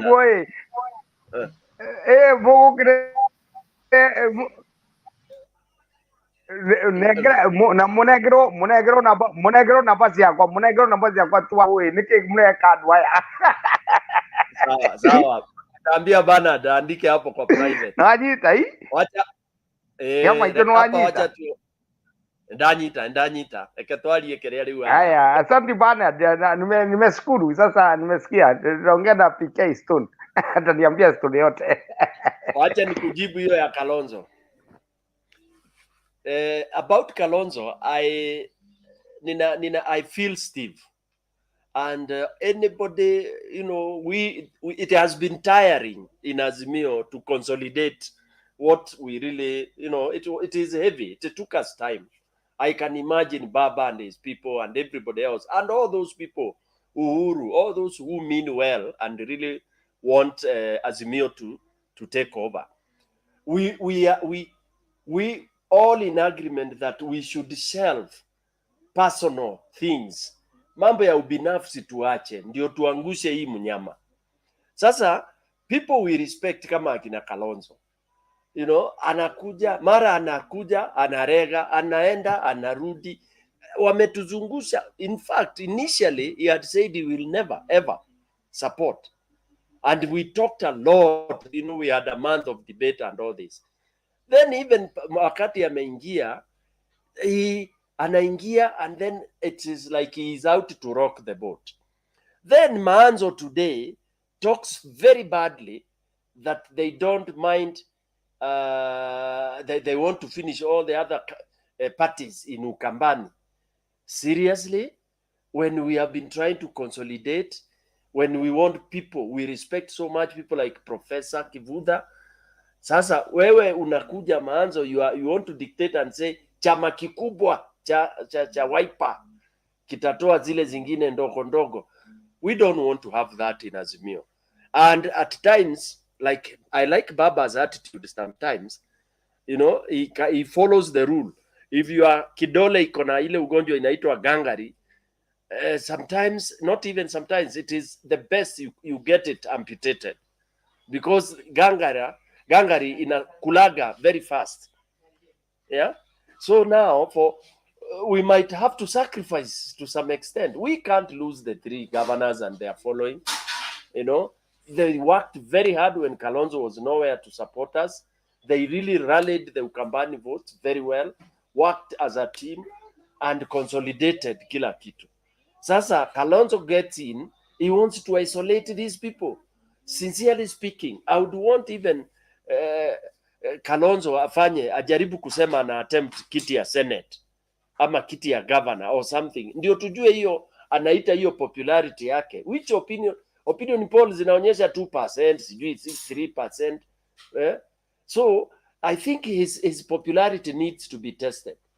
Hiyo 1.6 votes ya Ukambani, we want to really to test and see how many are really 100% loyal, that without him we may not be able to garner.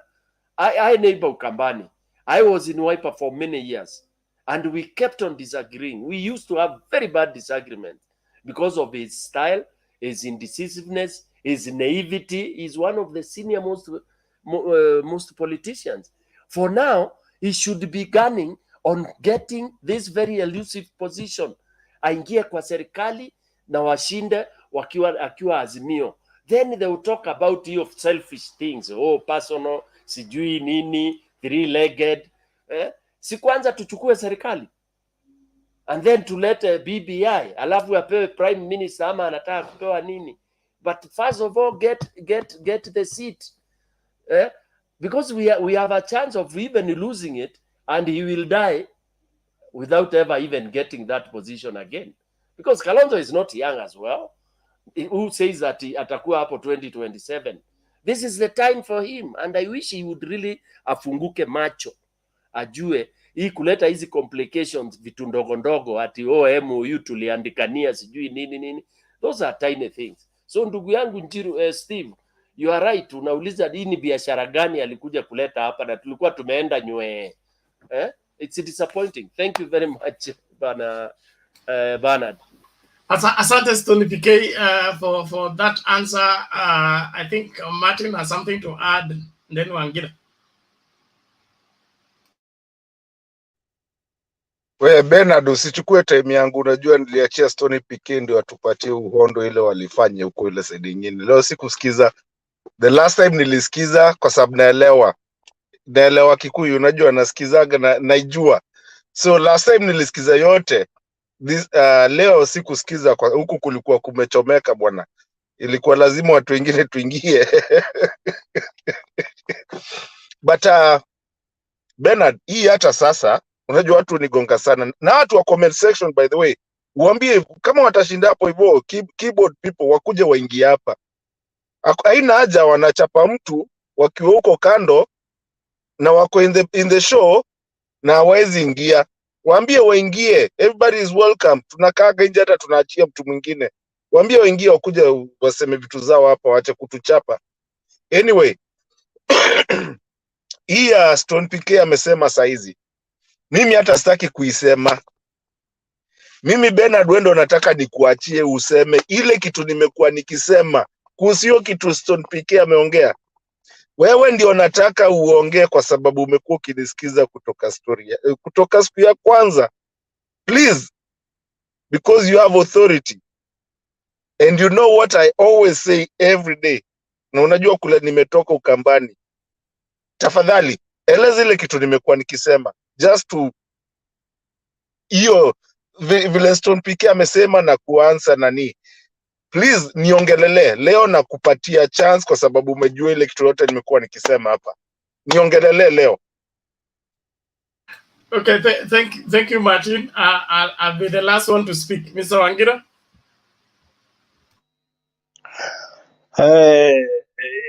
Just to add on what PK has said, you know, Kalonzo must first blame himself for failing to stamp dominance of himself in his own area, the way we have seen it with Raila Odinga and perhaps William Ruto.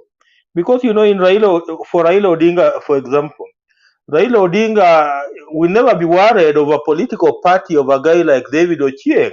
He will never be worried because this is a guy who has succeeded in stamping his dominance in Luo Nyanza. The same with William Ruto. William Ruto will not be worried about Chama Shinani of Isaac Ruto because this is a gentleman who has succeeded to stamp his dominance in that political party. So Kalonzo Musyoka must just blame himself for failing to stamp his dominance within Ukambani. And you know, that's why he's feeling threatened. And again, within the Kalonzo circle, I see a group of what I'll call political mods. These were guys that were not comfortable seeing Raila Odinga reunite with these were guys who were not comfortable seeing Kalonzo Musyoka reuniting with Raila Odinga. You know, if you look at a guy like Maanzo for a very big for a very long period of time, you know, he was even comfortable seeing Kalonzo Musyoka go the Ruto way. If you look at Wambua even said that if Kalonzo Musyoka joins Raila Odinga, then they will not be a party to him. And you know, for the first time last weekend, I saw him eating his own humble pie in Turkana when he referred to Raila Odinga as Baba. And then there's another guy who is a mole within that party. And this guy is only hanging on Kalonzo Musyoka's court for purposes of becoming the governor of Makueni. And this guy is called Mutula Kilonzo Jr. Have you even seen him? Have you even heard him comment about the Azimio thing since Kalonzo Musyoka joined Raila Odinga? He does not comment about Azimio. The guy is only interested in becoming the governor of Makueni. So the bigger problem within Wiper is this the enemy from within, and the enemies from within are those three people that I've named: Maanzo, Wambua, and Mutua. So long as Kalonzo Musyoka does not come out strongly to rebuke them, then they'll continue spoiling for him. Let me leave it at that. Asante. Okay, asante Bwana Wangira. Cha muhimu hapa ni kukubali kwamba Kalonzo ana umaarufu hata kwake nyumbani, na alikuja Azimio ili Azimio imsaidie kurudisha umaarufu wake nyumbani, na hiyo sio kazi ya Azimio. Kalonzo mwenyewe kwanza, kuna siku kulikuwa na nini, there was a project Uhuru Kenyatta was going to launch or open in Ukambani, and it was hosted by the governors, and Kalonzo came to join the wherever, and akapewa kiti ingine huko and it was Baba who came to save his face from the governors after the governors were, you know, pushing him on the far end. So how Kalonzo now wants to come and begin to say that he is something, he needs to humble Mtua, humble Kibwana, humble Ngilu. This is a sick person. Let him own up his own defaults. I don't have any forgiveness for Kalonzo, just like I don't have any for Mudavadi. Okay, they are in this. They are all Kanu children. They joined politics almost the same time, and it's like they suck the same milk, and their DNA is the same. Given a chance to build themselves, they don't build.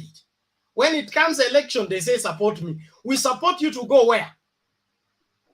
You have had 5 years to go to the grassroots, galvanize yourself, build yourself in the hearts of people, strengthen Wiper, make sure that all Ukambani is Wiper. You slept in Nairobi, you woke up in Yatta. You slept in Nairobi, woke up in Yatta for 5 years. Then all of a sudden you say there is a memorandum of understanding. It is now your turn to support me.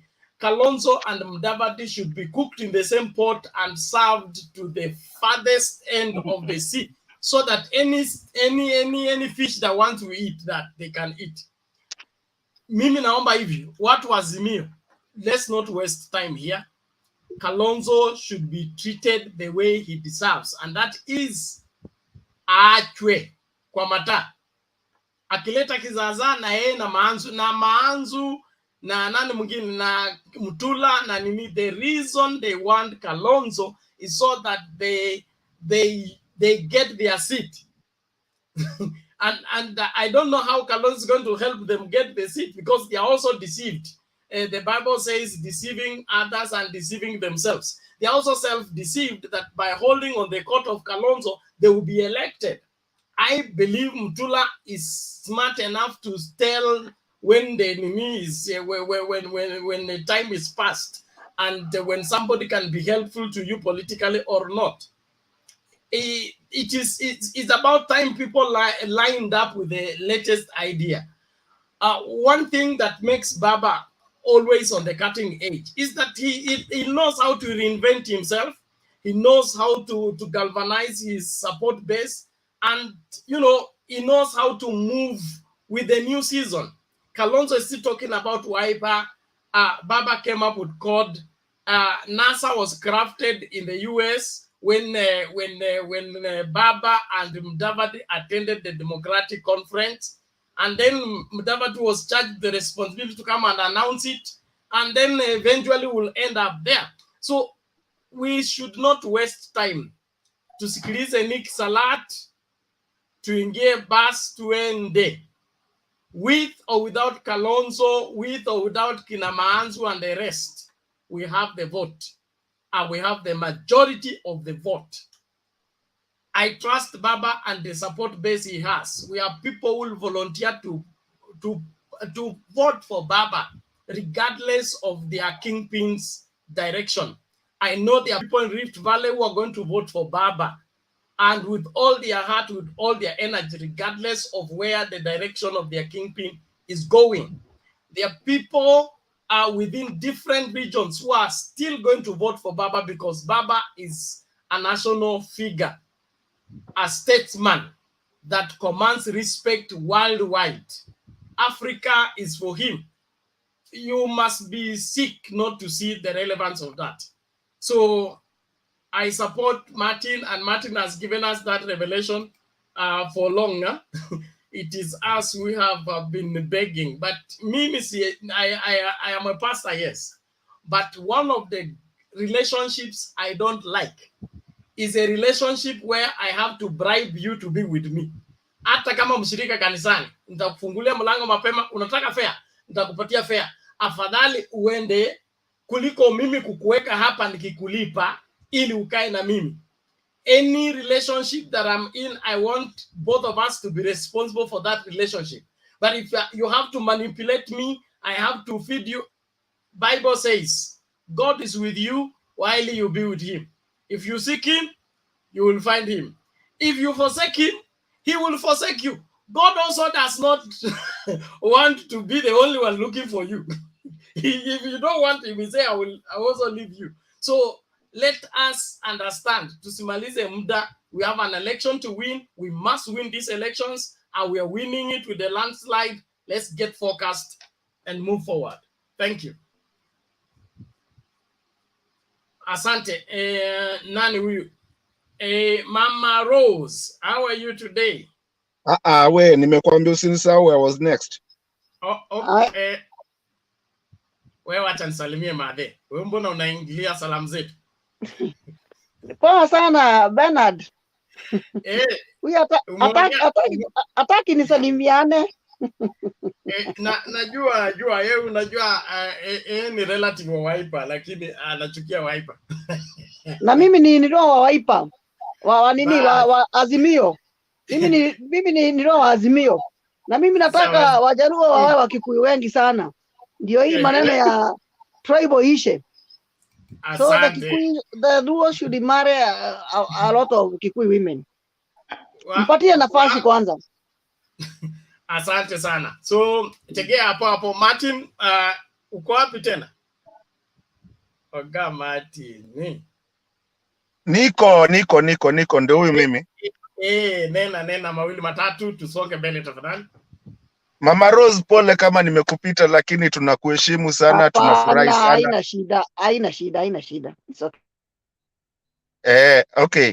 So mimi nilikuwa nikisema ndio maana Bernard nimekuambia leo niongelelee, mimi siongei tena story ya Kalonzo. Mmenichosha na Kalonzo wenyu, because Kalonzo has nothing. You know what? I want anybody here to tell me, we have 3 counties in Ukambani. Tell me one governor that is Wiper. Kama angekuwa na hiyo clout yenye anafikiria konayo, I'm sure of the 3 counties you would have told me one governor. Hata kwake nyumbani. And people like Kinamanzo, I don't know, me I'm tired. Ukambani we know where we are. Ni hii kitu ya kuja kujionesha ni kama wewe mtu mkubwa when you come to national politics, but you're not in the national politics. You don't carry anything. If kama governor Mutua Machakos, okay, maendeleo chap Kachama alitoka huko Cobra Squad nini, sasa kata kanaongea. Ukienda Kitui huko na kuwe tumejua amekuwa huko for a long time, lakini hata huko hukupata. Ukienda nini ukivudha Kibwana, where is even one governor in that Ukambani that you say you carry so much? Tell me the MCAs, tell me the MPs. Hata Mudhama last time alikuwa na mchapa. Ni venye saizi sijui yalienda akatembea Sugoi. Sijui nini iliendelea. Na wakaanza kupigania bibi. You know, it's people need to understand Ukambani politics. Kalonzo is nothing. In fact, to say this, maybe hata ndio maana tulishindwa last time. Because Jubilee walipata kura wafai wakipata in Ukambani. Lakini I don't think tulishindwa hiyo, tunajua hiyo tuliacha hii. Unajua ziende tu vile zilienda, tutaachana na hiyo. But even that's why. And if you look back at someone, you cannot be that selfish. Kalonzo nyima watu, Ukambani people don't like him. He feels like he's the kingpin. But he's not. Ukambani imechange. I always say, watch the proximity, if that's the right word, of Nairobi and Ukambani. Ukambani is Nairobi. In a say, growing up, Kamulu haikuwa Nairobi, squeezy Kamulu ni Nairobi. Rai haikuwa Nairobi, ilikuwa Ukambani, squeezy in essence ni Nairobi. Mimi kutoka kwetu Machakos hapo 45 minutes. Nimeingia Nairobi ikiwaka, naona mataa usiku. Ukambani, the politics, and when I'm saying that is because when you live close to metropolitan community, then the kind of politics, the way you do differs, because the people out there, kuna watu siku hizi nowadays, watu wakai Nairobi, mtu anafanya kazi Nairobi na anaishi Ukambani. I mean, afanya Nairobi anaishi Ukambani. Is a city, you become a metropolitan. Enda Ukambani, kuna Wakikuyu, kuna Wajaluo, kuna kila mtu, every tribe. Mpaka siku hizi ukiongea Kikamba, wengine wameanza kujua Kikamba na si pia tunajua zao. It's different the way Ukambani politics is. It's like talking about Kajiado, which used to be Masai, the geopolitical system, and talking about Machakos. There's no difference between Machakos and Nairobi. People live, I mean, Masaku Sevens. People who live Nairobi, jioni arudi, I mean, naende ajibambe huko tena arudi tena Nairobi. You know, so the politics over there, Kalonzo is still trying to play those old politics of Kinamolu Mutisia, where there used to be a kingpin. And that politics is gone, long gone. People like us, ukisikia mimi Mkamba, and I'm not the only one. Utapata wengi watakuja hapa. Go down Titot, Machakos, wenye wanajua. Go sit down with their people and uliza Kalonzo, atakulizo Kalonzo ni nani sasa. We don't care about Kalonzo no more. We don't care about kingpin political kind of way of doing. Hiyo ilikuwa siku ya kina Mulumutisia, and that's gone. And that's why he tries to hold on to it. That's why he can't come to the people. He actually runs to the people, to kina Uhuru na kina Raila, na anaenda kuonesha kama akona political clout. There's no political clout with Kalonzo. I mean, that was the biggest mistake Azimio did to bring Kalonzo. Let me tell you, the 3 governors wenye mulikuwa nao from Ukambani, na mulikuwa mnaona venye walikuwa kila everywhere, every nini mlifanya, tulikuwa hapo. Siku hizi waoni wamepotea. Siku hizi mnafanya mtu aende kuongea huko aseme hapana, tunafaa kufanya hivi. Ngilo wako ni kama amepotea. Yeye ndio alikuwa general wa mama nani, anaitwaje, Kivutha Kibwana. Sasa pia yeye anaongea huko. Yani, do you understand what one person, you can take one thing and lose. They always say don't lose what you have in your basket to go for what you don't have that is on the tree, the bud that is on the tree. That was a big mistake. This time Raila ageacha Kalonzo achezekae, alikuwa already ameachwa na Mudavadi, ameachwa na nani, hiyo story yake ya Oka, ameachwa na Wetangula. Sasa alikuwa amebaki tu na Martha Karua na nani hawa wenye walikuwa wamebaki nao, na wengine walikuwa wakisema we twende, hata kama huyu mtu anafanya aje, twende bwana. Leave Kalonzo. Kalonzo is gonna cause this, unless he changes, is gonna cause Baba this seat. And that's what we're talking here. Kila mtu anaongea Kalonzo. And I said it the first day, nikagongo hapa. It came to pass. Anyway, let me, story ya Kalonzo waga inanisumbua because watu waelewi politics the Ukambani. But anyway, let me run real quick now that nimemalizana na Kalonzo, because that's a very touchy situation for me. Mimi naona Kalonzo amekuja kutuharibia na atawa cost more than you think. Anyway, hata afadhali aende, mchukua watatu, tutakuwa poa. Hata kina Joe wamehepa round hii because of that. Anyways, let's go to nomination. Bernard, I'm like nani amesema, what's his name, mwenye na hosting nini ya Wakikuyu PK is here. Yeah, PK. He's beside you more.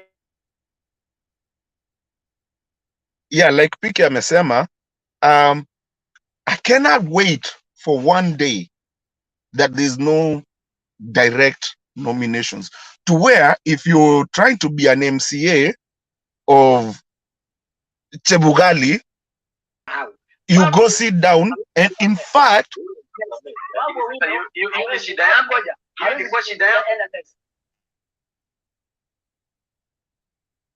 Endelea Martin. Oh yeah, I cannot wait for those days that one day that hata ukiwa Chebukali huko mnaenda MCA huko, you can actually go kama wewe ni mtu wa UDA, wewe ni mtu wa ODM, mwende mkaichi, I mean mwende you put your nomination, you put your certificate, I mean your interest, and then you go even debate on the local ground. Debate. Mwite watu mkuje mdebate, muulizo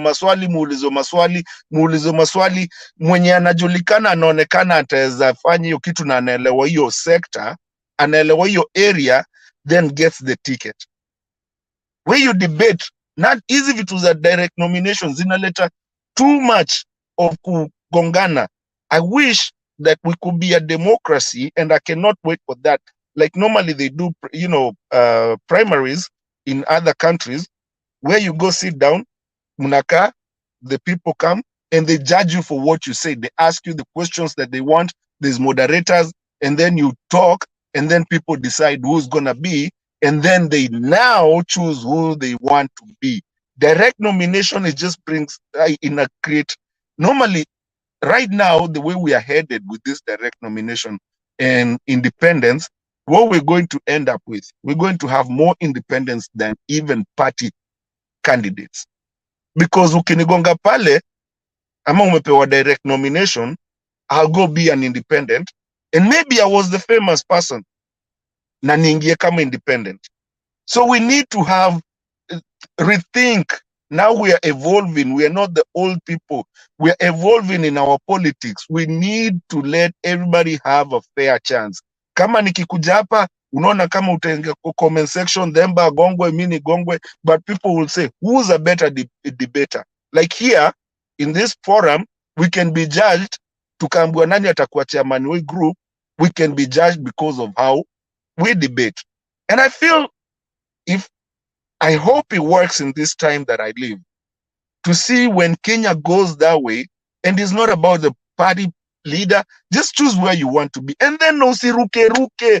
Somebody like Aisha Jumwa, alikuwa wetu last time, tulikuwa tunamlilia, Aisha Jumwa sasa ameruka kwa ile side ingine, and then bado ako huko, sijui ako na aliua mtu, sijui kuna there's a case of aliua sijui nini, ako huko anatetewa, sijui huko ameanza kutusitu mwenye alikuwa jana.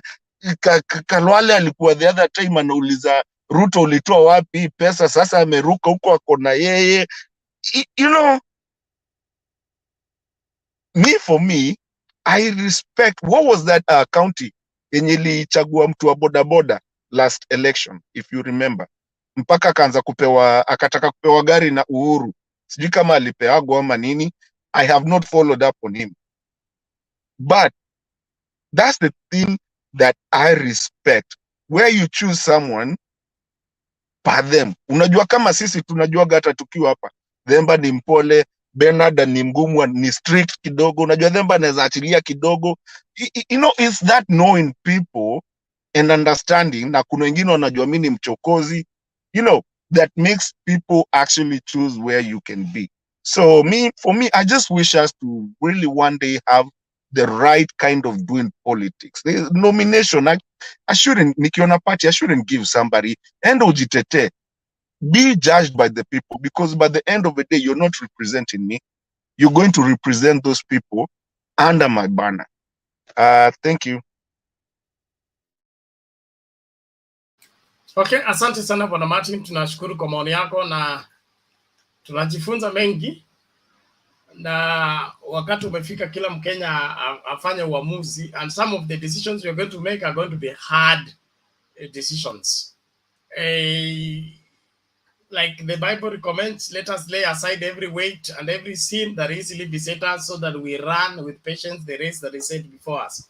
You can't run effectively if you're carrying burdens with you. So wale watu wote ambao wamekuja Azimio na wanataka kuwa mizigo, wawekwe kando, kwa sababu hii ni race ambayo lazima tu win. And for us to win, we must be willing to let go what we can't retain. We say that is no foolish man who lets go what he can't keep to gain what he can't lose. The hardest relationship is the one you have to sustain with bonga points. Bribe in the morning, bribe in the afternoon, beg in the evening. That is not how life should be. So if you are not comfortable where you are, go where you are comfortable. There's no need of you giving us toll, wherever, running a toll station in our party that we have to sustain you like we have put you on support machine. Kwani wewe ndio umeshikilia support machine. So watu wafanye uamuzi. Mtu aende kula anataka kuwa. Lakini zoning haiko. Kalonzo aende ku battle out na NAK, a battle out na Chapchap, a battle out na hiyo ingine ya Wazalendo. Yes, akubali to battle out, and if he emerges with the majority, then we respect him. He has the majority of members of parliament from Ukambani. Lakini atasaidiwe na Azimio wamfanyie zoning ndio asimamishe watu wake huko, hiyo haikubaliki na tutafanya hivyo. Asante. So naomba hivi Bwana Themba, karibu. Namna gani? Salama sana, hali gani lakini? Niko salama. Leo nilishindwa kuanzisha kipindi. Niliona ni kama ulilemewa. Nililemewa. I had to take 2 hours rest ndio ningeshindwa kabisa ningeanza hivyo. Pole, najua weekend itakuwa na hoja nyingi sana. Unajua kesho leo ndio deadline ya kuweka ile maktaba. Yes. Lazima upumzike ndio uanzishe debate mapema kesho. Ndio hivyo. Yeah. So I would want to sign out and just let you know that Mama Rose has not made her submission, so has team, and then Njiru, Guru, hawa watu wote wamekuja kuchelewa leo mpaka Richi.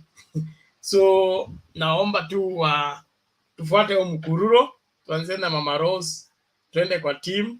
Mama Selina amefanya, alikuwa moderator leo. Tunataka aendelee hivyo. Hata tutampatia powers to control, to mute and kick people, wapelekenge quarantine. Wakijaribu kutisha yeye. And then Njiru, then Richie. I think on that note, I would invite you to make your submission before I disappear. My office work, my office time will begin as early as 8. Yeah. Alafu kesho unajua tuko na program yetu ya Penzi Kona, lakini ninasafiri kidogo kesho. So unataka kuniacha carpet peke yangu? Nitakuwa barabarani, so huenda nikarudi nimechelewa kidogo. Sasa itabidi utawachanganya kesho.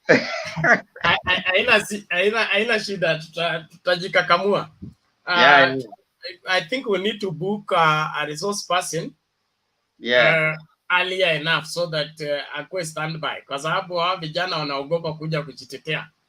Naona nani pia alisema anaweza kupatikana, anaitwa nani ule Mkenya Spain, alisema anaweza akawa resource person akaja wakati fulani.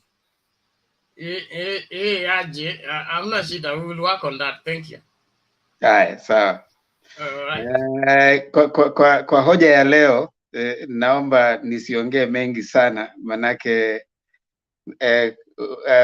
kulingana na mimi naona hawa jamaa wa NCIC wamekosa kazi.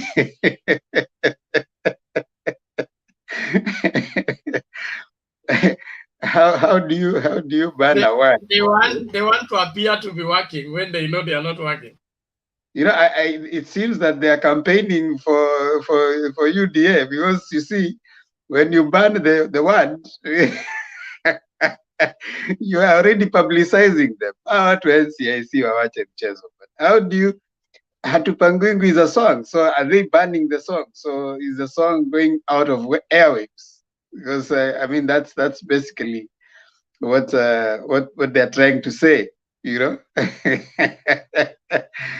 I really think that utashikwa ukisema Hatupangwingwi bwana. No, Hatupangwingwi. I mean, it's not a. I mean, they should wake up and find another thing to do. Surely. How do you say Hatupangwingwi is a, I don't think, as much as we may not agree, I don't agree with the Kenya Kwanza, especially their bottom-up economics. I don't agree with their choice of a presidential candidate. But they should use any slogan as long as they are not saying that tuchapwe wasipige baba mawe. They should avoid all violence. But using a slogan is part of campaigning. So I don't think it's hate speech in my view. But I mean, I don't know what they are gonna do, because they seem to be toothless so far. When the other guy said Madodo, the guy went, and then the next day he was released, and they said there was no case. So I also don't think it's worth the time and the drama they cause when they go and they arrest people that someone has said something. So these guys are just trying to keep themselves busy. On the nomination, I disagree with Martin Ndeto. Allow me to disagree with Ndeto, especially in terms of people making their choices. There should be freedom of choice of political party. You should not make a demand on a political party. If you have subscribed to a political party, you subscribe to its constitution and how it is run. If you think it doesn't suit your interest, then go independent, which is still okay. I mean, it's a political space that, and it's your right as a politician to pursue. You don't have to make demands to a political party to give you a ticket or you go independent. Just go independent if you think you are popular. Because some of those people who are coming in and trying to say that the party should give me, or we should go to nomination, it costs a lot of money in some cases to even to organize those nomination processes. It's quite expensive for the party and even for individuals. So why do you want to subject a party? To an extent, there's something that, they think that maybe the deputy president is doing in his party. I mean, it's dictatorship, but you see, he's trying to avoid having to spend twice. All the money that he's putting together, he wants to spend once. So they want to spend it only once in the campaign. So here you are, you're busy making noise, ODM has to give me the ticket, or you have to run nomination. If consensus is part of the party rules, stick by it. If you think it is not what you want, go independent, or there are so many other parties that you can go to. You don't have to make it look like it's your right. It's like that party has to give you the ticket. Politicians are about seeking power. So if you go out there and you realize that there's no politician who will lose fairly. All of them will always say that it was given to the other person unfairly. And even after that nomination process, they have always decided to go independent or defected to another party. So it is something we are used to. So I still think it's okay. And the political process and political system allows for you to move from one party to another. So that's okay. Even Aisha Juma is free to move to any party. We should not take that freedom out of people. Individuals should not feel like you are bound to a party. If the party does not suit your interest anymore, then you should have the freedom to move. So I don't think I agree with Martin to the extent that people should, stick to one party. They should at least try and pick an ideology. Our political parties are still developing. They are not as developed. And I always say that we are in that infancy. They say that as a kid is growing, there's a part where they have so many things that are going on within them. So our political party processes and system is in that particular part. So we can allow the people to move as they could. I am against people demanding that a party should do this for us, or this party should do this. The voter on the ground has the mandate. On the 9th, go and vote for the leader you want. Don't say that the party has to give you or we go. No, wake up on 9th, go vote for the person you think is better. If the party has given to a person you think is not the best, you don't have to keep on making noise. This party has to give us. No, just get out on that day 9th, go vote for the leader that you think will suit you best. I think that is the healthy political competition that we need to see. Other than that, I think I'll stop there because I'll be here and I'll be responding to many people as we keep moving by. Bernard, thank you. Okay, thank you, Themba, and I think that's clear. We need to be free, because what we are actually looking for is who to blame when things go bad. Because the people of Homa Bay are blaming Baba for the non-performance of a week. And the people of Busia are blaming Baba for the non-performance of Ojamo. All they got was party ticket. They didn't, Baba, if Baba gave them party ticket and you did not want them, why did you vote them in? So if you are in Homa Bay and you want Kidero, you don't want Wanga, go on the 9th and vote for whoever you want. Stop antagonizing the party and calling it names because it has given a ticket to another person you did not want. I think that liberty is all enshrined within the constitution. Let's exercise it. Sangine tunatengeneza pressure inakuwa mingi for over nothing. Just prepare yourself, your voter's card, and go and exercise your right. If you don't exercise it at the party level, you'll exercise at the final ballot, and that is the most important ballot. Go and defeat the person you want to defeat on the ballot instead of defeating him twice at the nomination, and he comes as independent. You will still meet him on the ballot and defeat him twice. Just vote against him once. Thank you very much. So, and Bernard, Bernard, as you go, yes. I always tell people, and I want to repeat again, do not wake up on 9th to go vote against someone or vote to punish somebody.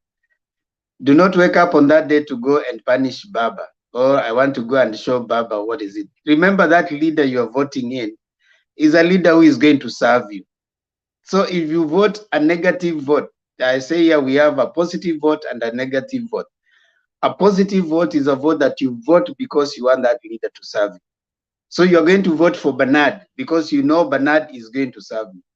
But if you're going to vote for Bernard because you want to punish, say, Richard Makiadi, and then you want to show Richard the way you are, Baba is Baba. You know, he has already is so far there. He has his family is okay. He has those leaders are okay. So if you wake up that day, you want to go, I'll go show you. At the end of the day, the people who are going to suffer for 5 years is you and the leader you voted. So I think we need to, as much as possible, encourage people to go vote a positive vote. If I want Bernard, I've checked out what Bernard can do, and Bernard is going to help me get my infrastructure right. He's going to make sure that we have education system okay. He's going to, the developmental conscience. You're not going to vote to punish Richard. Richard does not even if Richard stayed out for 5 years, Richard is already taking his children to school. He's already accessing all those things. So you can't punish someone else with your vote. So I want to urge us that as much as we wake up on that day, your MCA, your MP, your governor, those should be people who can bring you development, not punishing someone else. Otherwise, you will suffer for 5 years, and then after 5 years, you will be where you are today.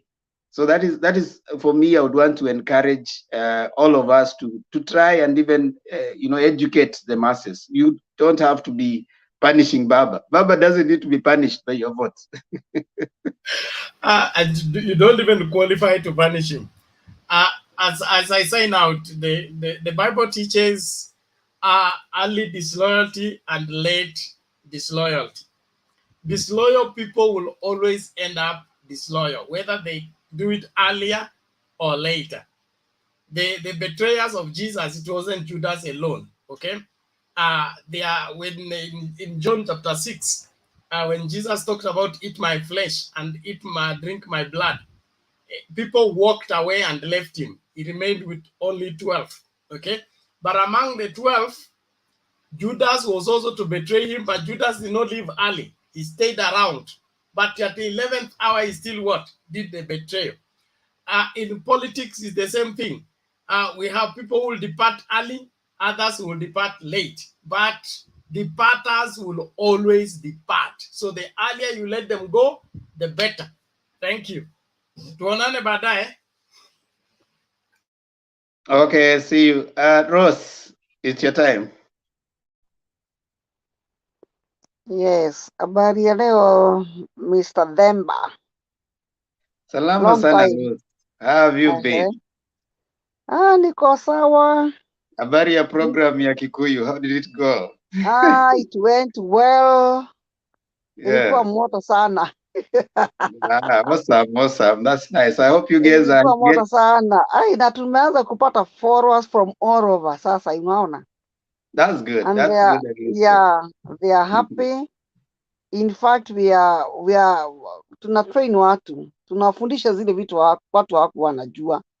Juu kama sasa nilikuwa nauliza mtu shida ya Raila ni nini, for example, unasema wewe ni Mkikuyu na unataka kuvutia Raila. Anakuambia hakuna shida. Lakini huyu tuliambiwa tusimvutie. Kwa nini? Ni Mjaluo. Mjaluo amekufanya nini? Na ndio mimi nasema Wajaluo wao wasichana wengi sana wa Kikuyu. Ndio hii chuki ishe, kama shida tu ni hiyo, waone kabisa. Manake hata wale watu wameolewa na Wajaluo wa Kikuyu, mimi naona wamekaa maisha mazuri. Sababu Mjaluo ana mambo nyingi. Mjaluo tu mzalie watoto, anunue gari mzuri, nyumba kuweka vizuri, namna hiyo. Better the devil you know than the angel you don't know. Kwa hivyo mimi nasema sasa unashinda mtu amekufanya nini? Hakuna kitu amenifanya. Uhuru amefanya nini? Ameiba nini? You cannot even explain. Mtu mmoja aliingia hapa akasema ati Ruto Raila aliiba, Uhuru aliiba 1963. Sasa nikamuuliza 1963 ndio Uhuru alikuwa akizaliwa? Aliiba akiwa tumbo ya mama yake ama aliiba namna gani? What do you expect hata kama ni wewe baba yako alikuwa president? Baba yako angekuwa president na ukuwe maskini wa leo? People are funny. Wana expect Uhuru afanya kazi na akuwe na dipo na bado akuwe ni poor. How on earth? Sasa watu wametrainiwa, wameharibiwa kichwa, wamepatiwa hii mapesa ya Freemason, yani central watu wamerogwa, yani one can say so. Wamerogwa. Hata ukijaribu kuambia nini wanasema tunataka huu mwizi wetu. Lakini good luck, nasikia watu huko wameanza kubadilika anyway. They are changing their mind. Na leo mimi nashindwa huyu Keheka Susan, si amefukuzwa hiyo nyumba yao ya Ruto hiyo. Si amefukuzwa leo, ataenda wapi? The last minute. Na vile alikuwa anatukana na huyu. Wacha mchujo ingie, ndio utasikia wakisimama na parties zao kule. Watu watadilia chooni, wacha nikwambie. Ndio watajua huyu mtu ni kitu mbaya. Huyu mtu ni nyoka. Na hastahili kuwa karibu na watu. Huyu mtu hastahili kuwa karibu na the power. Kalishwe kando kabisa. Ruto is a dangerous guy. Watu wa Central nawaambia hivi. Wasikie wasisikie. Hizo wheelbarrow wamepatiwa. Wakijaribu tu afanye mistake wamchague huyu mtu. And I hope hataingia.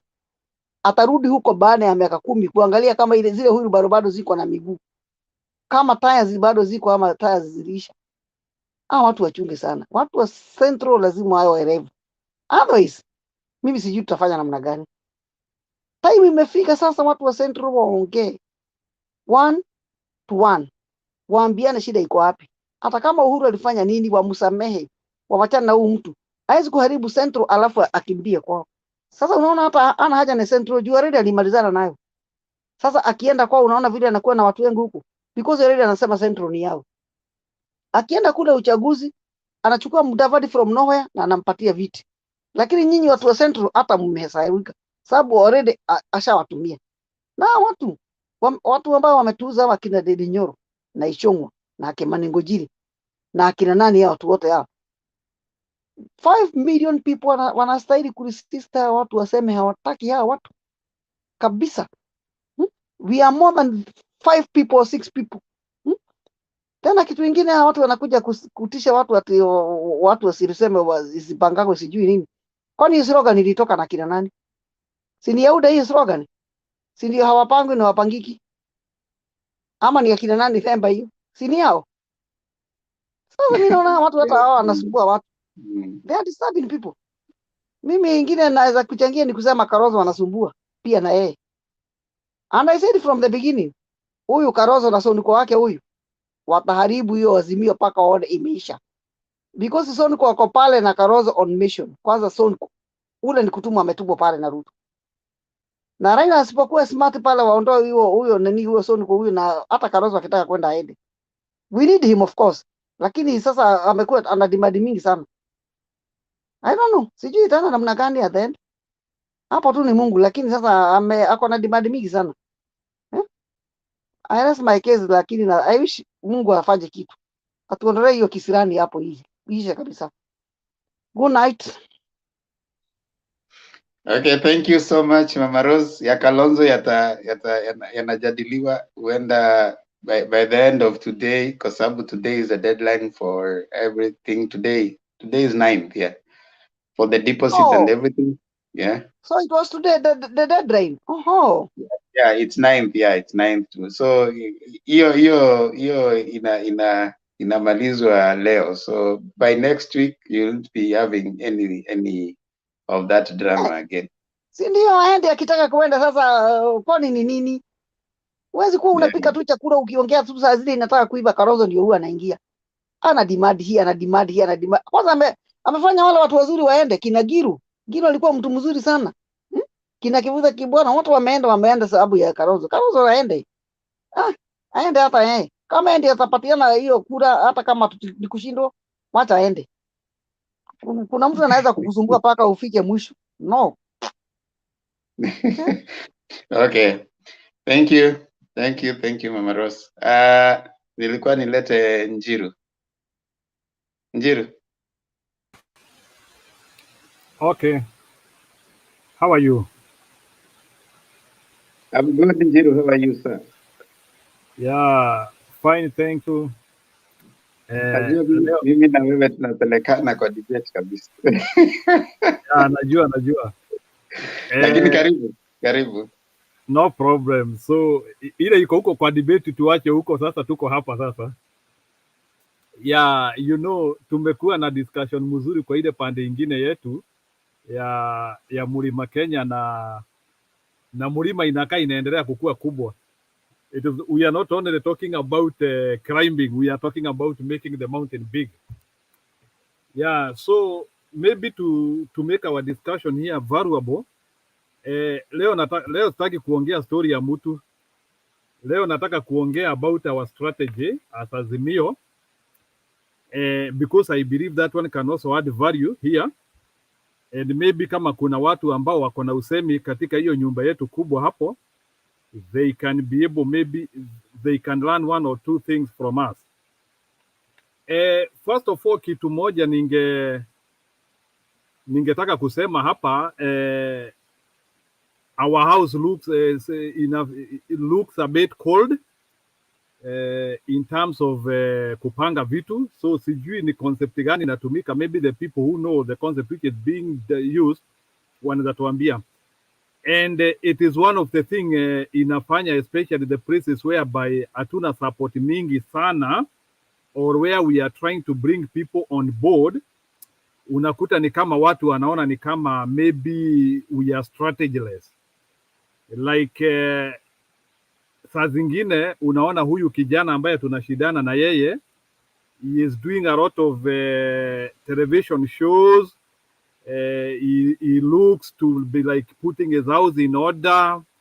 Anafanya press con. You see, like PR shows, which are very appealing to people naturally. So unakuta like the PR, like those formulas whereby unaoneshana as if you are in control, things are running smooth. So maybe what I was asking is, mimi sisemi ati Azimio tufanye hivyo, but what I'm trying to say is that in Azimio we do not look as if our things are flowing in all the direction in terms of connectivity. Kunakaa there ni kama control iko, the people who are supposed to be in control hawaonekani. Saa zingine kuna wale watu wanaonekana ni kama hawajatosheka.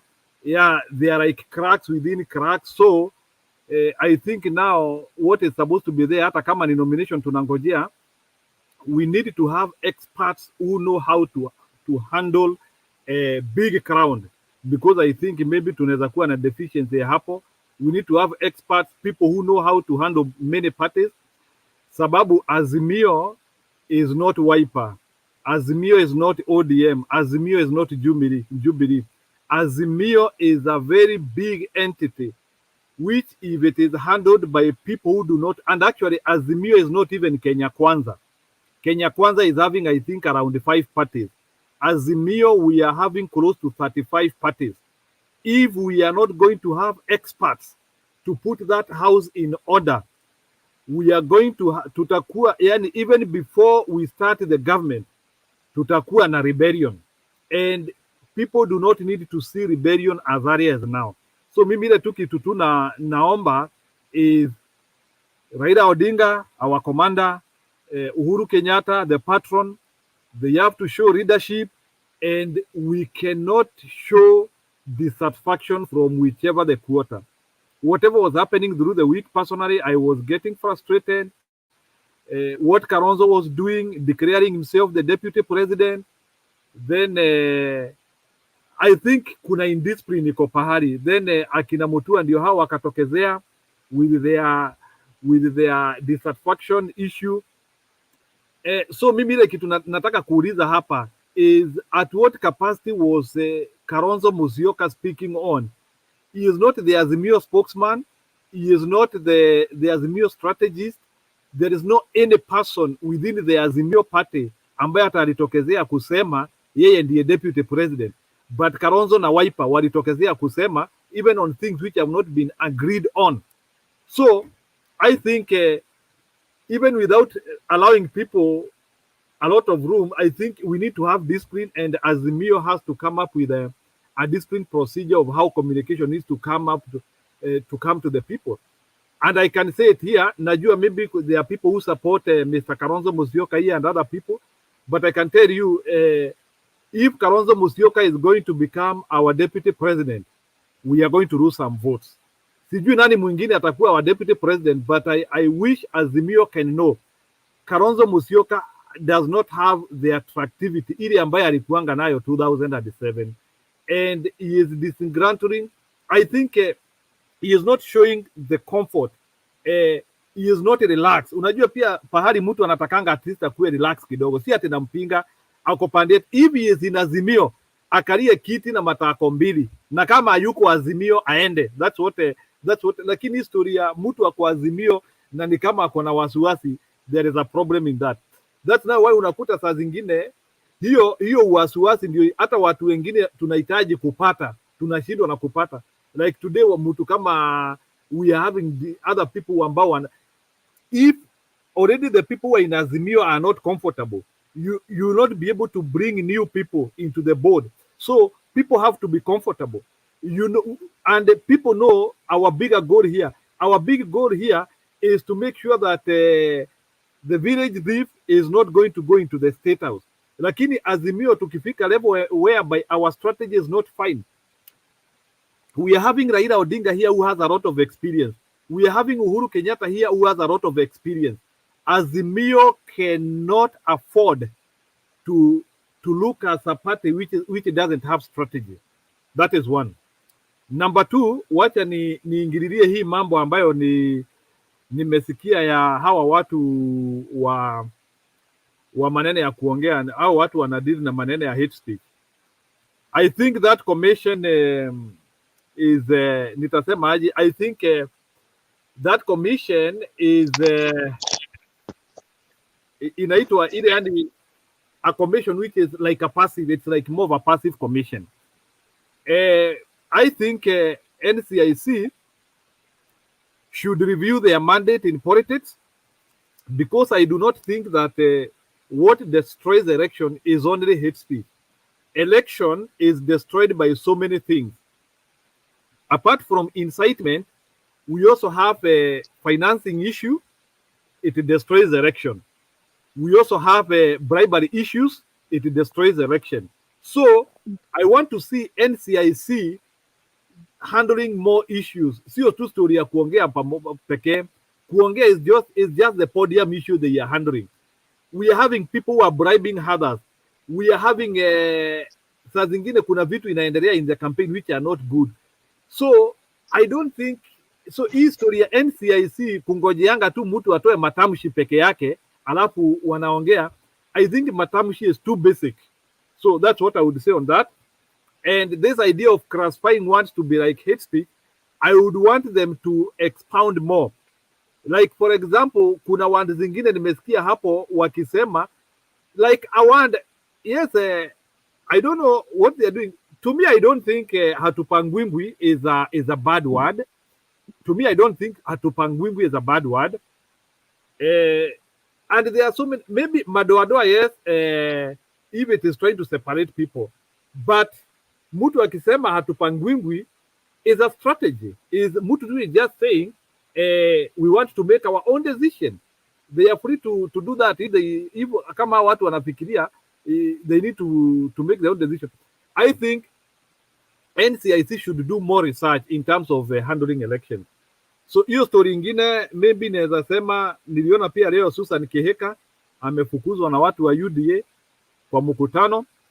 I think watu wa UDA they have come to discover that kuna vitu ya meeting yao ina leak. There are some leakages which are happening in their meeting. So I think that is what they are trying to fight. And I think Susan Kihika, I think she has some issues in her political party, and I think it's a wake-up call. Being a very senior member wa UDA, na ni kama sasa hawamchukui vizuri. So hiyo inaoneshana UDA is a party of you have to pray in a certain way. Like if you are an independent-minded and if you are not defined in a specific way, mambo yako itakuwa mzuri. So there are so many issues we can talk here. I know that right now every party inangojea story ya nomination iishe, and we start now settling and having the agenda. So mimi ile tu kitu ningetaka kuona ni ya kwamba there is still a lot of work we need to do even in the strong in our perceived stronghold. Western, we have to make sure that all the seats we have won them. I actually got shocked today in one of our platforms nikisikia ati Kenya Kwanza they might get a Senate seat in Kakamega. That one is very bad. Kenya Kwanza cannot win anything in Western if we are serious. Kenya Kwanza should only win seats in Rift Valley and Mount Kenya. But Kenya Kwanza should not win anything, especially these big seats in Mombasa.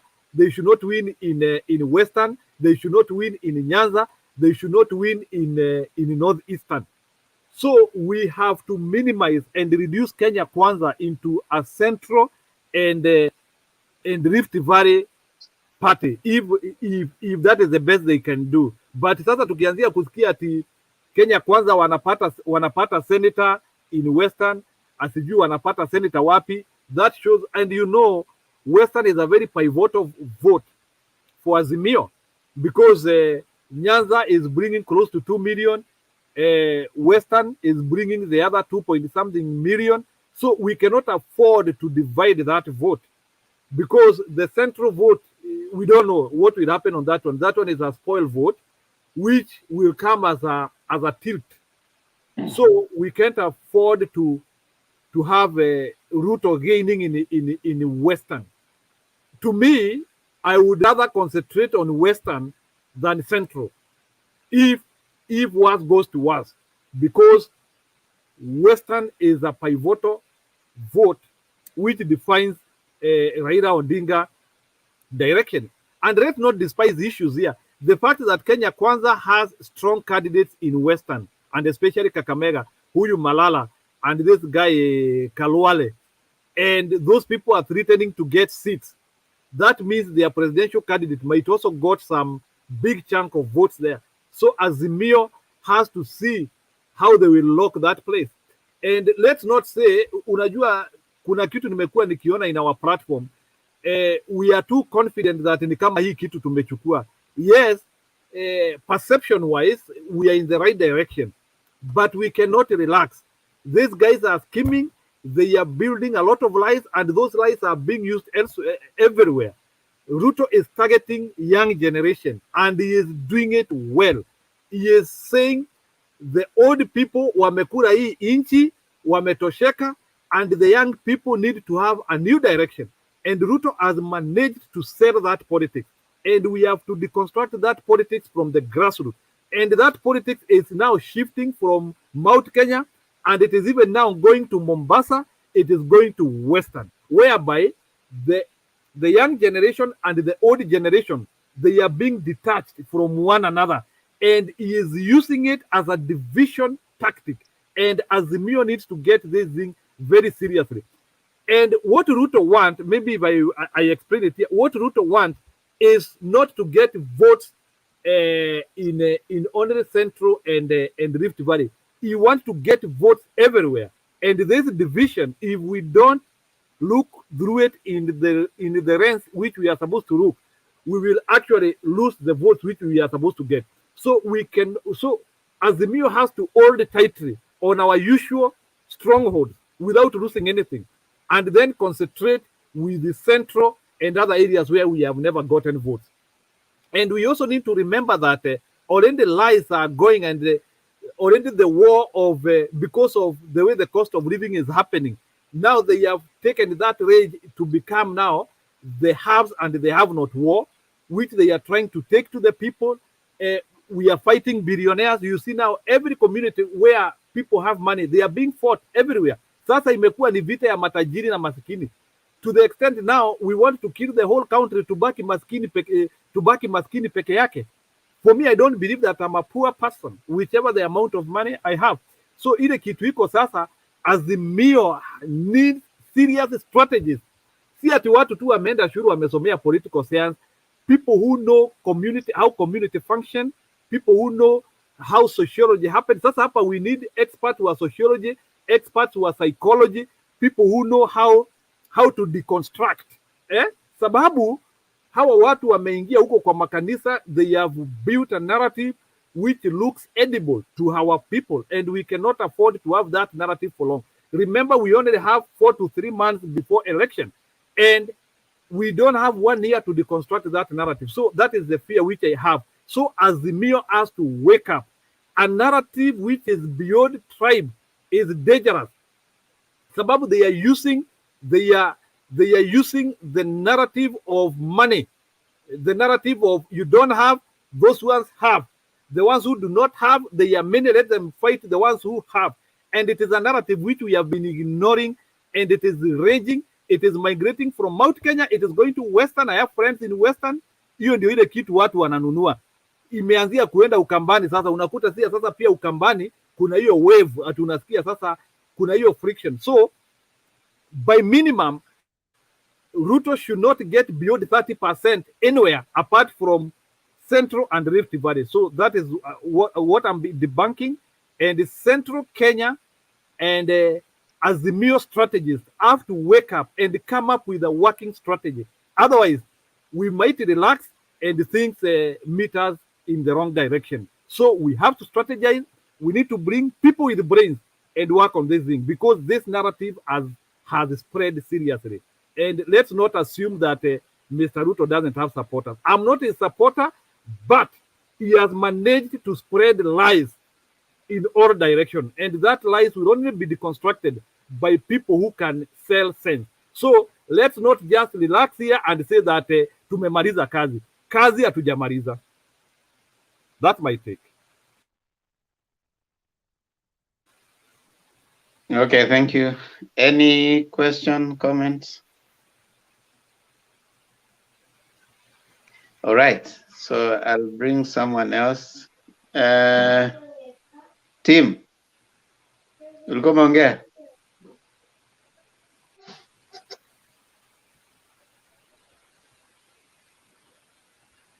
Yeah. Tim aongee. Okay. Richie Makiadi.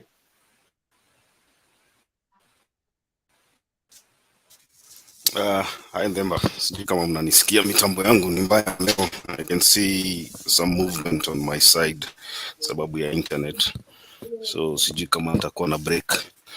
but I'll push through. So I just want to say hi to all the panelists today. Good morning in Kenya, good evening wherever you are, good night. So today's topic, hate speech. Hate speech. I was listening to the gentleman who was trying to describe in his own words what he believes that the words that he believes amount to hate speech. Hello.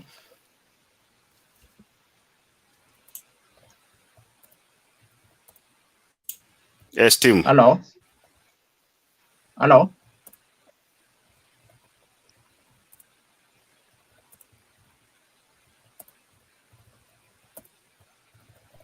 Tim Gojea, Richard is talking.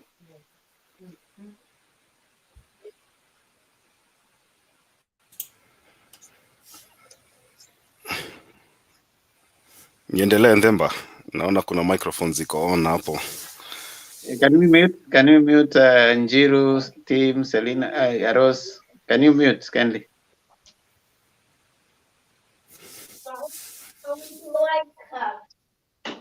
Tim, mute yourself. Rose, if you can mute. You guys are not muted. Let me try and mute you on this side. Okay.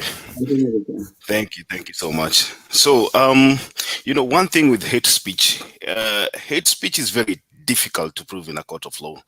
And that's why you see most of the times MPs will say one thing on the podium and the next day they will just switch one word and they'll just walk free.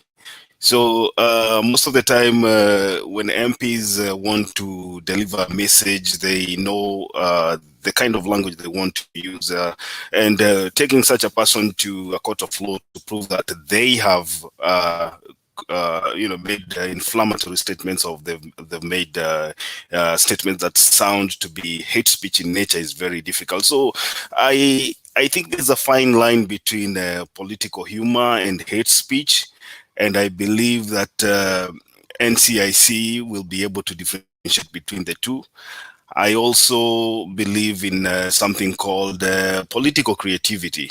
If somebody comes up with a word, Hatupangwingwi or something, I genuinely believe they have a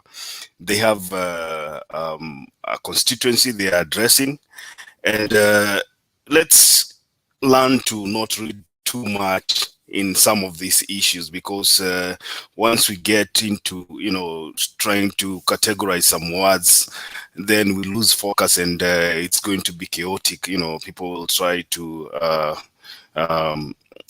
choose words, and sometimes these words that they say, they don't mean what they say.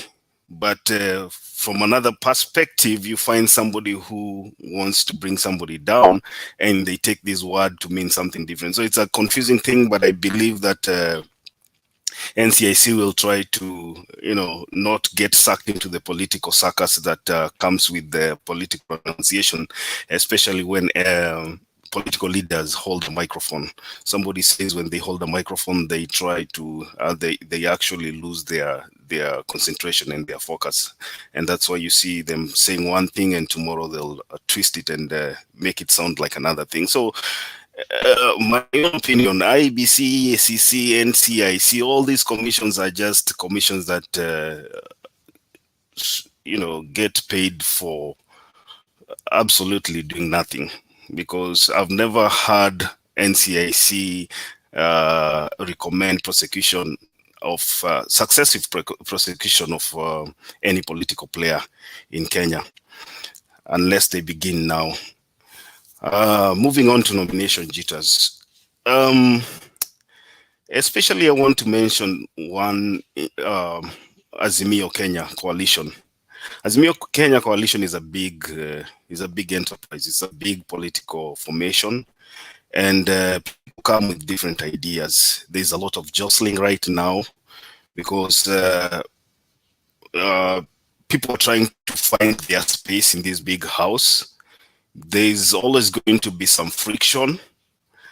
What I've always said that is they should try to find mechanism in which they can address these frictions and this fighting before they spill into the public eye. It's just like when most of us were participating in drama or football while in high school, and you want to catch the eye of the coach, so you'll do all kind of manner of stuff so that you can be selected. So Azimio is basically passing through that jostling because in most places, like the strongholds, if you win the nomination process, then it means probably you are going to become the next elected leader in that area. But then it comes back to why do we need to give direct tickets, especially in areas where we enjoy massive support? I believe like the incident in Mombasa, I believe, and Homa Bay, if I'm not wrong, especially Homa Bay, where we had strong candidates. I believe if Kidero and Gladys Wanga were both strong candidates, then they should have been given a platform where they could compete between themselves and probably with the other candidates. And we see who is going to be the winner, because I don't think we have anything to lose if Gladys Wanga wins or Kidero wins. Although I have a question mark on Kidero because his commitment to the party is questionable since he was the governor of Nairobi. But I think the main idea here is if we enjoy a massive support in an area, then we shouldn't be dishing out direct nomination to candidates. Let them go out, sell their agenda, sell their policies, and whoever emerges as a winner will get the ticket. Finally, I want to talk about the political situation in Nairobi. I'm looking at a situation whereby we have a candidate called Ngatia. We have another one called Timothy Wanyoni, and we have another one on the UDA side called Sakaja. Basically, I believe Sakaja will run on a UDA ticket because his party leader Mudavadi is always asleep. He does not understand what is going on. So, Sakaja is a Luya. Tim Wanyonyi is a Luya.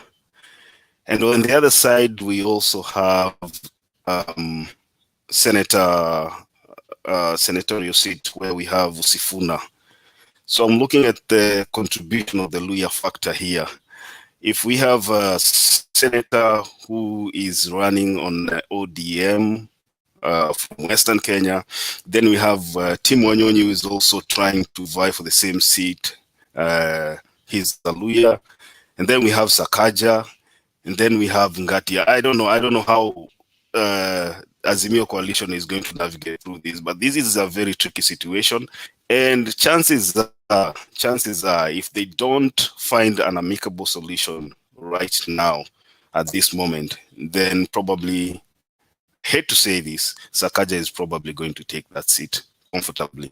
Because if we split our votes between Tim Wanyonyi, having been denied the ticket to run on any Azimio affiliated party, and decides to go it as an independent, then we are going to have Tim Wanyonyi versus Sakaja, splitting the Luya vote. And then we have Ngatia on the other side, picking the majority of the Mount Kenya vote. And then people will also look at the senator's seat and say, you know what, we have another Luya running for senator. And probably, I don't know who UDA is fronting right now to run for senator in Nairobi, but I believe if we do the same mistake, even with the senator, we might end up even losing that seat. With the women rep seat, I have had, I've seen a few politicians who who probably were MPs. I think Elizabeth Ongo, she has a support in Nairobi. She's a very strong candidate also with her constituency. And then we have Esther Passaris. Some may say Esther Passaris has not performed. I believe I've seen her activity on the ground. I believe she's a strong candidate, and I would love to see her vying for the same seat. But then on the other side of UDA, we have this lady. Can't remember her name. I only remember her dancing. And so, depending also on how we treat the women representative position, then chances are the squabbling and the infighting in Azimio, which has been complicated by the introduction of Kalonzo, who wants also to bring Wiper Party candidate to vie for governor's seat, will probably cost Azimio coalition a lot of seats in Nairobi, just like it did last time. And people should try to find a way that they can probably have some form of consensus and present candidates that have the full backing of all political parties. Mombasa is basically a stronghold, although I can see Shabal trying to give his threats every day, saying that if nominations are not fair, he's probably going to leave the party. He's a strong candidate on his own also, and so that one should also be addressed quickly, just to prevent the fallout. Finally, Susan Kehika, I pity Susan Kehika because she has been very loyal to her party. And from what I've seen on the internet today, her being kicked out of some form of meeting. Wengine wanasema hata ni Faruk Kibet mcharaza kofi na kumfukuza kwa hiyo meeting. I think these people should understand that Faruk Kibet is, somebody here is saying that Sakaja is not a Luya, by the way. The guy is Saboti. Saboti is just is a Western constituent, and they consider them to be Luyas, for your information. They might not be pure Luyas, but by virtue of being located in Western, I believe Bungoma, I think Bungoma, is it Bungoma? I'm not sure, but mostly people call Saboti as part of Western. So Susan Kehika has been very faithful to UDA, and I'd hate to see her being denied that nomination ticket. She is a worth competitor to Lee Kinyanjui, and I wish her all the best. But then these are things that people should learn from. Faruk Kibet is known. He's a political operator who works underground but behind the deputy president. He's shrewd. He controls a lot of politicians. He controls a lot of things that happen in UDA. And so for any person to have a successful career under the deputy president, you must toe the line of Faruk Kibet. So our brothers and our sisters in UDA, just mukubali mtu mapema, because this guy is powerful, and he's a shrewd gentleman. Probably he commands a lot of respect from the deputy president, and he's ni ule mtu anaitagwa mtu wa mkono wa deputy president. So mkipigwa kofi mzoe mapema, because kama unataka kupata hiyo ticket lazima tu utakubali kupigwa kofi. Maybe uko mbele utajitetea kivyako. So let me pause there, and Demba, I'll come back maybe later to finish my remarks. Thank you. Thank you so much, Richard Makiadi, for that ably put points, insights. Gigi Man anasema Kihika is their governor wa pale, I think Nakuru County, they think atakuwa governor. Karish Peter anasema you can't say that Ruto is equal to Moi, same as how Uhuru is not equal to Kibaki. James Jema anasema Hatupangwingwi. Yeah, I don't think it's hate speech, lakini NCIC wewe ukisema hivyo ushikwe shauri yako.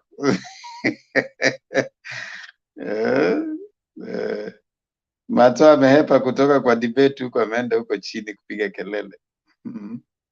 Mato, rudi kwa debate huko, kupiga kelele huko juu. Toka huko, unapata promotion, unarudi mahali ambapo unaenda chini ya. Okay, David Olo, asante. Yeah, team, ni wakati wako sasa.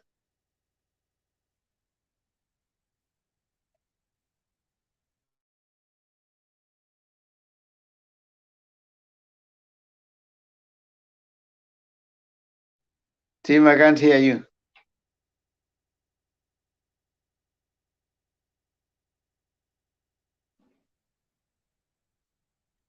Team, suonge. Okay, I think you have issues. Mama Selina, uko hapo? Okay, huyo pia alilala.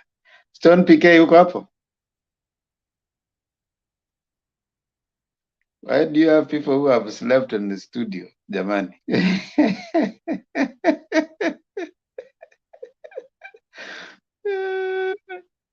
Watu wameingia kwa studio alafu wakalala. Mama Rose, uko hapo?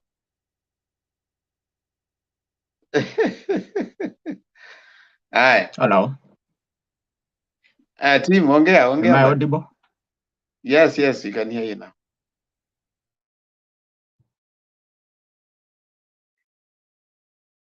Am I audible now? My friend, talk. Hello? Wa? Unanipata sasa? Ongea, tunakupata.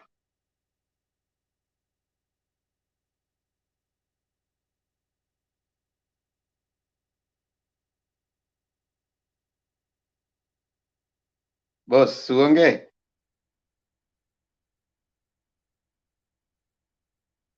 Haya. Wacha nilete Julia kama huyu bado na struggle na nini zake huko. Julia. Asante. I think akona maybe network or something. Maybe that's the challenge. So I liked the way Makiadi narrated the nomination thing. Richard, that was good. Maneno ya nomination, mimi sielewi kabisa mwenye anasimama wapi, lakini I Ningependa think kuongea mambo mawili.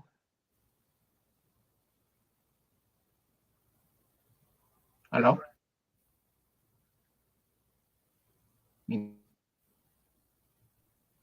Julia, go on. Okay. So I would like to say that if I was in Ningependa kuanza kuongea juu ya hii mambo ya nomination. Unapatana? Amunipati?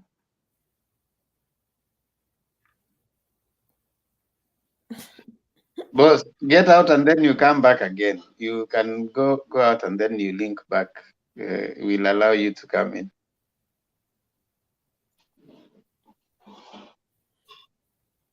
Okay, then niendelee. Yeah, endelee. So I was saying, if I was in Azimio's shoes, I would use this formula. Kama Nairobi, kama ODM ndio ilikuwa na hicho kiti for parliamentary, for this outgoing parliament, they give the opportunity to an ODM candidate. Kama ni Wiper, hivyo. Kama ni Jubilee, hivyo. I think that's the fairest formula they can use, instead bring that crisis. And if they do that, Richard and the others, I think issue ya governor, okay, it's tricky because we had Sonko, and Sonko kind of got votes even from Mukambani. I mean, he must have gotten votes from the Wiper part. So we must play those cards well. But still, like you are saying, having Sakaja and having Wanyonyi on the same plate, that's going really to smell danger to the Azimio team. So we should have somebody who can get backing now from ODM and Jubilee members, somebody who can get both backing without compromising our votes. Because however much you want Baba to win, we need these seats. I was watching somebody analyzing the Jubilee nominees in Central, And you know, there's this thing somebody was trying to say that the Jubilee nominees are not having Baba's picture in their billboards. And somebody was trying to say that it's a game they are playing, that they trying to see how they can get the Jubilee seats first, because Baba needs more members of parliament. Now, as we stand, I totally believe that Baba is on the lead. I totally believe that hata sai tukipiga kura kesho, I totally believe that Baba is going to win. However, we are not sure of the numbers in parliament in both houses, that is the Senate and the other house. We are not sure of that. So I think Azimio team needs to sit and work well with sobriety and agree who to have where, even if it means just discussing round tables discussions. Now, the Kalonzo factor is really something to me, which I don't want to keep commenting about. However, I think Kalonzo Musyoka is not really being the right person to back Azimio, because he keeps on contradicting the whole, the whole unity in Azimio. However, I know Baba and Uhuru are going to use the wisdom they have to sort out that. Now, what I wanted to talk about is about the hate speech thing. And me, to Kenyans, there are things that were stated today that I also find myself saying. And Mr. Demba, I think I have nothing to lose if I stop saying those things. If it's going to be graded as hate speech by NCIC, inaitwa nini? NCIC, kama kusema kama ni mbaya ni mbaya. That's what they said that. So I was telling myself, okay, I like saying that, but I'm gonna stop this because I have nothing to lose if I stop. If it is sounding as hate speech, I have nothing to lose. I'm simply just doing the right thing. Tunangangana. You know, I watched something. I watched something. I was watching something in YouTube that Daring DP Ruto releases a what? He released a song. Releases Sipangwingwi remix after NCIC declares Pangwingi as hate speech. You know, that kind of defiance from a man of his age is actually childish. I find it rather childish. A man of his age you expect to be Kenya's president, that is really childish. So me, I would like to tell Kenyans, you have nothing to lose by abandoning these words that are now regarded as hate speech. Okay, you have nothing to lose. All we have to is to gain as Kenyans, that we are going to gain unity, peace, cohesion in this country. So me, the things maybe I have said before, even in Kikuyu land, they have this word describing people from Rift Valley, people from the West, and they use another word which I don't want to see on TV, people from the West. I mean, people from the lake. You know, they have some words, but if that is hate speech, we have nothing to lose by abandoning those words. We have nothing to lose. All we have is to gain peace and cohesion in our country. Dorere ama Andoarogoro. Yeah, dorere, Andoarogoro. Dorere is Yarogoro. We have nothing to lose by stop saying Dorere is Yarogoro. We have nothing to lose. I mean, no, Dorere is a biblical word. You know, the Israelites were told not to marry from Dorere, isn't it? So the Kikus think they are the Israelites, and then they see that those are Gentiles. Yeah, those are Gentiles. Those are Dorere. So yeah, even my grandmother would ask you, then, but when you now are Dorere, Yeah. I once had an experience like that. Yeah, so, Dorere. Yes, and the lady was asked by the grandmother, Ratore here Dorere Dike. Yeah, so you see, but Mr. Demba have nothing to lose if I stop saying that. In fact, those are good lessons. You know, kuna fikanga wakati mwingine tunaacha kuteta upuzi tu. Tunaacha kutetea upuzi. We've nothing to lose by abandoning those words, whether we accept them. whether they are hate speech, according to us. In fact, sometimes when we say those things, we don't mean to prejudice. So, I mean something. It is just tumezoea kuongea hivyo, kama kusema ati kama ni mbaya ni mbaya. Ni vile tu tumezoea. Lakini, if that promotes hate speech, then I should abstain from that because I have nothing to lose if I abstain from that. You know, I only have, the only thing I'll gain is I'll promote cohesion and peace in my country. So that's my take, Mr. Themba, and I found it very childish for the deep. That is childish. My son will not do that. I believe my son, my 22-year-old son, will not portray that kind of childishness and rebellion that DP Ruto is portraying. At Said zinaenda kupromote wa wimbo juu NCIC imesema ati kupangangwa ni mbaya. That is so childish. And now I agree with Mr. Themba yesterday. Alisema kwamba he'll never understand. I join him. I struggle to understand. I think for the rest so many years, how Kenyans in their sobriety will still vote for DP Ruto. Thank you, Mr. Themba. Thank you, Julia. You are joining the strugglers. I'm struggling. I'm struggling to comprehend and to understand. That's why I've chosen sanity. I've chosen the route of sanity. Yes, Richard, do you have a question to Julia? Yeah, Julia, from what I understand, the song that the DP was promoting today is a remix. So, a remix is probably something that he has been working on for a long time, just like Baba worked on his Rero ni Rero song. And I don't know what coincidence, because the day that probably the song was supposed to be released is the same day that the NCIC came up with those words and said these words amount to hate speech. So I don't know the correlation between the two, but do you think he might have done this specifically to provoke or to disabuse or to go against the decree or the press conference by the NCIC?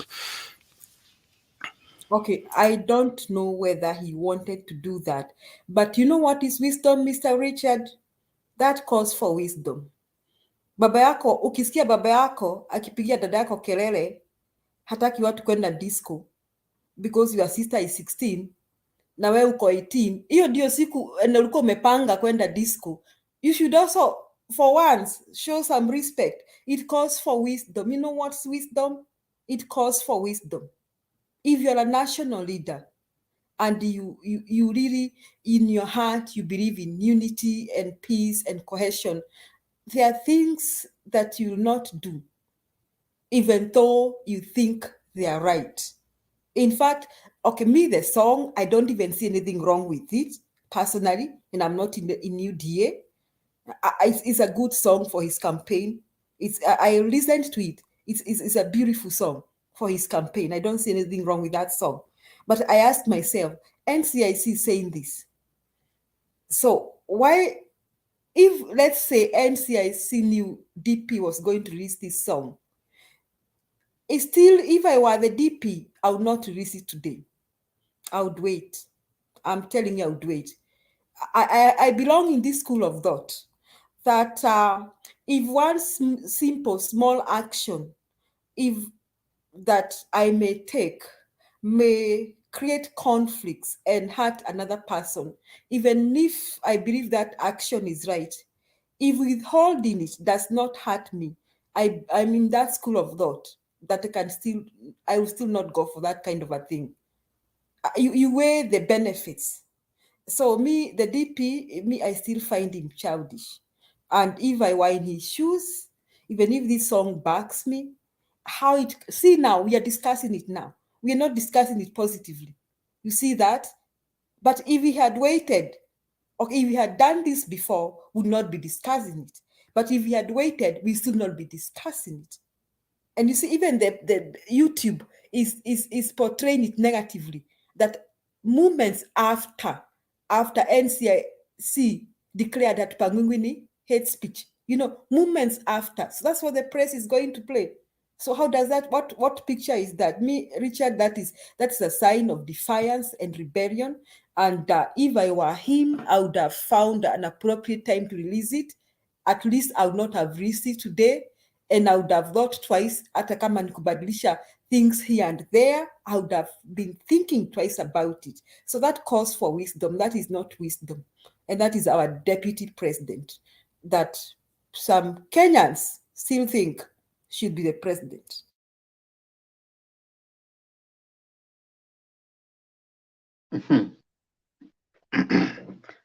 That is the deputy president. Aya, iko kitu habari gani?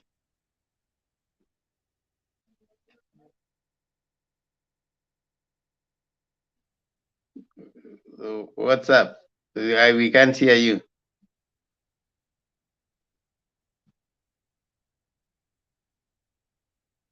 Your audio is not working.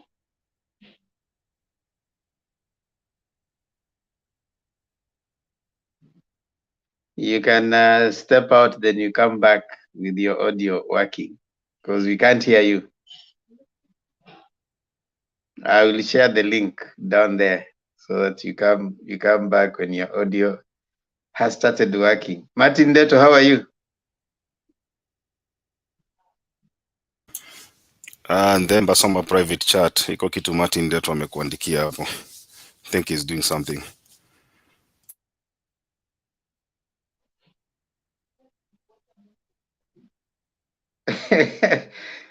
Najua mara nyingi siingii kwa private chat, so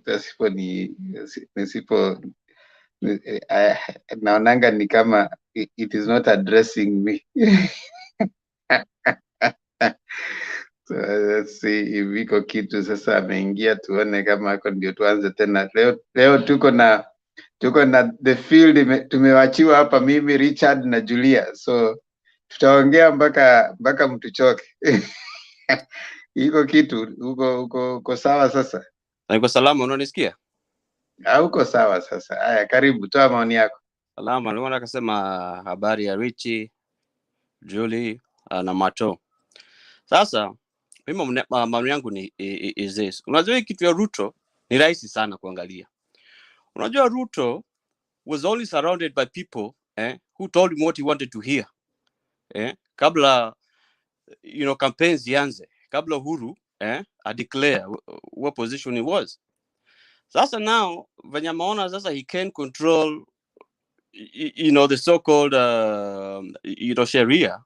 So I think it's just being arrogant, because anybody knows in any civilization from Mesopotamia to this day, there are always people who have to policy the society of what you can say and what you can't say.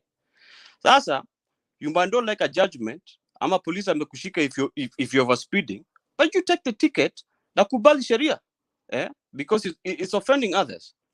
So he, I think, is just being arrogant, and really it's just his nature, So hiyo nimeachana nayo hivyo. But mi Kenya nanisumbua sana is what Julia alikuwa amesema. Ni hii story sasa hii nominations hii, because it's a headache. Hata mimi imeanza kunichanganyisha, because I thought this thing was basically everybody was going to be on the same page in Azimio. Because ukikumbuka very well, for example in Nyanza kuna hii shida and sasa me I'd vote for Nani Gladys apate ugovernorship. But if you hear from people on the ground wanasema, kwamba people don't want her, they feel like she's being forced onto them. As much as I also agree that there has to be some kind of a structured rule in a party, ODM ikiongea meongea, tunaenda na huyu. But let's also not forget what happened in Nyanza, and David Ochieng won, despite the other fellow kupewa hiyo nini nomination. So it can be tricky, you know. So I'm confused hapo hivyo kidogo, so we need to tread very carefully. Alafu hii story sasa ya Nairobi, that's another mess that we're in, and if we really don't watch out, people the likes of Sonko that are trying to make a comeback through Wiper, wanaweza penya, because ukiangalia Sonko still has his supporters, the people he used to mess with, cartels, even though everybody knows Sonko was the worst thing that ever happened in Nairobi. But ukiangalia Azimio, as much as I like Baba, venye Mutua alisema anapenda Baba, lakini Baba ni kama anachezwa, because ni kama there's no that authority, you know, in the party.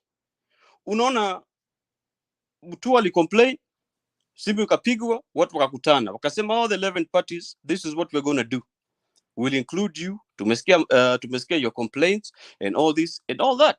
But immediately unaona Kalonzo anaenda kusema yeye he's not abiding by that. Yeye hataki kusikia hiyo maneno, anataka kuwa the running mate wa Raila Odinga.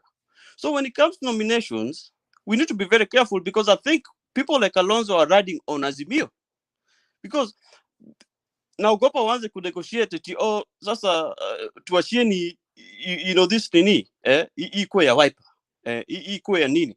I think he just wants to benefit, and he's using Azimio to fight the 3 governors, to try to show them that he's still the kingpin of Kambani, even though we know, you know, his light is running out, because ukiangalia we've all seen ile kazi Kivuta Kibwana amefanya, hata Mutua tu, hata hii stadium tumeona na macho but now Kalonzo. I think Kalonzo needs to be tamed somehow. How, I don't, but I think it's just becoming a spoiler every day. Kalonzo is in the news, yana anapatia press conferences, kama nani.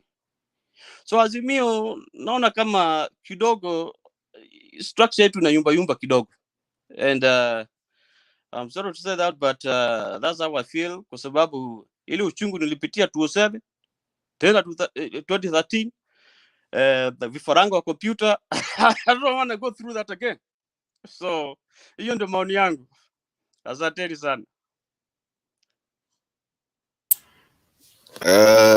Iko kitu, do you think this guy is a mole? Sasa ndio ninaona watu wameanza, those people who have been loyal to their party leaders, the likes of Susan Kehika, leo ameitwa mole wa Jubilee ndani ya UDA. Do you think Kalonzo might be a mole also?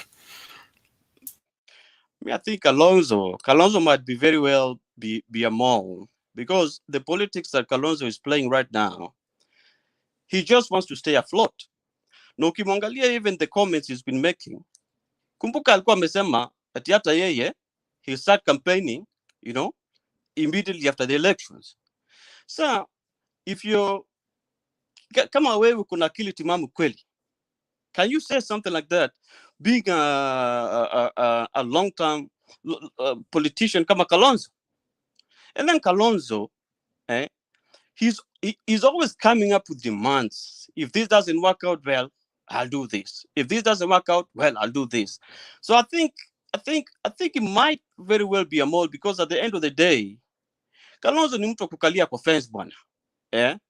You know, you cannot support Man U and support Arsenal at the same time. You know, mkishindwa kubali and live to fight another day. But I don't think Kalonzo's heart is entirely in Azimio. I think what Kalonzo is doing is Kalonzo yuko na kiburi ya kuonyesha kina Mutua Kivuta Kibwana na Ngilu kwamba you guys thought I was dead. I really want to show you that I'm not dead, because hata ukiangalia Kenya nani alikuwa anaongea leo, Dan Mwanzo alikuwa anaongea ati there are only 3 parties in Azimio zenye ziko na masauti. Seriously, that's gonna rub Mutua the wrong way, Ngilu the wrong way, unaona, Kivuta the wrong way. We all see what tunajua how Mutua is. The guy is a hothead. Atakuja kuanza kutishia and we don't want this shakiness in Azimio, because at the end of the day, Mimi kusema kweli, Kibaki alisema fungua roho. Mimi nafungua roho. Naogopa. Sitaki anything that's going to divide us, I don't want. So, wanasemanga, you know, if it's either yes or no answer. Kutongoza mwanamke anakuambia yes nimekubali ama hapana nimekataa. You know, so Kalonzo, wewe kama hautaki, funga virago, nenda zako, maisha ishi. You know, because huyu jamaa anaweza tuharibia vitu bana with his demands. And he's even gotten so bold that after the so-called principles, baba mwenyewe ameissue a statement, imesemekana kwamba hawa watu wamekubalika, will work, the 11 parties, tuko sawa sasa, will consult everybody na kila. Then he goes behind and say, to mimi, I'm not privy to that, I didn't agree to that, my stand ni kwamba I have to be the running mate, period. Sasa my dear, hiyo ni nini hapo? You know, you cannot be a student, class 6 student, you're challenging the headmaster. Haiwezekani. It's impossible. Nimeachia hapo.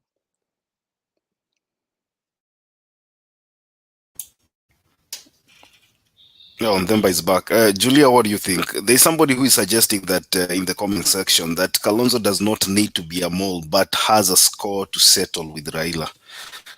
I don't know what your opinion is. Yeah. Yes, that's my point. I think this whole drama ya Kalonzo, first he wants to settle a score with Raila, and he's in this school that if Raila wins, nitamharibia parliament mbaya mbovu. I'll make sure the whole thing is messed up, and he has to be begging me all the time, Kalonzo, please, I beg you, do this. Kwa sababu watu wake wanasema ati Kalonzo, not even watu wake. Today, I think yesterday he said, someone was asking him, he was saying, is that a question you're asking about running mate? That's an obvious answer. He was trying to say, I'm the obvious running mate. Hakuna vile Raila naweza chagua mwingine. Hebu niwaulize tu wazee. Nyinyi naona kama mko na mabibi. If you ever talked, hata kama watu watataki tuongee kama Mama Selina hapa, nitaongea tu hata kama Martin Deto ataki. If you ever talk to a girl and the girl is like, you have to marry me, si ati lazima, yani I have to be a wife. How do you live with such a person? Hata mwaka mmoja uishe, uwezi, that person is going to sit on you like something. That's how Kalonzo is treating Baba. So Mimi, my take is Richard. Okay, I won't use my former words I was using because NCIC said ni hate speech. But I would say, if I was Baba, I would appoint my running mate kama ni rarua ticket and let Kalonzo do as he wants. Ni vile unaambia bibi yako sasa nimechoka. Fanya chenye unataka, chenye hujai fanya. That is how I think if I was Baba I would do. Because you know, now, Julia, yes. You know something that happened, and I had actually been very, very determined not to discuss issues of Kalonzo ever again. You know, but today you are Richard is asking questions that is going to pull us to talk about Kalonzo. Personally, Kalonzo has been a disappointment. First of all, with the way he's propping up himself. You cannot be having only people from your backyard speaking for you. Mutula Kilonzo, the other one, Maanzo. Those are the people who are speaking for you, yet you want to be a national leader. That is number one. Number two, Kalonzo, he was in Oka. Oka crumbled. And Martha Karua said as such. So he was left with an egg on his face. He was coming in to say there's a three-legged stool called Oka. Oka crumbled because those parties joined Azimio as individual parties. It is only Kalonzo who kept on insisting on the issue of Oka. Have you ever seen Gideon Moi up to today? He's not accompanying Kalonzo to those press briefings that he's doing. Because Kalonzo was so stubborn. And Gideon was trying to say, okay, fine. We need to get all of us together. But Azimio, you remember Azimio had not even been formed. So he was saying Azimio coalition is going to join with Oka coalition. Azimio had not even been formed when parties were joining. So all these people come and then they join Azimio. And they join as party. But Kalonzo decides that for him is coming as a coalition. A coalition of, I don't know, these other fringe parties that he was bringing in together, the Kanus and all. But Kanu had already a post-election coalition with the Jubilee. You see? So the Kanu that he was saying is in Oka. The other was MDG, NAK Kenya. NAK Kenya, when Kalonzo ran and went and came to Azimio without talking to NAK Kenya guy, Martha Karua stayed away. She took her time. And she joined Azimio as a party, not as Oka. And she said that from today, there's no Oka. Now Kalonzo was left with egg on his face. He's coming here talking about Oka. And the people he's talking about have already joined Azimio as parties. But him is holding that brief. Now, the calculation was, we still need him because we needed him because of his voters. But the way he was behaving, he came in, then he was thinking he's better than all the other parties. And that is what Mutua says the other day, that they realized that Wiper had moved as one single party, not even as Oka. Now as it is Wiper as the third stool, third leg, not even Oka, because there was no Oka. So I think Kalonzo, number one, is a problem maker. That is number one. I don't understand why Kalonzo, number two, I don't understand why Kalonzo has to keep on going to the press speaking about everything. Once you have joined a coalition, the coalition has its structures. Allow those people who are within the structure, because the coalition is so structured. There's organs, there's everything, there's even a spokesperson. Allow those people to be making the press statements. Yeah. Now, if every time you come out, you are sending your other person, Sijui Mutula Kilonzo, Sijui Maanzo, is busy lecturing people. The third thing, Kalonzo does not respect Raila. He doesn't trust Raila. He doesn't respect Raila. And if you see, even from since Kalonzo joined, even the way he is not comfortable in those particular meetings, because the pecking order, he thinks that he should be having a certain level of treatment when he goes to those meetings. So to me, and that is what caused the problems, because now these people, yes, Gelu, Kivuda Kibwana, and Dr. Mutua wanted Kalonzo to come, but join as Wiper. And then they join Azimio la Umoja. All parties are equal. But Kalonzo thinks that he should be given a certain preferential treatment. You know, all animals are equal, but he should be more equal than other animals. That is the animal farm. Which in my view, I don't think is true. Now, can you imagine?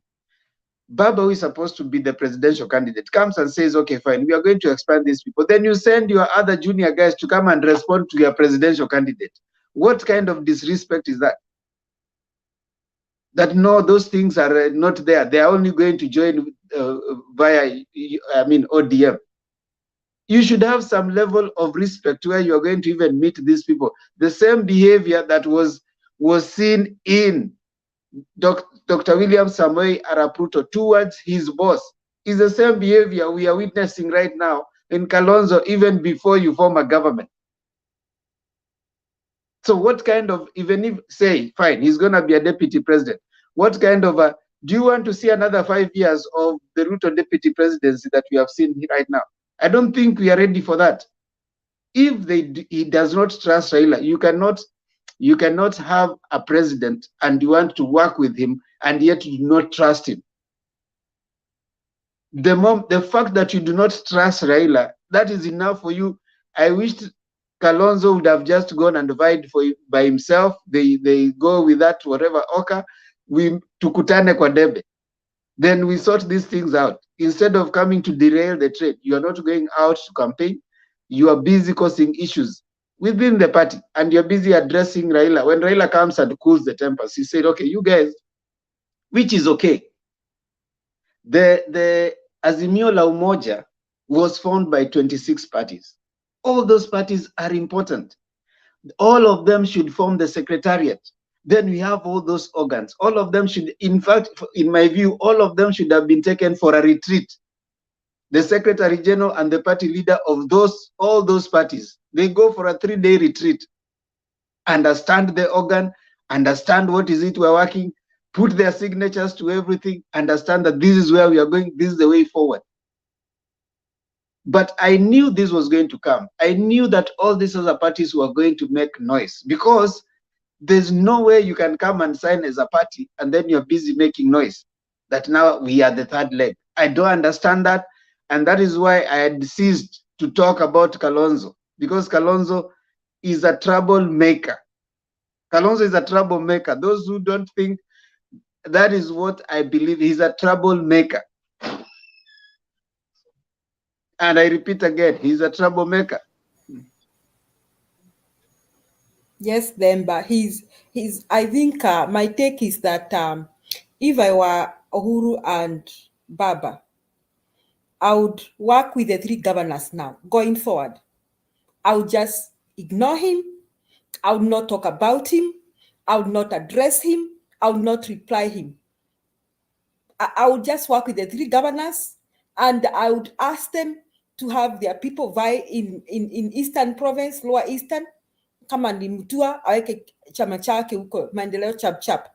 Now, I would also just agree with Jubilee. Let's deal with him in Nairobi. Let's see whether he can get even 1 member of parliament in Nairobi. I would just be like, it's ODM and Jubilee from Nairobi. I would just start working. If I was Baba and Uhuru, we would just start mapping out our MPs in other regions.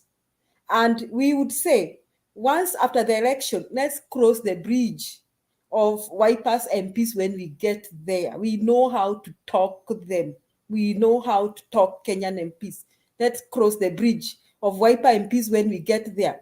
I would ignore him. I would have my Rarua ticket or whoever Baba thinks he can work with. Because look at this, Demba and the members of the panel. Right now, he's so disrespectful. He's not even the running mate.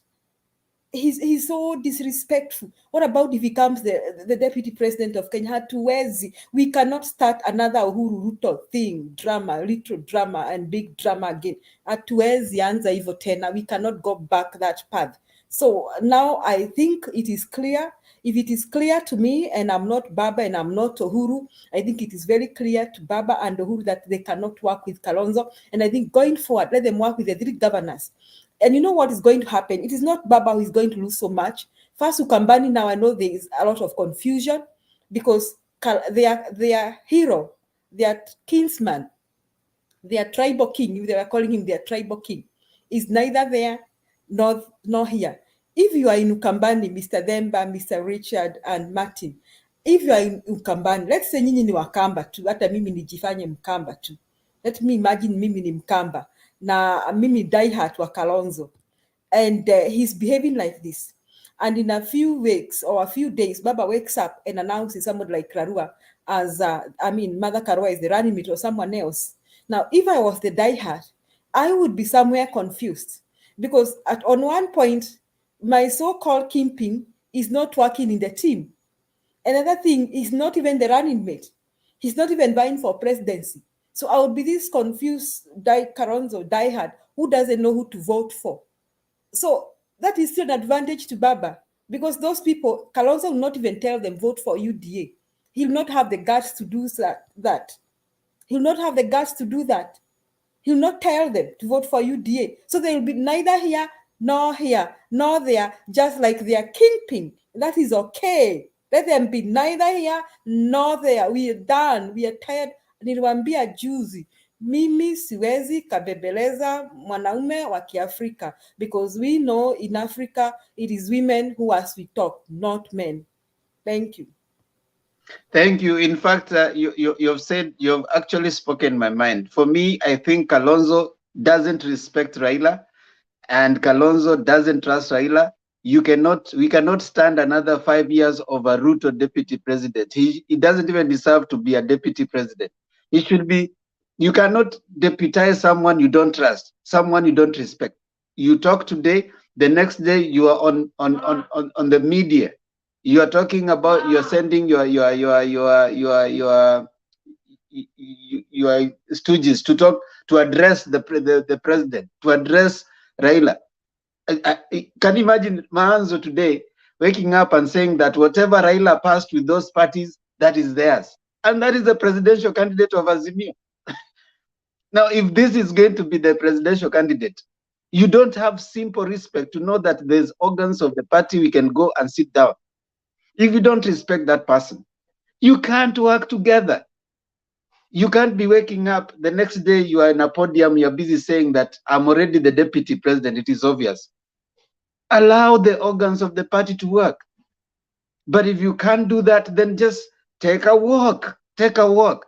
Can you imagine after Raila comes, I mean, okay, fine, they work in and then they are voted in. Then another 5 years of a Ruto deputy presidency, you are always all over saying that this and that, you're making noise. We have already lost so much in 5 years. We can't afford to lose another 5 years of another problem in the name of Kalonzo Musyoka, who thinks that Ruto is his hero. He thinks that Ruto is his hero because Ruto strategized early. So him is strategizing early. And even the people that he's putting in to speak for him are from Mukambani. You are not even a national leader. You cannot bring people to speak for you from other places. I think we need to tell him the truth. We are not in the strategic team of Azimio. I'm not there. But for me, I'm expressing my personal view about one, Dr. Stephen Kalonzo Musyoka. You cannot be in the presidential team of someone you don't respect. If you can't show simple respect, how do you send your party, you know, Maanzo? Baba has taken his time, called these parties, which are all equal partners in Azimio la Umoja. He sat them down, he told them, hey, you guys relax. We are going to fix this. Yes, you guys deserve to be in the expanded team. What is so wrong with that? I think we shouldn't allow ourselves to be taken for granted. And Kalonzo, if he's in a mission to break Azimio la Umoja, let him look at his options. He's been, Karua ran away from him because she realized that this is a guy who is not decided. That's why Kina Mudavadi ran away from him. I realized this guy cannot be trusted. Martha Karua ran away, and Martha Karua trusted Baba. So he should just accept that he's come out with nothing. Let him accept that Wiper is like other parties in Azimio la Umoja. And accept, of course, now they made a little bit of, brought in his idea of one Kenya thing. That's all. It doesn't make him a three-leg one party. All those parties should be having also legs. I think today, tomorrow is the day. If he wants to walk away, let him walk away, revive his issues of being a president, tukutane kwa debe. Whatever it is that will happen, at least he will have given Baba peace of mind. Baba has Ngilu, has Dr. Mutua, and has Kivuda Kibwana. Whatever it is that we are going to get from Mukambani, that's okay. But you can't be with someone who is always waking up, even before something has happened. He's already now coming to the press conference. We have already agreed. We have given. Who are you? Are you the spokesperson for the Azimio? You are not. You are just a party leader like everybody else. We respect you as a Nukambani leader. We respect you as a leader. But respect the processes. Baba has not addressed, has not even talked about it. He is the presidential candidate. Hajaongea. Allow him to speak. Allow him to lead. No. I think Kalonzo is a troublemaker. Yes, he is a troublemaker, and he should be told as such. We Kenyans are getting tired. Kama anataka kwenda Kenya kwanza, ende huko. You know, they say, you better be my enemy so that I know you are my enemy, so that I know how to treat you. The bad people are the friends where you are friends, and they are close to you, and they have not declared that they are your enemies. Be my enemy so that I know where I can place you. Move to Kenya Kwanza so that we know you are in Kenya Kwanza. We are fighting. Be alone so that we know, okay, you are in this way. We know how to treat you. But friends who come in and they're with you inside and they're your enemies, they're the problem. Beware of the friends that pretend to be your friends. It is not the enemy that you know that is dangerous. It's the friend that pretends to be your friend. Yes, Martin. Martin, kuna watu wanakutuma hapa kwa Calvin Orinda na kuambia uchukue simu umtafute Kalonzo and you make him see the future. You try and open his eyes. Julia, kwanza salamu kwako. It's been a long time. Mr. Richard, always when tunafaa kutafutana, sijui Missouri hapa lazima tupatane kwa highway somewhere. Themba, I'm very thankful because unajua wewe unakuaga ule mtu mpole, umeficha, unafichanga kala sana. Leo umekuja umetoka, even though sikusikia yote, nimesikilia hapa mwisho because nilikuwa nimekuandikia message usiniite kidogo for a while because I had to transition between, unajua maisha ya dunia tu. But wacha kwanza nianzie hapa hata kabla nikuje because I'm so proud of you Themba leo. Na mnanichapaga hapa but kuna jamaa anaitwa Ndosi ako huko anacheza huko chini, ndio maana uliona nimeenda kuchokoza huko. Ndosi amekuwa akinichapa for a long time, anachapa but you know Ndosi is that's a Kamba. I think he's a good guy, he knows what is happening and wagatu ananichapa tu kunichokoza, but that's fine. You know, if you decide to expose yourself like I always say, you come into this place, I mean people are gonna hit you. And it's something you start learning to know, to let it go. But Ndosi na akuya kongo na we kule huko tu huko unanichapaga unajua tu. I don't know what I ever did to you. Ngoja kidogo Martin. Now those who are coming into studio tumefunga, we are not admitting any more people. We are in the 7th hour. So hakuna haja kujaribu kuingia. Come for the debate ya later today. Hawa watu wanne ndio watafunga show. Asante sana for those who want to join the debate, but we are not admitting any more people. Sasa utusikize au uende hapo kwa comment section, tupatie comments zako hapo. Tutazisoma tu polepole. You're on the 7th hour, so we are just tuchape stories sasa. Martin endelea. So then by me, one thing Julia, I know when she started took you up, na najua hiyo yao hiyo side nyingine isikizaga saa zingine when I get a time. But wanaongeanga vitu mzuri sana. Here's the thing. Na ndio maana saa zingine nakujanga ni kama mimi mtu mkali kidogo. Sipendi kupembelezana. Tunajua Kalonzo. Na tumemjua for a while. Na ile politics anacheza. Mimi nikisikia Kalonzo nasikia kama kinisumbua na nilikataa kabisa. Hapa nikasema woi msieke Kalonzo kwa hiyo kitu. Msimuingize. Today Kalonzo has become like where Azimio started, and it's called Azimio for a reason. Azimio la umoja. There's a reason it's called that. Azimio la umoja. Leta Centro yote, leta Ukambani, leta kila mtu, leta kina Joho, leta the newbies, bring everybody in it. Azimio la umoja. But one bad mistake that Raila did ni kwenda kusumbuana na mtu. He's a Kamba like I am. No, Mato, you need to understand the perspective. Unajua Kalonzo hakukuja kwa sababu ya Raila. Kalonzo aliletwa na Unye. Nasikia?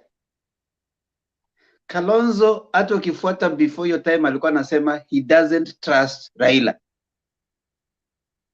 Now, for me that was already statement number one. How do you go and work with someone you don't trust? You see, and then he even came to the media, if you can remember, he came to the media and say, that time when he was talking, akasema, tutafanya kazi na Raila na ndugu yangu Uhuru Kenyatta ndiye ataongoza hiyo maneno. I mean, who is going to be the president? It is not Uhuru Kenyatta, it is Raila. So what personality, you are trying to paint a picture of a person that you are going to support as president as someone you cannot trust. So why are you going to work with him? And if you can remember that day, hiyo siku ya kusign hiyo kitu, it took hours. At some point, Raila left and came to KICC peke yake akawacha huko na nini, kwa sababu Raila alifika mahali akasema, you guys, if Kalonzo aliambiwa, if you are coming sawa, if you are going to stay it's up to you. Akaacha huko mpaka na huyu wakakuja, kwa nini ndiye akakuja baadaye. So even hiyo siku akikuja, ukimwangalia vizuri, he wasn't a happy person kwa sababu aliona the train is leaving the station. So if you remember hakuna kitu alisema, akienda kusema mimi nimekubali sasa nitaacha, lakini sijui kama nimeacha kabisa. If you remember that statement. Yeah, he said that. Because this guy thinks is very important and he's not, and Ukambani knows him. Demba, you know, you're from Ukambani. You know what people talk. People don't care about Kalonzo. What has Kalonzo ever done in Ukambani? Nothing. Kalonzo is a very selfish man, if you guys want to know. Very selfish. And you can see his selfishness right now. That's what everybody in Ukambani says is selfish. Huyu ni mtu ananyima watoto basari. Ati kila kitu anataka uende ukampige magoti basari. That I knew before last elections, because I was in Ukambani and I was talking to people, even a watchman, and I'm, Kalonzo huko huo lazima sijui uende umtafute ufanye ni. And I know people who are in politics. Kalonzo, I said it here. Sasa ndio watu wananiambia, oh yenyewe Martin ulikuwa right. He is such a selfish person. He has done not even a quarter of what each of the governors, that is combined, each of the 3 governors have done for Ukambani. You know, mnaweza cheka Mutua sana mseme when he started, ile ya Kidhimani, barabara ya Kidhimani sijui alieka within 30 days akasema Machakos chap chap, ikaingia potholes. You know what? I used that road going to school when I was in primary school for 3 years. Najua kufika Mwala haungeza, but hata ako kenye kanaanguka, that's fine. Leo ukiingia Machakos is different. Ukienda Kitui it's different. Ukienda Makueni munaongea saizi munapata apple juice na mango juice kutoka Makueni and everything. These governors have done the best. But you see what this person is saying? That Kalonzo is leaving his name, which means noisemaker. Kalonzo Nikolonza. Who's that? Mwambie huyo ndo amebeba siku ya leo. Bas, Kulonza, Kalonzo. Who's this? Anaitwa chess player. Oh, huyo jamaa amehit the whole hammer. Amechapa the initagwa hammer on the head. Amechapa kabisa. Usuni mundu olonza. Yeah, Kalonzo is being someone who is mouthy. Kuna Kalonzo, yani Kalonzo is a small Kalonzo, yani ni kadogo kanalonza. Alafu kuna Malonza. Yani Malonza mingi, yani mouthy mingi, lakini Kalonzo ni kanini. Kalonzo kanini. Kadogo hivi na kanalonza kuna. You know, there's some. Oh, okay. Me nilikuwa nataka kumake comment juu ya Kalonzo. Sorry Martin kwa kukatishia. You know, Kalonzo's stake in Azimio is guaranteed through Uhuru Kenyatta, like you said in Themba. Without Uhuru Kenyatta, there would be no Kalonzo in Azimio. And Kalonzo should not be speaking to the media. I believe Kalonzo's party came to Azimio through Jubilee, and if he has any grievances, the best person he should be speaking to is Uhuru Kenyatta. Number 2, you're talking about a situation where we have another Kalonzo-Raila alliance or presidential term that will have the same mistakes that Uhuru Ruto has. I don't believe that can happen. Why? Because the strength of any political party or the strength of any political leader or party leader is guaranteed through members of parliament. William Ruto has worked so hard to ensure that he has infiltrated these areas of central Kenya and Rift Valley, where he is, whether we like it or not, he is guaranteed to have members of parliament. But when we come to Kalonzo Musyoka is only effective in Ukambani if, and I will repeat that, if the governors and Maendeleo Chapchap and Akina Naki Angilu do not field candidates, he might be guaranteed to get a few members of parliament. When you go to the major cities, I don't think Kalonzo Musyoka has the numbers to get any member of parliament. In Nairobi, I think Kalonzo's party has only one member of parliament, if I'm not wrong. I think it's Embakasi, I don't know, Embakasi West or Embakasi somewhere there. So if Kalonzo decides to move from Azimio and goes to Kenya Kwanza Alliance, what does he bring on the table? He brings a divided Ukambani. Number two, he gets nothing out of that because these guys have already deposited their coalition agreement. I believe, was it today, right? I think, was it today or tomorrow? I think it was. They've already settled on what whoever gets. It is the Azimio document that had already been deposited. Kenya Kwanza had not deposited theirs. They are going to deposit, I think, tomorrow. Tomorrow is the deadline, so probably it will be deposited tomorrow, yeah. So they already have a 60-40. 64, yeah. Richard, bro, let me tell you, if Kalonzo left, unless it's that that law that holds somebody when this time is lapsed, that now you are all together. If Kalonzo was just to leave, I don't know kama ni leo ama ni kesho, but if Kalonzo was to be let out of Azimio and the other three governors are brought, or even if he was to run by himself, you know what? I want to challenge you. I wish Kalonzo could run by himself. He will not even gather a quarter of Ukambani today. And then by Zia, he can say that for a fact. I agree with you, Martin. My issue is ukiwa na mtoto hata kama ni mwizi bado ni mtoto wako. Ukioa bibi akiwa na mtoto, unachukua huyo mtoto kama mtoto wako. You treat them equally. I mean, huyo ni bibi yako, lakini by virtue of ako na mtoto kutoka some other place, bado huyo mtoto ni wako. So this Kalonzo Musyoka thing here is an extension of Jubilee.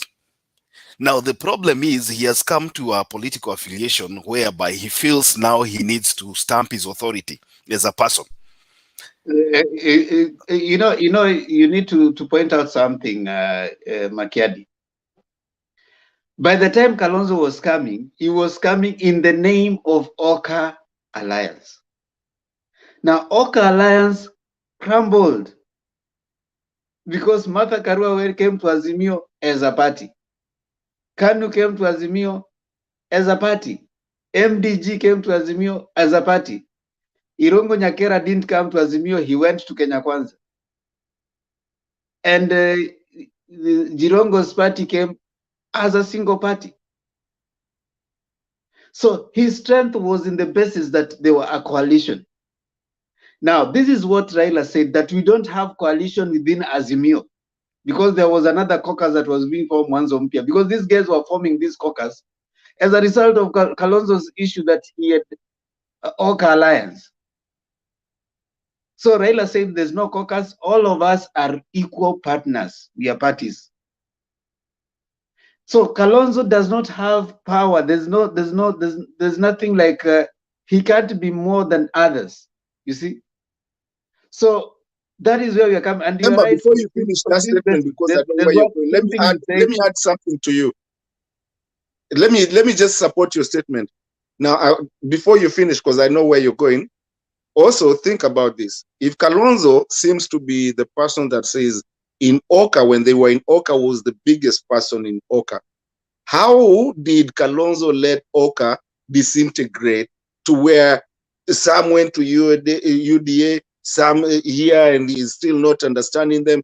If you are a leader and you feel you have that strength, then at least Oka should have stayed, because he wants to feel like he was the biggest person in Oka.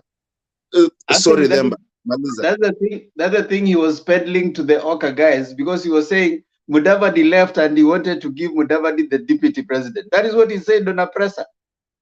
So for him, he thought he was already large enough, so he wanted to give Mudavadi the vice presidency. That is Kalonzo for you. Okay. And I think you said something, Richard. This problem of Kalonzo, it is because of the guarantor who is Uhuru. And it's because Baba is listening to Uhuru. You know, Baba listens to, he actually said he's not going to handle issue of Kalonzo. Let Uhuru handle it. Now the guy is feeling like now he's more important. One thing he should know, once Baba has been sworn in, whether there's a guarantor or not, hiyo story imekwisha. Yeah, and if he doesn't respect the president, you can't work with him. I think that for me is normal knowledge, common knowledge, wisdom. If I don't respect you, Richard, and you're the presidential candidate of the party, and I think I don't trust you, so I have to tell Julia, I'm here to work with Richard because of you. I mean, why? Okay, let me use what you guys don't want, Mato doesn't want, and we are going to use it, Mato, hata ukikataa. I want to marry a lady, right? I want to marry this lady. Now, I want to iliisha bwana. Ngoja wewe ulileta hiyo, acha tuitumie.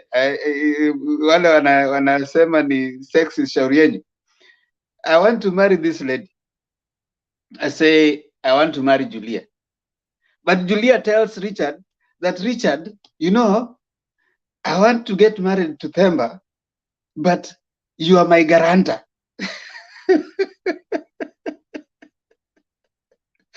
Honestly. So you know, you keep talking. That's why I don't believe in wale wanaitwa washenga, ama ni wale wanaitanga nini, wale watu wa kuchumbia mtu.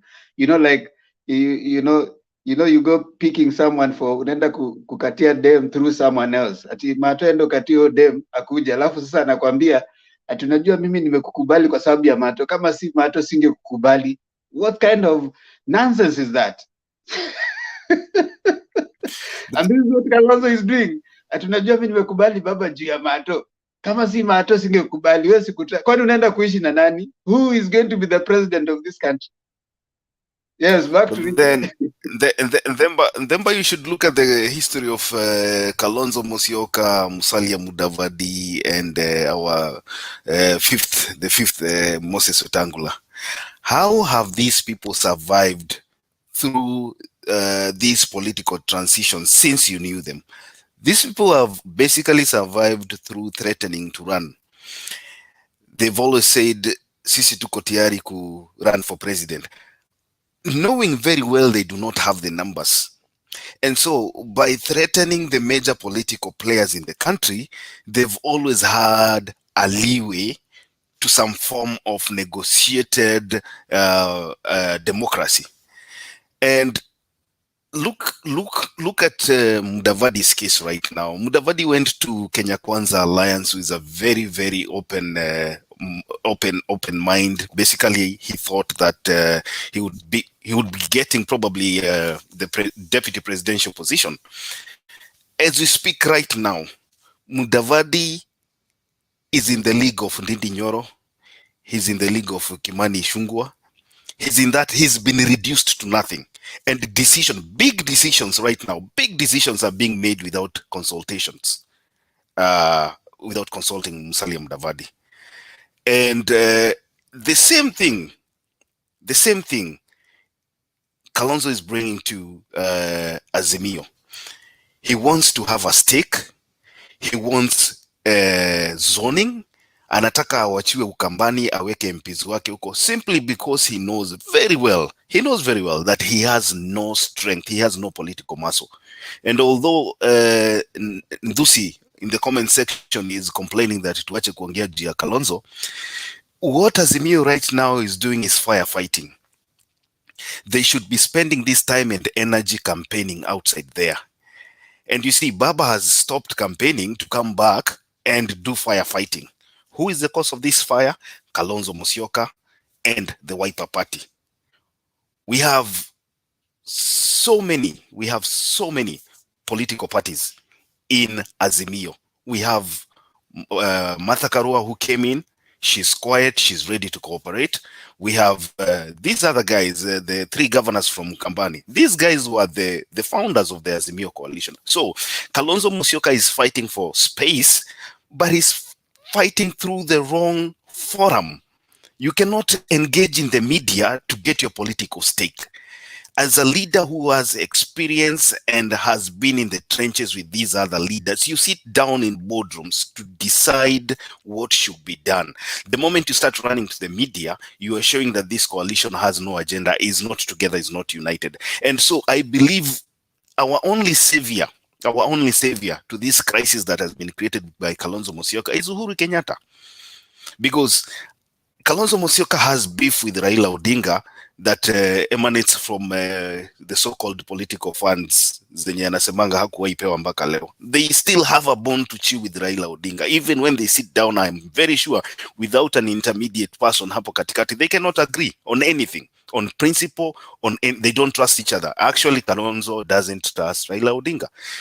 So if Uhuru Kenyatta wants to see these coalitions stand together, I think he should Kalonzo Musyoka and also call the other political party leaders, sit them down, tell them, look, this thing, we are in this thing together. There are so many positions. Actually, if we talk about position, kugawana madaraka, iko serikali ni kubwa sana, hamwezi maliza. But you see, right now, you are fighting na mnapoteza time kwa fight instead of ya kwenda nje ku campaign. We have a big problem, Themba. But Richard, hebu acha nikuulize swali. Richard, let me ask you a question. Kalonzo was saying that Baba alisema that it will be it will be him running for these elections, and that's what Kalonzo came to the media and said and everything. So let me ask you a question, Richard, and even Nani, Julia, and Themba. If these elections right now as we speak was Kalonzo as he wanted and Ruto, who do you think would have won? Of course, Ruto would have won. Kalonzo cannot challenge anyone in this country, even those politicians that have not been mentioned here. They can go to the arena and defeat Kalonzo. I'm telling you. However, Mudavadi can flow Kalonzo very early in the morning. Madividi can flow Kalonzo very early in the morning. 10 o'clock in the morning. If you ask me, Themba, I think if Kalonzo wants some political relevance, then Azimio should let Kalonzo run for Nairobi governor.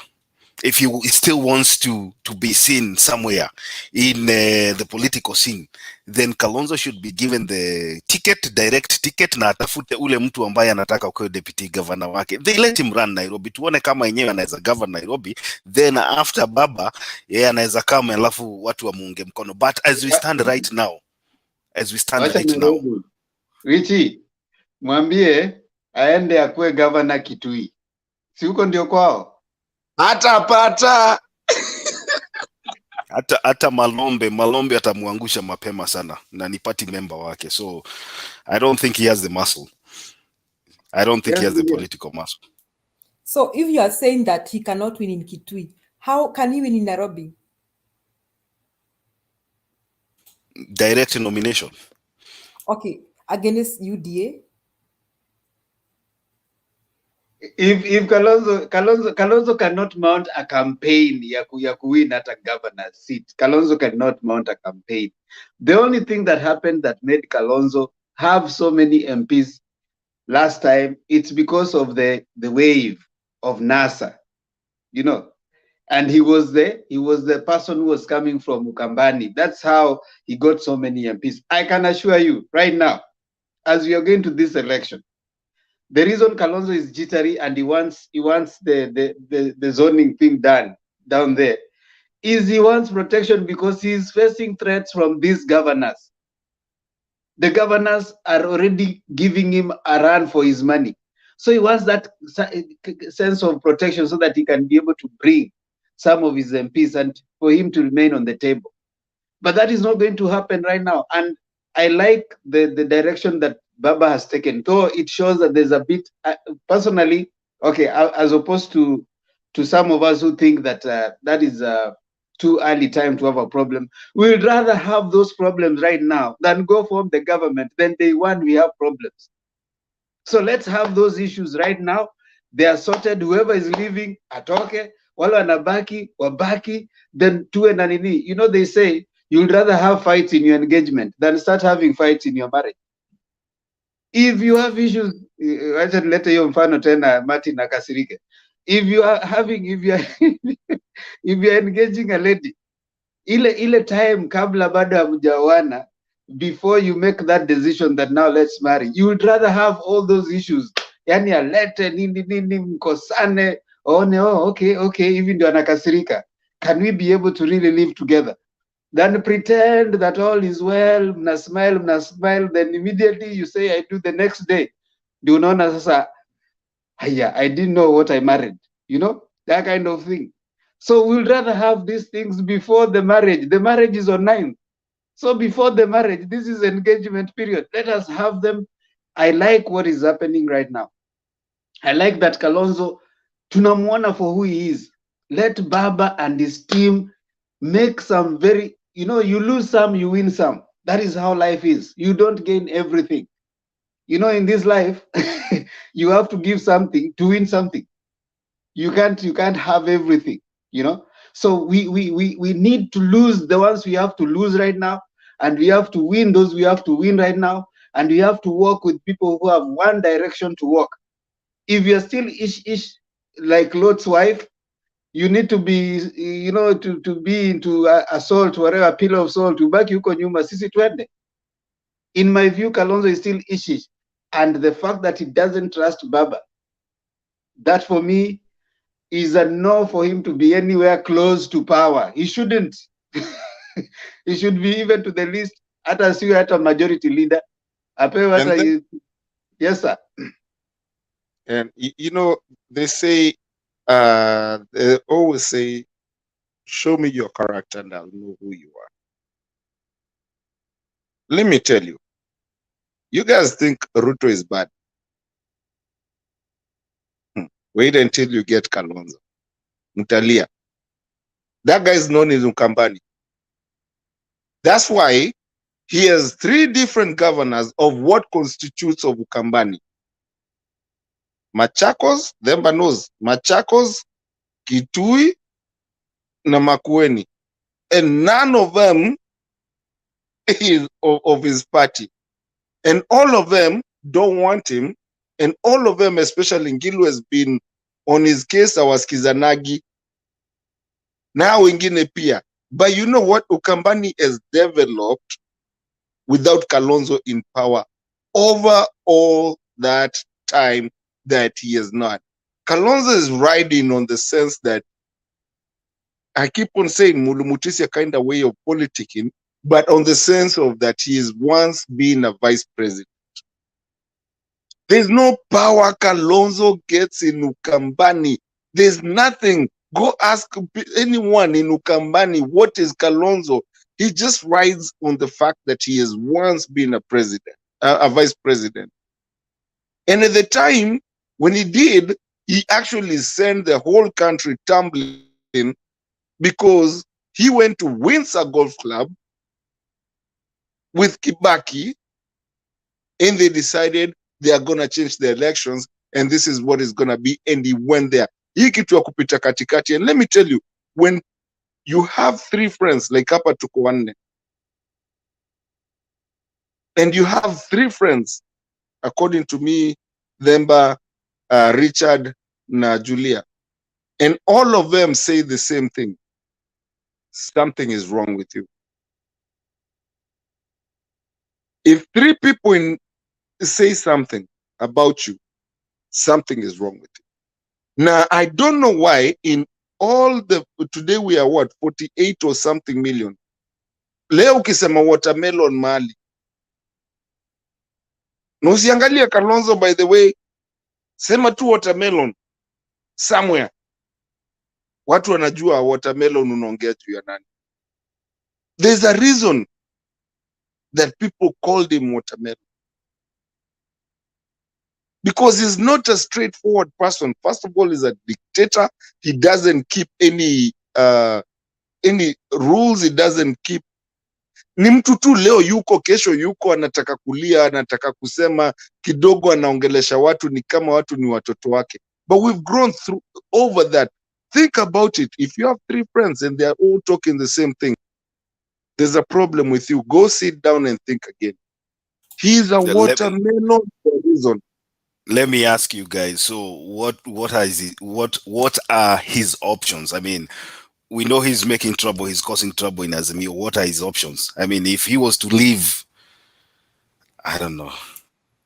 No, Kalonzo has no option. One thing that, okay, this is my prediction. Yesterday, I think we were doing some prediction yesterday, Martin, when we were coming to a close. You remember we did a prediction, and what did I tell you? I told you that today Kalonzo's camp is going to have a response. Didn't you see? I told you we are going to see that today. Yeah. Actually, you mentioned exactly who was going to do it, and he did it. Yeah, I told you that you are going to see one of Kalonzo's mouthpieces talking about this and refusing and rejecting that. And they did that. So predictable. Now, Kalonzo's options are so limited right now. One, because he has already, by coming to Azimio and saying Baba Tosha, he's already put himself out there, right? And he's already, shown that he said he wanted to prove that he's not watermelon. He said Baba Tosha. Now, if he turns his mind against Baba's camp, then he'll be the real watermelon. Not a very good thing politically, if he cares about his political whatever. The other thing that he has, I think what he's trying to do, in my view, is that he's trying to put a bargaining sense. He's trying to put himself so that he's treated with some sense of importance beyond others, right? Which I think unfortunately, he came in so late in the game. I know that right now the way the structure has been set in Azimio, by the way, Azimio has very good structures. The structures are so set, and that is the ceiling he has been trying to break, and he's breaking it, trying to use the president, Uhuru Kenyatta. So Uhuru Kenyatta is more concerned about the vote, so that you can make the vote as wide as it can get. That is why he's thinking Kalonzo Musyoka in the fold. And he was going to be dropped, by the way, that day. Raila left, Uhuru came, then he came later with Moi, because he had been told, okay, you decide. If you want to come, you come. So he came, and you realize at that point, he wasn't even treated with all that, in the room. He wasn't very happy, He was looking like, and even the signing, it's Uhuru who had to keep on pushing. Has your person gone to sign? So he wasn't very into it, because the train was leaving, and he was not yet. What do I take to my people? What do I go to tell people? This is what has happened. Look at how he was asked about Martha Karua. He said that, oh, Martha Karua has gone sijui where, and she's part of Oka. So his options are limited. He is likely to fight within Azimio He's likely to try and cause drama, still using Uhuru. But one thing is going to happen, that the structures of the party of the Azimio, once the structure, of course, it has been put down, now everybody else, you remember Uhuru saying that we are going to work under our Captain Raila. He wants to work through Uhuru. Now the structure of the Azimio coalition is now going to be the one setting the agenda. And that will mean it will be so hard for him. So he either toes the line or he loses. Now, the only other thing he can do is try now to decampaign, the party, but not outwardly. So he'll just go back to try and defend his political whatever seats that he had. But I don't see him getting any much as to what he wants. Like, for example, he wants the zoning. I don't see him getting that. What Baba has said is that we are going to have all the parties competing equally. Now, what they're going to do is try to look at, are we likely to lose in this particular, especially when you go to a place, and I think Kalonzo also alluded to that. If we go to a place and we see that generally the parties that are strong there are all of them Azimio parties, you have all of them vie. I mean, field their candidates. Like Ukambani, you have Wiper, you have whichever party fielding. Then, of course, now that way, but where you go and you find that you have a strong UDA, I mean, Kenya Kwanza party, you now concentrate on one person. That is what they wanted to try and do. I'm sure they're going to work that out. So most likely this drama will end by victory. That's my thinking. I don't know if someone else can give a different view. Then, but let me ask you a question. In front of Richard na Julia, and I think Julia also pia utatuambia kitu. I'm not trying to be the moderator here. Themba, you're the moderator. But Themba, venye unajua Ukambani kabisa, na unaona hata tuko na governors watatu hakutoka Wiper, hakufanya nini, wamekuja tu kivyao, NAK, muungano na maendeleo chap. You know the politics of Ukambani because you come from, I mean, you know it, you've been there. Really? Do you think there's anything, if Kalonzo today decide, do you think there's, I mean, venye unajua, do we care about Kalonzo? I mean, you talk to people in Ukambani. Do we really care about Kalonzo? By the way, just, I mean, when you go home, who do you talk to? Wanaongeanga Mutua, wanaongeanga Ngilu, wanaongeanga nani, Kivudha. Now, one thing is going to happen, Martin. Ngilu, Kivudha, and Mutua are going to make sure that Kalonzo's Wiper party is wiped out of Ukambani. How are they going to do it? They are going to unite and say, you Ngilu, field your people on this side. This side, you support my person. And that is how Kalonzo is going to be killed and be clipped from Ukambani. And these three governors are people to watch in Ukambani. That is my thought. But Kalonzo, I think it's good that this is happening now. Can you imagine if this was going to happen towards the election? I don't know what you think, Julia. Okay, I think that the governors, okay, first I want to talk about Uhuru and Kalonzo. Richard, I don't want to see Uhuru in Kalonzo's home again. That's annoying me. It's beginning to annoy me. So I don't want to hear that Uhuru was going to talk Kalonzo into something. However, Uhuru, I always think about Uhuru from another. I kind of find him very cheeky and mischievous. I think sometimes he could be like, mimi niwachieni huyu jamaa, nitamleta tu, alafu nitamwangusha mahali baadaye. Nitamleta tu, alafu nitamwangusha Uhuru really means business. He wants Baba to win. So if it means playing around with Kalonzo, and then before long, Kalonzo will hear he's not the running mate. So what do you think Kalonzo is going to do? He's going to do some tantrums here and there. And then Uhuru is going to behave like it surprised him, like, I'm as surprised as you are. Like, you mean, the running mate, or kind of what happened? That's how Uhuru is going to behave. And Uhuru is going to behave like, okay, let's try and work something else again. Meanwhile, I think Uhuru is letting these three governors, setting them up against Kalonzo in a big way. So he's going to make sure that these governors really curtail Kalonzo's efforts in Eastern, in Lower Eastern, as he behaves like, I'm still uniting these people. You see, I'm uniting them. I'm talking to Kalonzo. You see, everybody can see it's in the open. I even went to his home. I was talking to him. You see, I'm bringing unity into this. And so Baba knows what he's doing. People think Baba doesn't know what he's doing, or Baba amekaliwa. Baba hajakaliwa. Baba knows what Uhuru is doing. And the whole game plan is to make sure Baba gets as many votes as he can. But I'm telling you, Uhuru is going to cut Kalonzo's legs somewhere in Ukambani.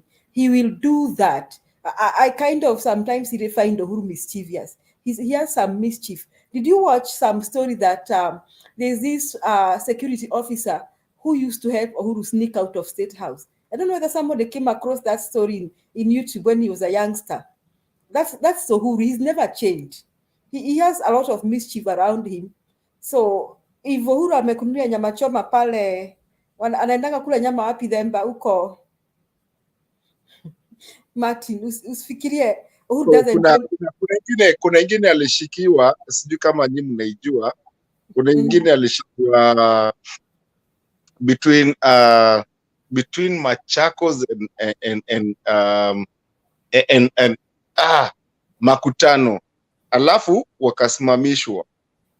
By the way, he was the president at the time. Yeah. Which president have you seen? And takes his car. Wakasimamishwa nani Julia, wakasimamishwa, alafu vile walisimamishwa ni polisi, because ilikuwa uto to stop the driver cause pia yeye ni polisi, lakini hajavaa kaa polisi kwa sababu tu aliambiwa twende na wako wawili tu. Huyu driver anaambia polisi, we wacha kitu bwana, wachana nayo. Then Uhuru akateremsha dirisha. Yeah, that's police, Uhuru, we know. Salute because mara ngapi tumemshika akitembea tu kwa barabara tu anaenda kuangalia kitu. That's the Uhuru is going to dump Kalonzo somewhere, I'm telling you. And Kalonzo will be so mad. So Uhuru is kind of annoying us when tukiona kenda kwa Kalonzo, lakini he's playing his card. He wants Baba to get as many votes as possible. But before long, Kalonzo will be so mad and will be doing his tantrums left and right. And like Themba has said, he has nowhere to go. He'll be damaged totally. When we started talking, I asked you people, if you are Kalonzo diehard, after this, what would you do? Two things. Either you vote for Azimio or you don't, or you said you're not voting, you umejam, hata yuko na tantrums.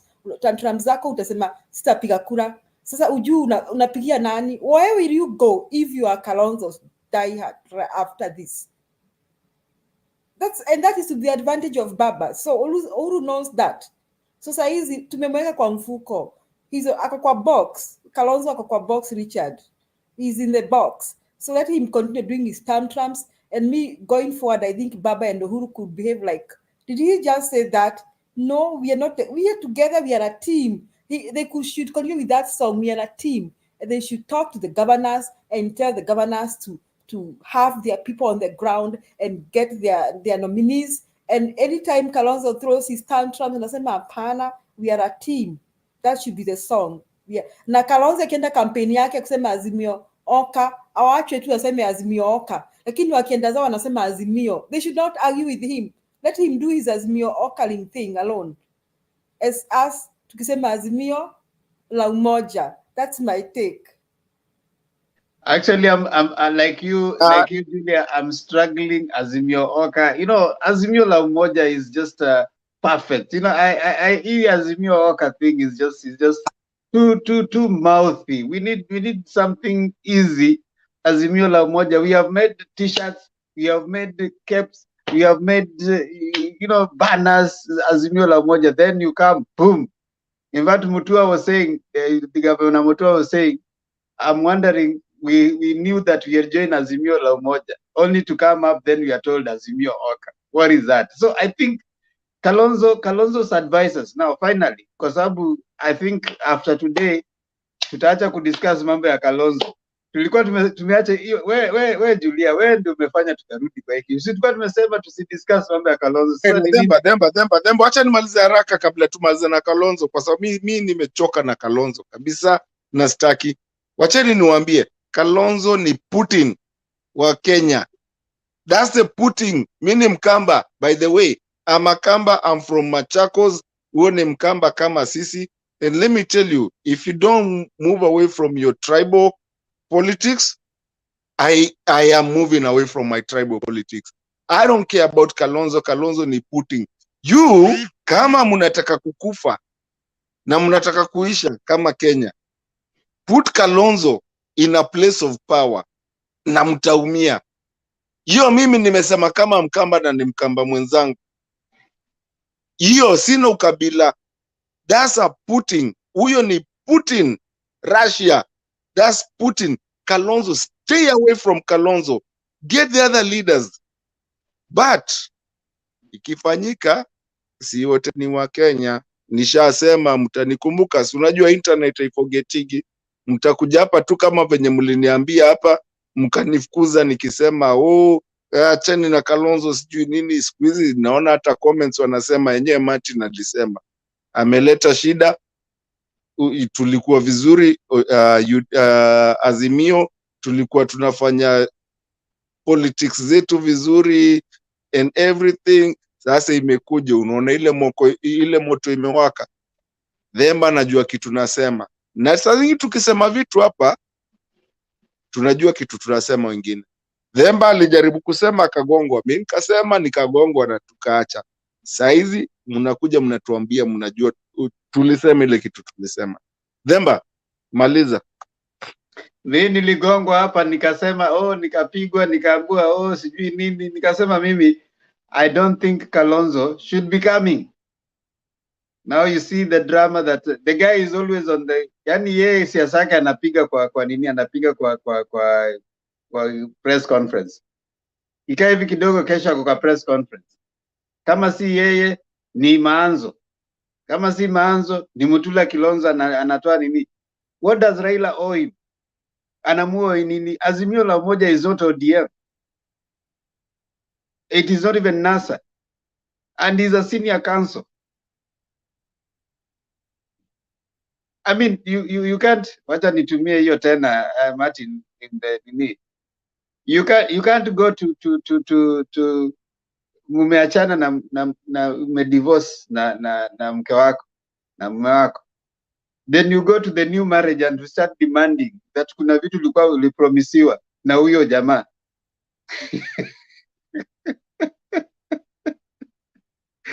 You see the thinking of Kalonzo. And someone here is busy telling us to discuss Nathan Dusi enda unene na mtongo iwaku mutavye tutie ndakenene.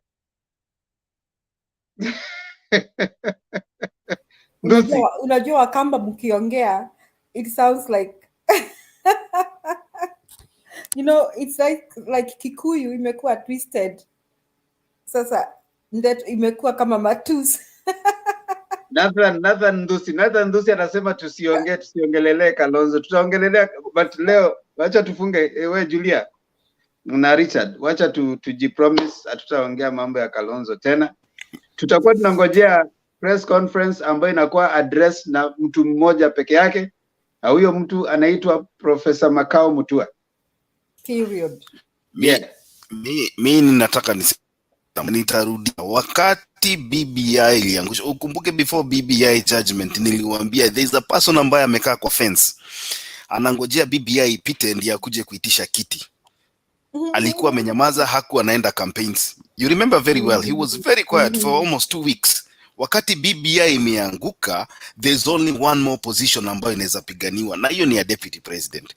All this drama all these press conferences kuna mahali ziko targeted, na mahali tuna target ni hapo kila mtu anajua. If I was Azimio Kenya, sijui inaitwa Azimio Oka Alliance, I would make Rarua ticket public. Yes, sir. Ijulikane ya kwamba hiyo kitu imeisha namna hiyo. Sasa we ukipiga kelele ujue either tukupatie direct nomination uende kupigana Nairobi na kina Skaja, ama uende Kitui kwa kungangana na party members wako wakina Malombe. But national politics for 2022 kwisha kaput, imefungwa namna hiyo. Watu waende kupigania huko nje. Question, Richard. Now, I'm sorry, Demba, this is my question. I don't think Kalonzo will get the Nairobi thing. Because he will spoil for us. And I don't think Baba in his normal senses, Julia, senses, will give him Julia. running mate. Yes. So why ile ego Kalonzo ako nayo, I swear to God, hata ingekuwa ndio kiti ya mwisho na umpatie for free. For free. Umwambie enda we, hii yako hata hakuna mtu utapigana nayo. Hiyo ni undefeated. Kalonzo will never take hata hiyo ya governorship ya nini, because he thinks he's bigger than everybody. So what do you think, Martin, Demba and Richard? I don't think he'll go for Nairobi thing. I don't think that ego of him can allow him to be governor anywhere in Ukambani. And I don't think he becomes running mate. I'll be the most disappointed person that day. I don't know whether I'll have my dinner. I don't know what will happen to me after that. Julia, take it from me. Kalonzo is not the running mate. Amen. So, what will Kalonzo be given in Azimio government? He will not be given anything. He will be told that ulitusumbua sana, enda ngangana na pati yako hapo, in case tukipata prime minister ama deputy prime minister tutakusoa tuko mbele. Me, what I can say is this. In politics, anything is possible. Na hata Kalonzo akipatiwa DP position, I would not be surprised. But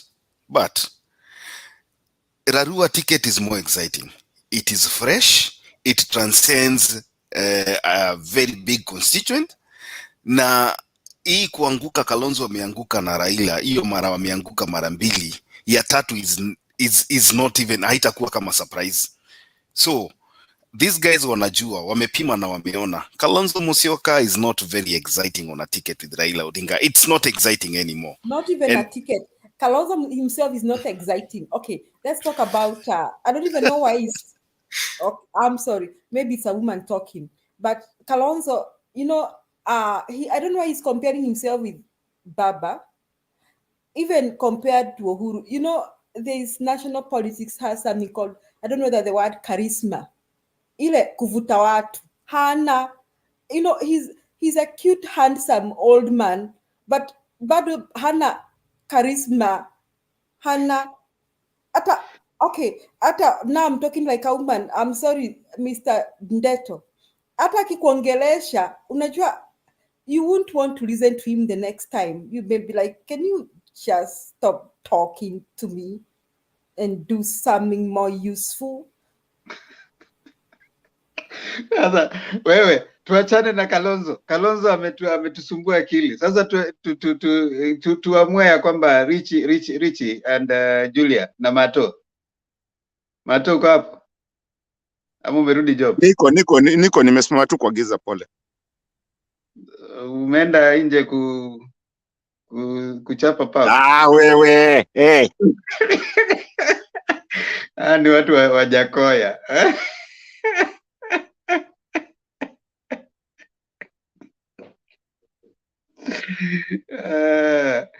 Okay. Julia, tuamue atuongei mambo ya Kalonzo. Tungoje direction kutoka kwa Professor Makao Mutua.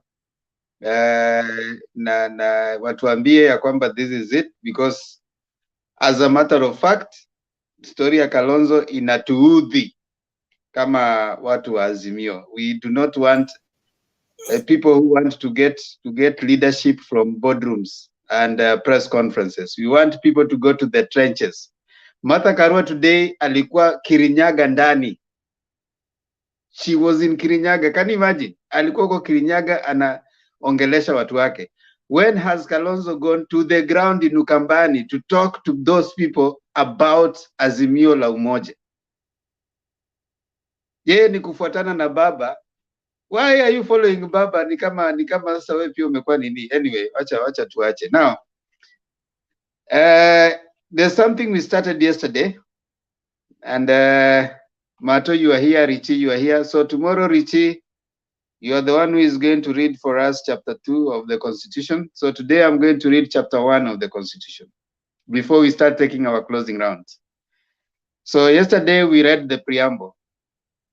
So for those who did not close with us, we are in a journey to read our Constitution so that when people come here, we at least we are aware and we are informed. So the preamble we read yesterday. Today we are reading chapter 1. Chapter 1 of the Constitution is on sovereignty of the people and supremacy of the Constitution. Now, chapter 1, article 1, clause 1, it says, article 1 says sovereignty of the people. It says, article 1, clause 1, all sovereign power belongs to the people of Kenya and shall be exercised only in accordance with this Constitution. Clause 2 says, the people may exercise their sovereign power either directly or through their democratically elected representatives. Clause 3, sovereign power under this Constitution is delegated to the following state organs, which shall perform their functions in accordance with this Constitution. A, Parliament, that is clause 3A.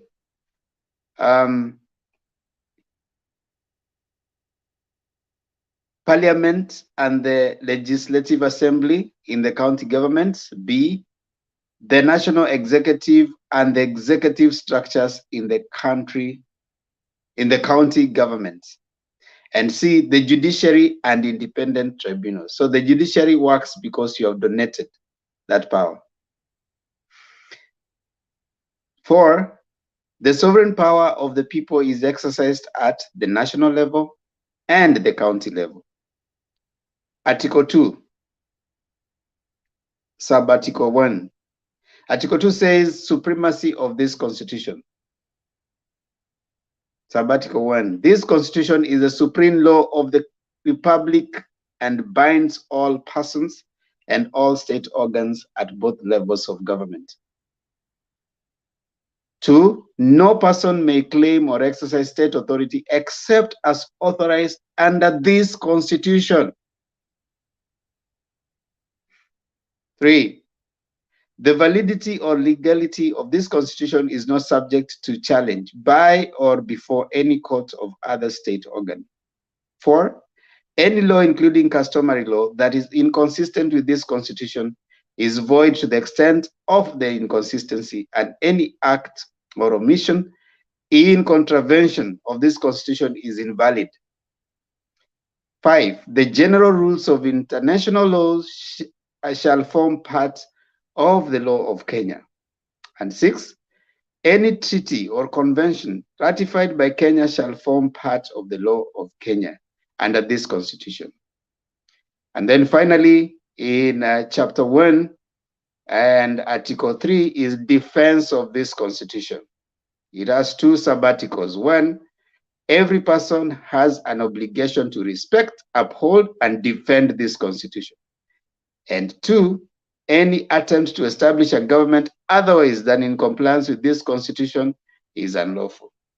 That is chapter 1.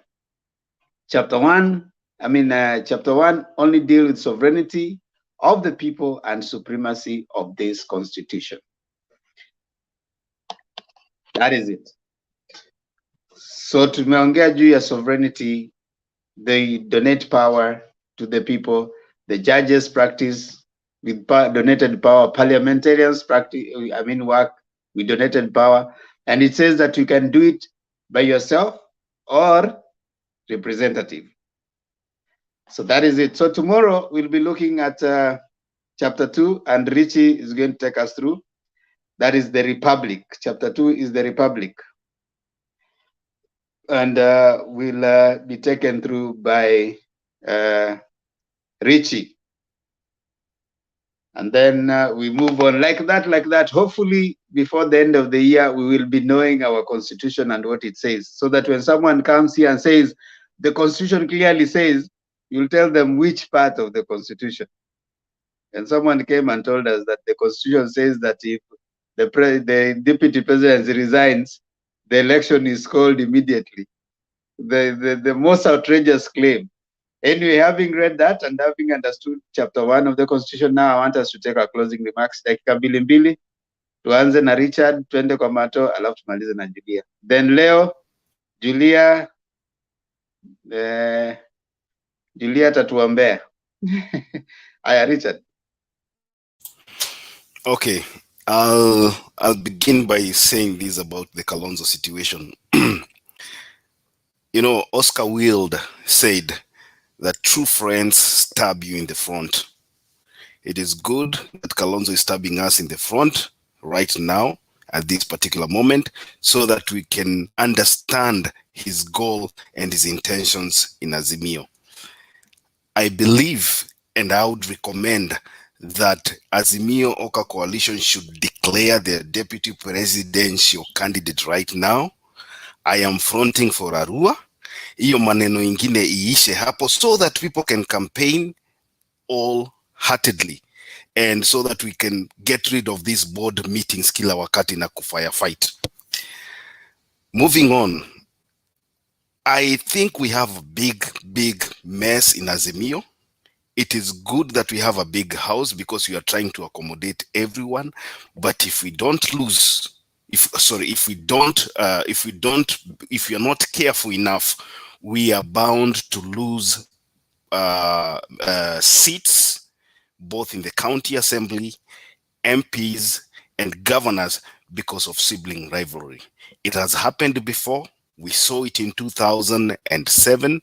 We saw it before that when we had NASA and when we had the other coalition. I can't remember even its name. This infighting is not good. People should stamp their authority in the political party and give a direction. And I'm hoping moving forward that Uhuru Kenyatta will come in and try to sort this mess. We've seen Baba campaigning very well every day out there seeking for votes. But then there's this team that always is behind him to mess him up. So I hope this year will be different, and I hope moving forward we'll see changes and we'll see processes that can solve these issues and wrangling that we see every day. Finally, I hope that the campaigns that are going on right now in the country will be carried out in a sober manner. I hate to see a situation whereby politicians will cause drama, because right now everybody, I think, is looking for fame and getting into the headlines. So I believe even as NCIC tries to enforce these laws and these words that it's prohibiting politicians to use, I hope they do it in a sober way, so that we don't create this animosity and create a situation whereby every time we have people running to court to try and arrest somebody and take them to court just to create a perception that work is being done. I hope this thing is going to be done in a sober manner, so that we have a peaceful election, and come August 10, we still have a nation standing. Thank you. Thank you. Mato? Was it Mato, then Julia, or Julia, then Mato? I don't know. Yeah, gender equality. Okay, Julia. No. Gender equality. See, unajua tuko watatu. This is the 2/3. Julia atakuja mwisho. Unajua ndio anatumalizianga. We respect her. Sawa. Yeah. Mimi, I will not have a lot to say today. Me, first of all, normally, like I always say when I start and when I finish, is to thank Themba, thank Bernard, the people that make us actually be here and be able to talk, be seen. Thank the people in the comment sections, the people that make the comment section also go. And think Kenyans in general, for us to be able to talk like this, and we don't even know where we are. I appreciate it so much, and that's why I always try to be here and talk. And yeah, we don't agree every day. Sometimes mtu anaenda kulala huku kubaliana na huo mwingine, now you're thinking kesho kama atakuongelesha and something like that. And some days you don't agree with the other one. But then again, we are all brothers, we are all Kenyans, we are all from the same country. Kenya is a very good country to be nurtured, regardless who you are, Kikuyu, Kamba, Kalenjin, or whatever. Na najua munanitaga nini? Themba munanitaga nini? Motivational speaker. So, but I love our country so much.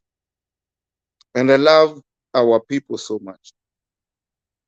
And I agree. I'm okay with anybody doing what they want to do. And I think as Kenyans, we really need to push our country to where, again, like I always say, we don't have to export but import. Or make the people and our kids who are there stay there. Not have to go through what most of us have gone through, going to other countries and having to work other, different hours and doing all that. We can all be just one country, and that we take care of each other. Now, having said that, as a closing, I want to something that we've overseen because of our politics. Today, something big happened. Congo joined the East African community. Most of us that are out and about, we know that the country is asking. I mean, we've been told, thankfully, we've been given another 1 year to change our passports to be the blue one, or is it green for East Africa? But Congo came, East Africa Union became bigger, and they signed it. So today, as East Africa, when you walk with that passport saying East Africa, you feel better because now we are bigger and we are having progress for us and for our kids. So for me, I just want to say, like I always say, let's debate, let's talk, let's enjoy, let's make fun, and let's respect each other. And one day we might sit down somewhere and have a coffee and say, this is where Mutembe TV started, and this is how he joined people, through Themba, through the people that come. And that's all I can say. I love you guys. I appreciate it. Thank you. Thank you, Mato. Julia. Okay, my take about the nominations is that I believe that Baba, and with the support from Uhuru and others, is going to exercise a lot of wisdom. And at the end of the day, we're going to have the right people, and they are going to agree on who to be where, especially where our candidates can compromise our win, like Nairobi. I think we are going to get somewhere. I really believe that experience has taught us that if we don't do that, we may lose. Now, about the NCIC and Hatespeech taming, I would just like to remind Kenyans that we have nothing to lose if we do away with these words that cause division amongst us. These words that make other people feel marginalized. We have nothing to lose if we do away with them. And if they sound sweet in our mouths, we have nothing to lose. So I totally agree with NCIC. Even if they have not been successful in taking people to court, at least they are telling us what we should not do, what we should not say.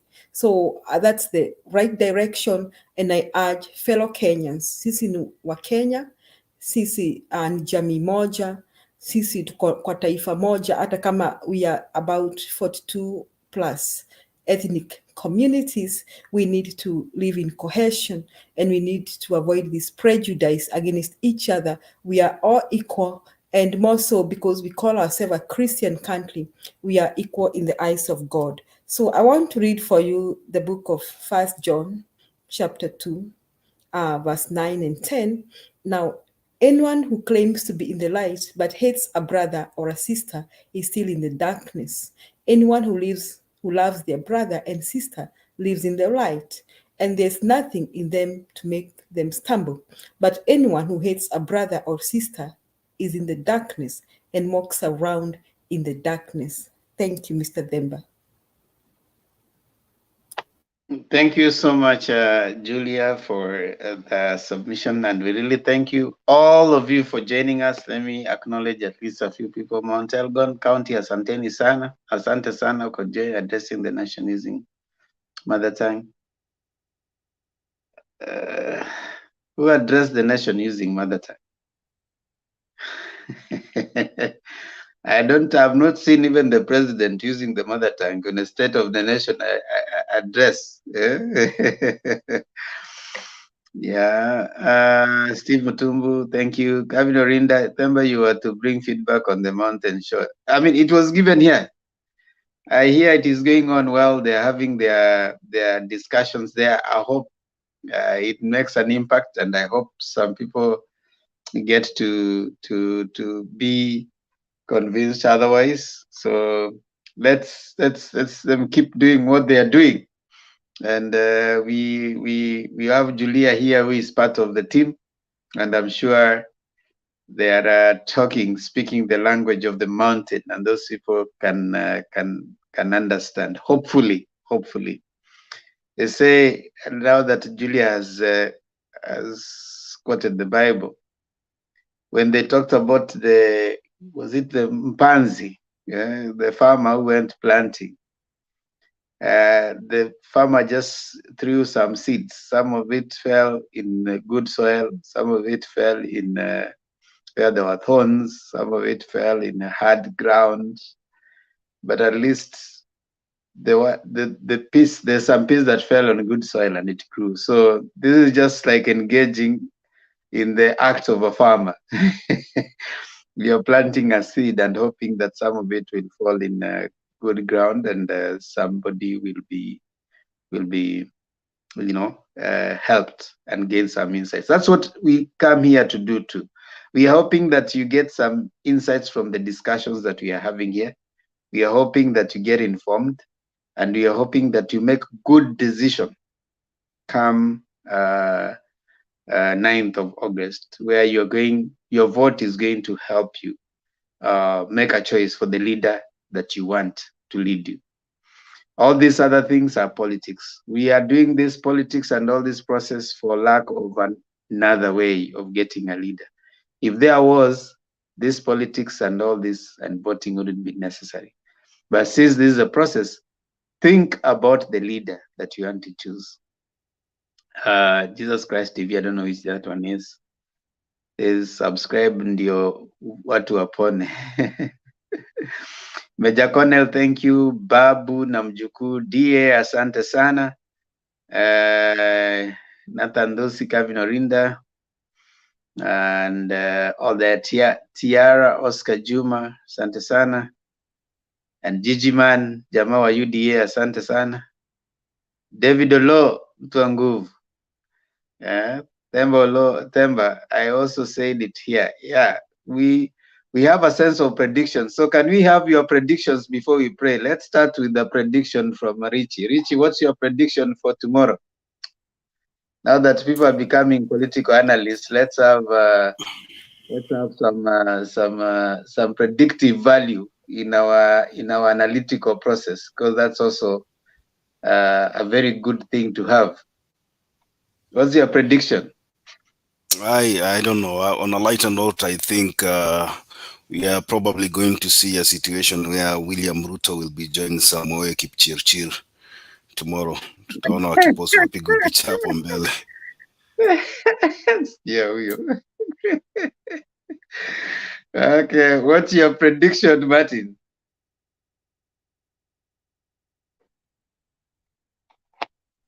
I think the Susan Kihika story is gonna come out. Yeah, okay. What's your prediction, Julia? I was going to say the same. Susan Kehika is going to call a press conference and she's going to say she was not slapped.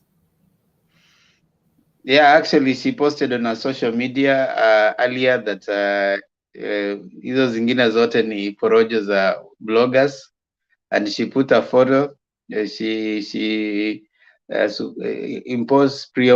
superimposing herself on the poster of Ruto, and says this is where she is. So I think she was called. During Susan Kihika's marriage, Susan Kihika married a friend of Ruto. And Ruto was the one who was the father of the guy who went to negotiate. So he's the one who went to negotiate for the guy. That guy is called, I don't know, Mwangi somebody, who was some time back, taken to court for swindling some guys in Nakuru. It's just a complicated mess. So she married that guy, a friend of Ruto, and Ruto is the one who helped the guy to find her. So they know each other as opposed to just politics. Okay. So she came and said that this is the deal, this is where I am. So that one is there. I'm also hearing some issues that one Muturi is going to be joining UDA. There's already a photo that is doing the round. Muturi is just trying to find some relevance. He's not, I don't think he's someone to reckon with. And my prediction, Azimio side, there's probably going to be a meeting after all this tomorrow, and Uhuru and Baba probably are going to be calling this house to order, and that is going to form the general whatever. We are going to know the shape of our movement after tomorrow. So I think that's for me is what is likely to happen. Now, finally, allow me to talk about one person, a strong woman. She's called Margaret Thatcher. She was called the Iron Lady. Yeah. This is what Margaret Thatcher said. I think this will be very familiar to Julia. In politics, if you want anything said, ask a man. If you want anything done, ask a woman. In politics, if you want anything said, ask a man. If you want anything done, ask a woman. That tells you the difference between Kalonzo and Martha Karua. If you want anything said, ask a man. If you want anything done, ask a woman. So that is where it is. Now, kama kawaida tunapomalizia, nasema let's subscribe to Mutembei TV, because that's the way we do it here, so that we can grow, share, have many people coming to listen to our political open forum, where you can come in, and anytime you come, you find 10 people, know that the studio is full. I normally come towards the end, and when I come after the 7th hour, I don't get any more people. The debate becomes sweeter when we are just the few of us, and the rest are contributing down in the comment section. Comes easier. So after the 7th hour, but come early so that Bernard can allow you to come on and speak. Ukiona watu 10 ujue studio imejaa. You only need 4 things, like I always say. You need a working gadget, a phone or a computer. You need connectivity. You need something to share, and a willingness to learn. No insults. Nobody's looking at any other thing. Respect. We respect each other very well. We are right to everyone, whether you support Azimio or Oka or whichever other, or Hakuna Oka tena. Whether you support Azimio or Kenya Kwanza, when you come here, you are given an opportunity to express yourself. Most importantly is that you get informed so that you can make good decision come 9. Let us keep talking as Kenyans, because when we stop talking, we start fighting. We don't want to fight, so let us keep talking. Tuheshimiane kama Kenya, tuishi na undugu. Asanteni sana. Hivi pia niko na channel yangu together with my daughter, inaitwa The Themba and Lulu Show, which I will never cease to. Always when I come here, I want thank you so much for those who are subscribing. We really appreciate. Chukua heri, salamu za heri njema from my daughter. She's really, really happy.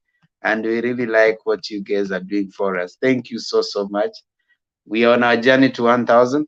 I don't know why we shouldn't get 1,000 before the end of April. If you guys want and love us so much, kindly subscribe and share with your family members so that you can push us to get Themba.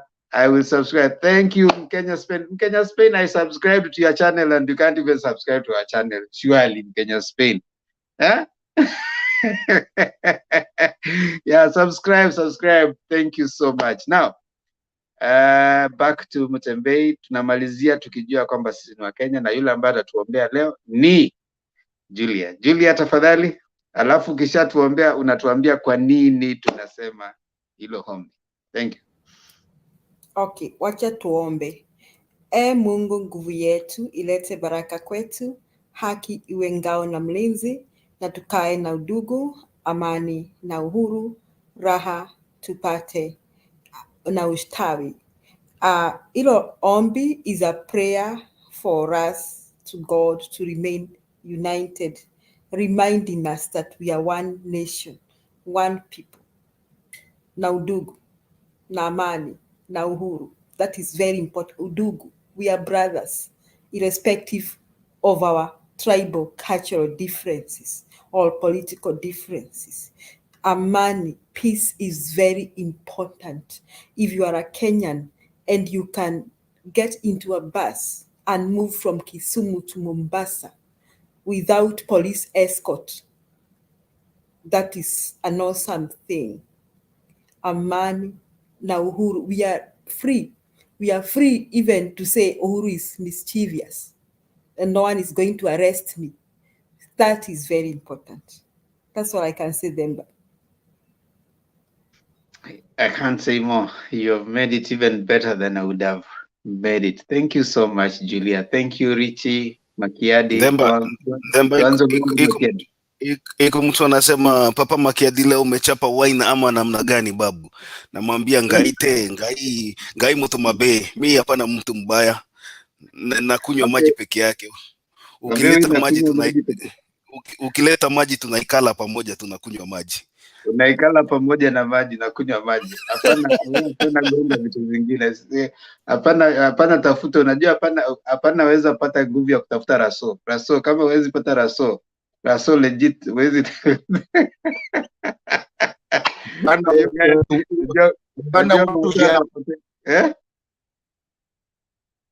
No, nilikujaribu kuongea Kikongo hapo ikahamia kidogo. Kama pana jua lugha ya Kikongo, kama pana jua lugha legit, wewe ndio sisi tapata wewe, tunakuambia wewe, nakupatia sisi kidogo, tunakufundisha wewe. Ukitaka kuambia watu wa good night, tunawaambia tikala malamu. Ni mubaki na amani, mubaki mkiwa wazima. So hiyo ndio good night yetu. Lakini Themba, unajua hii nimesema Kongo imekuwa sasa East Africa. Na wamesema we are joined by Swahili. Sasa lazima Kongo pia waanze kusoma Kiswahili. See you guys. Have a good night. See you again. God bless.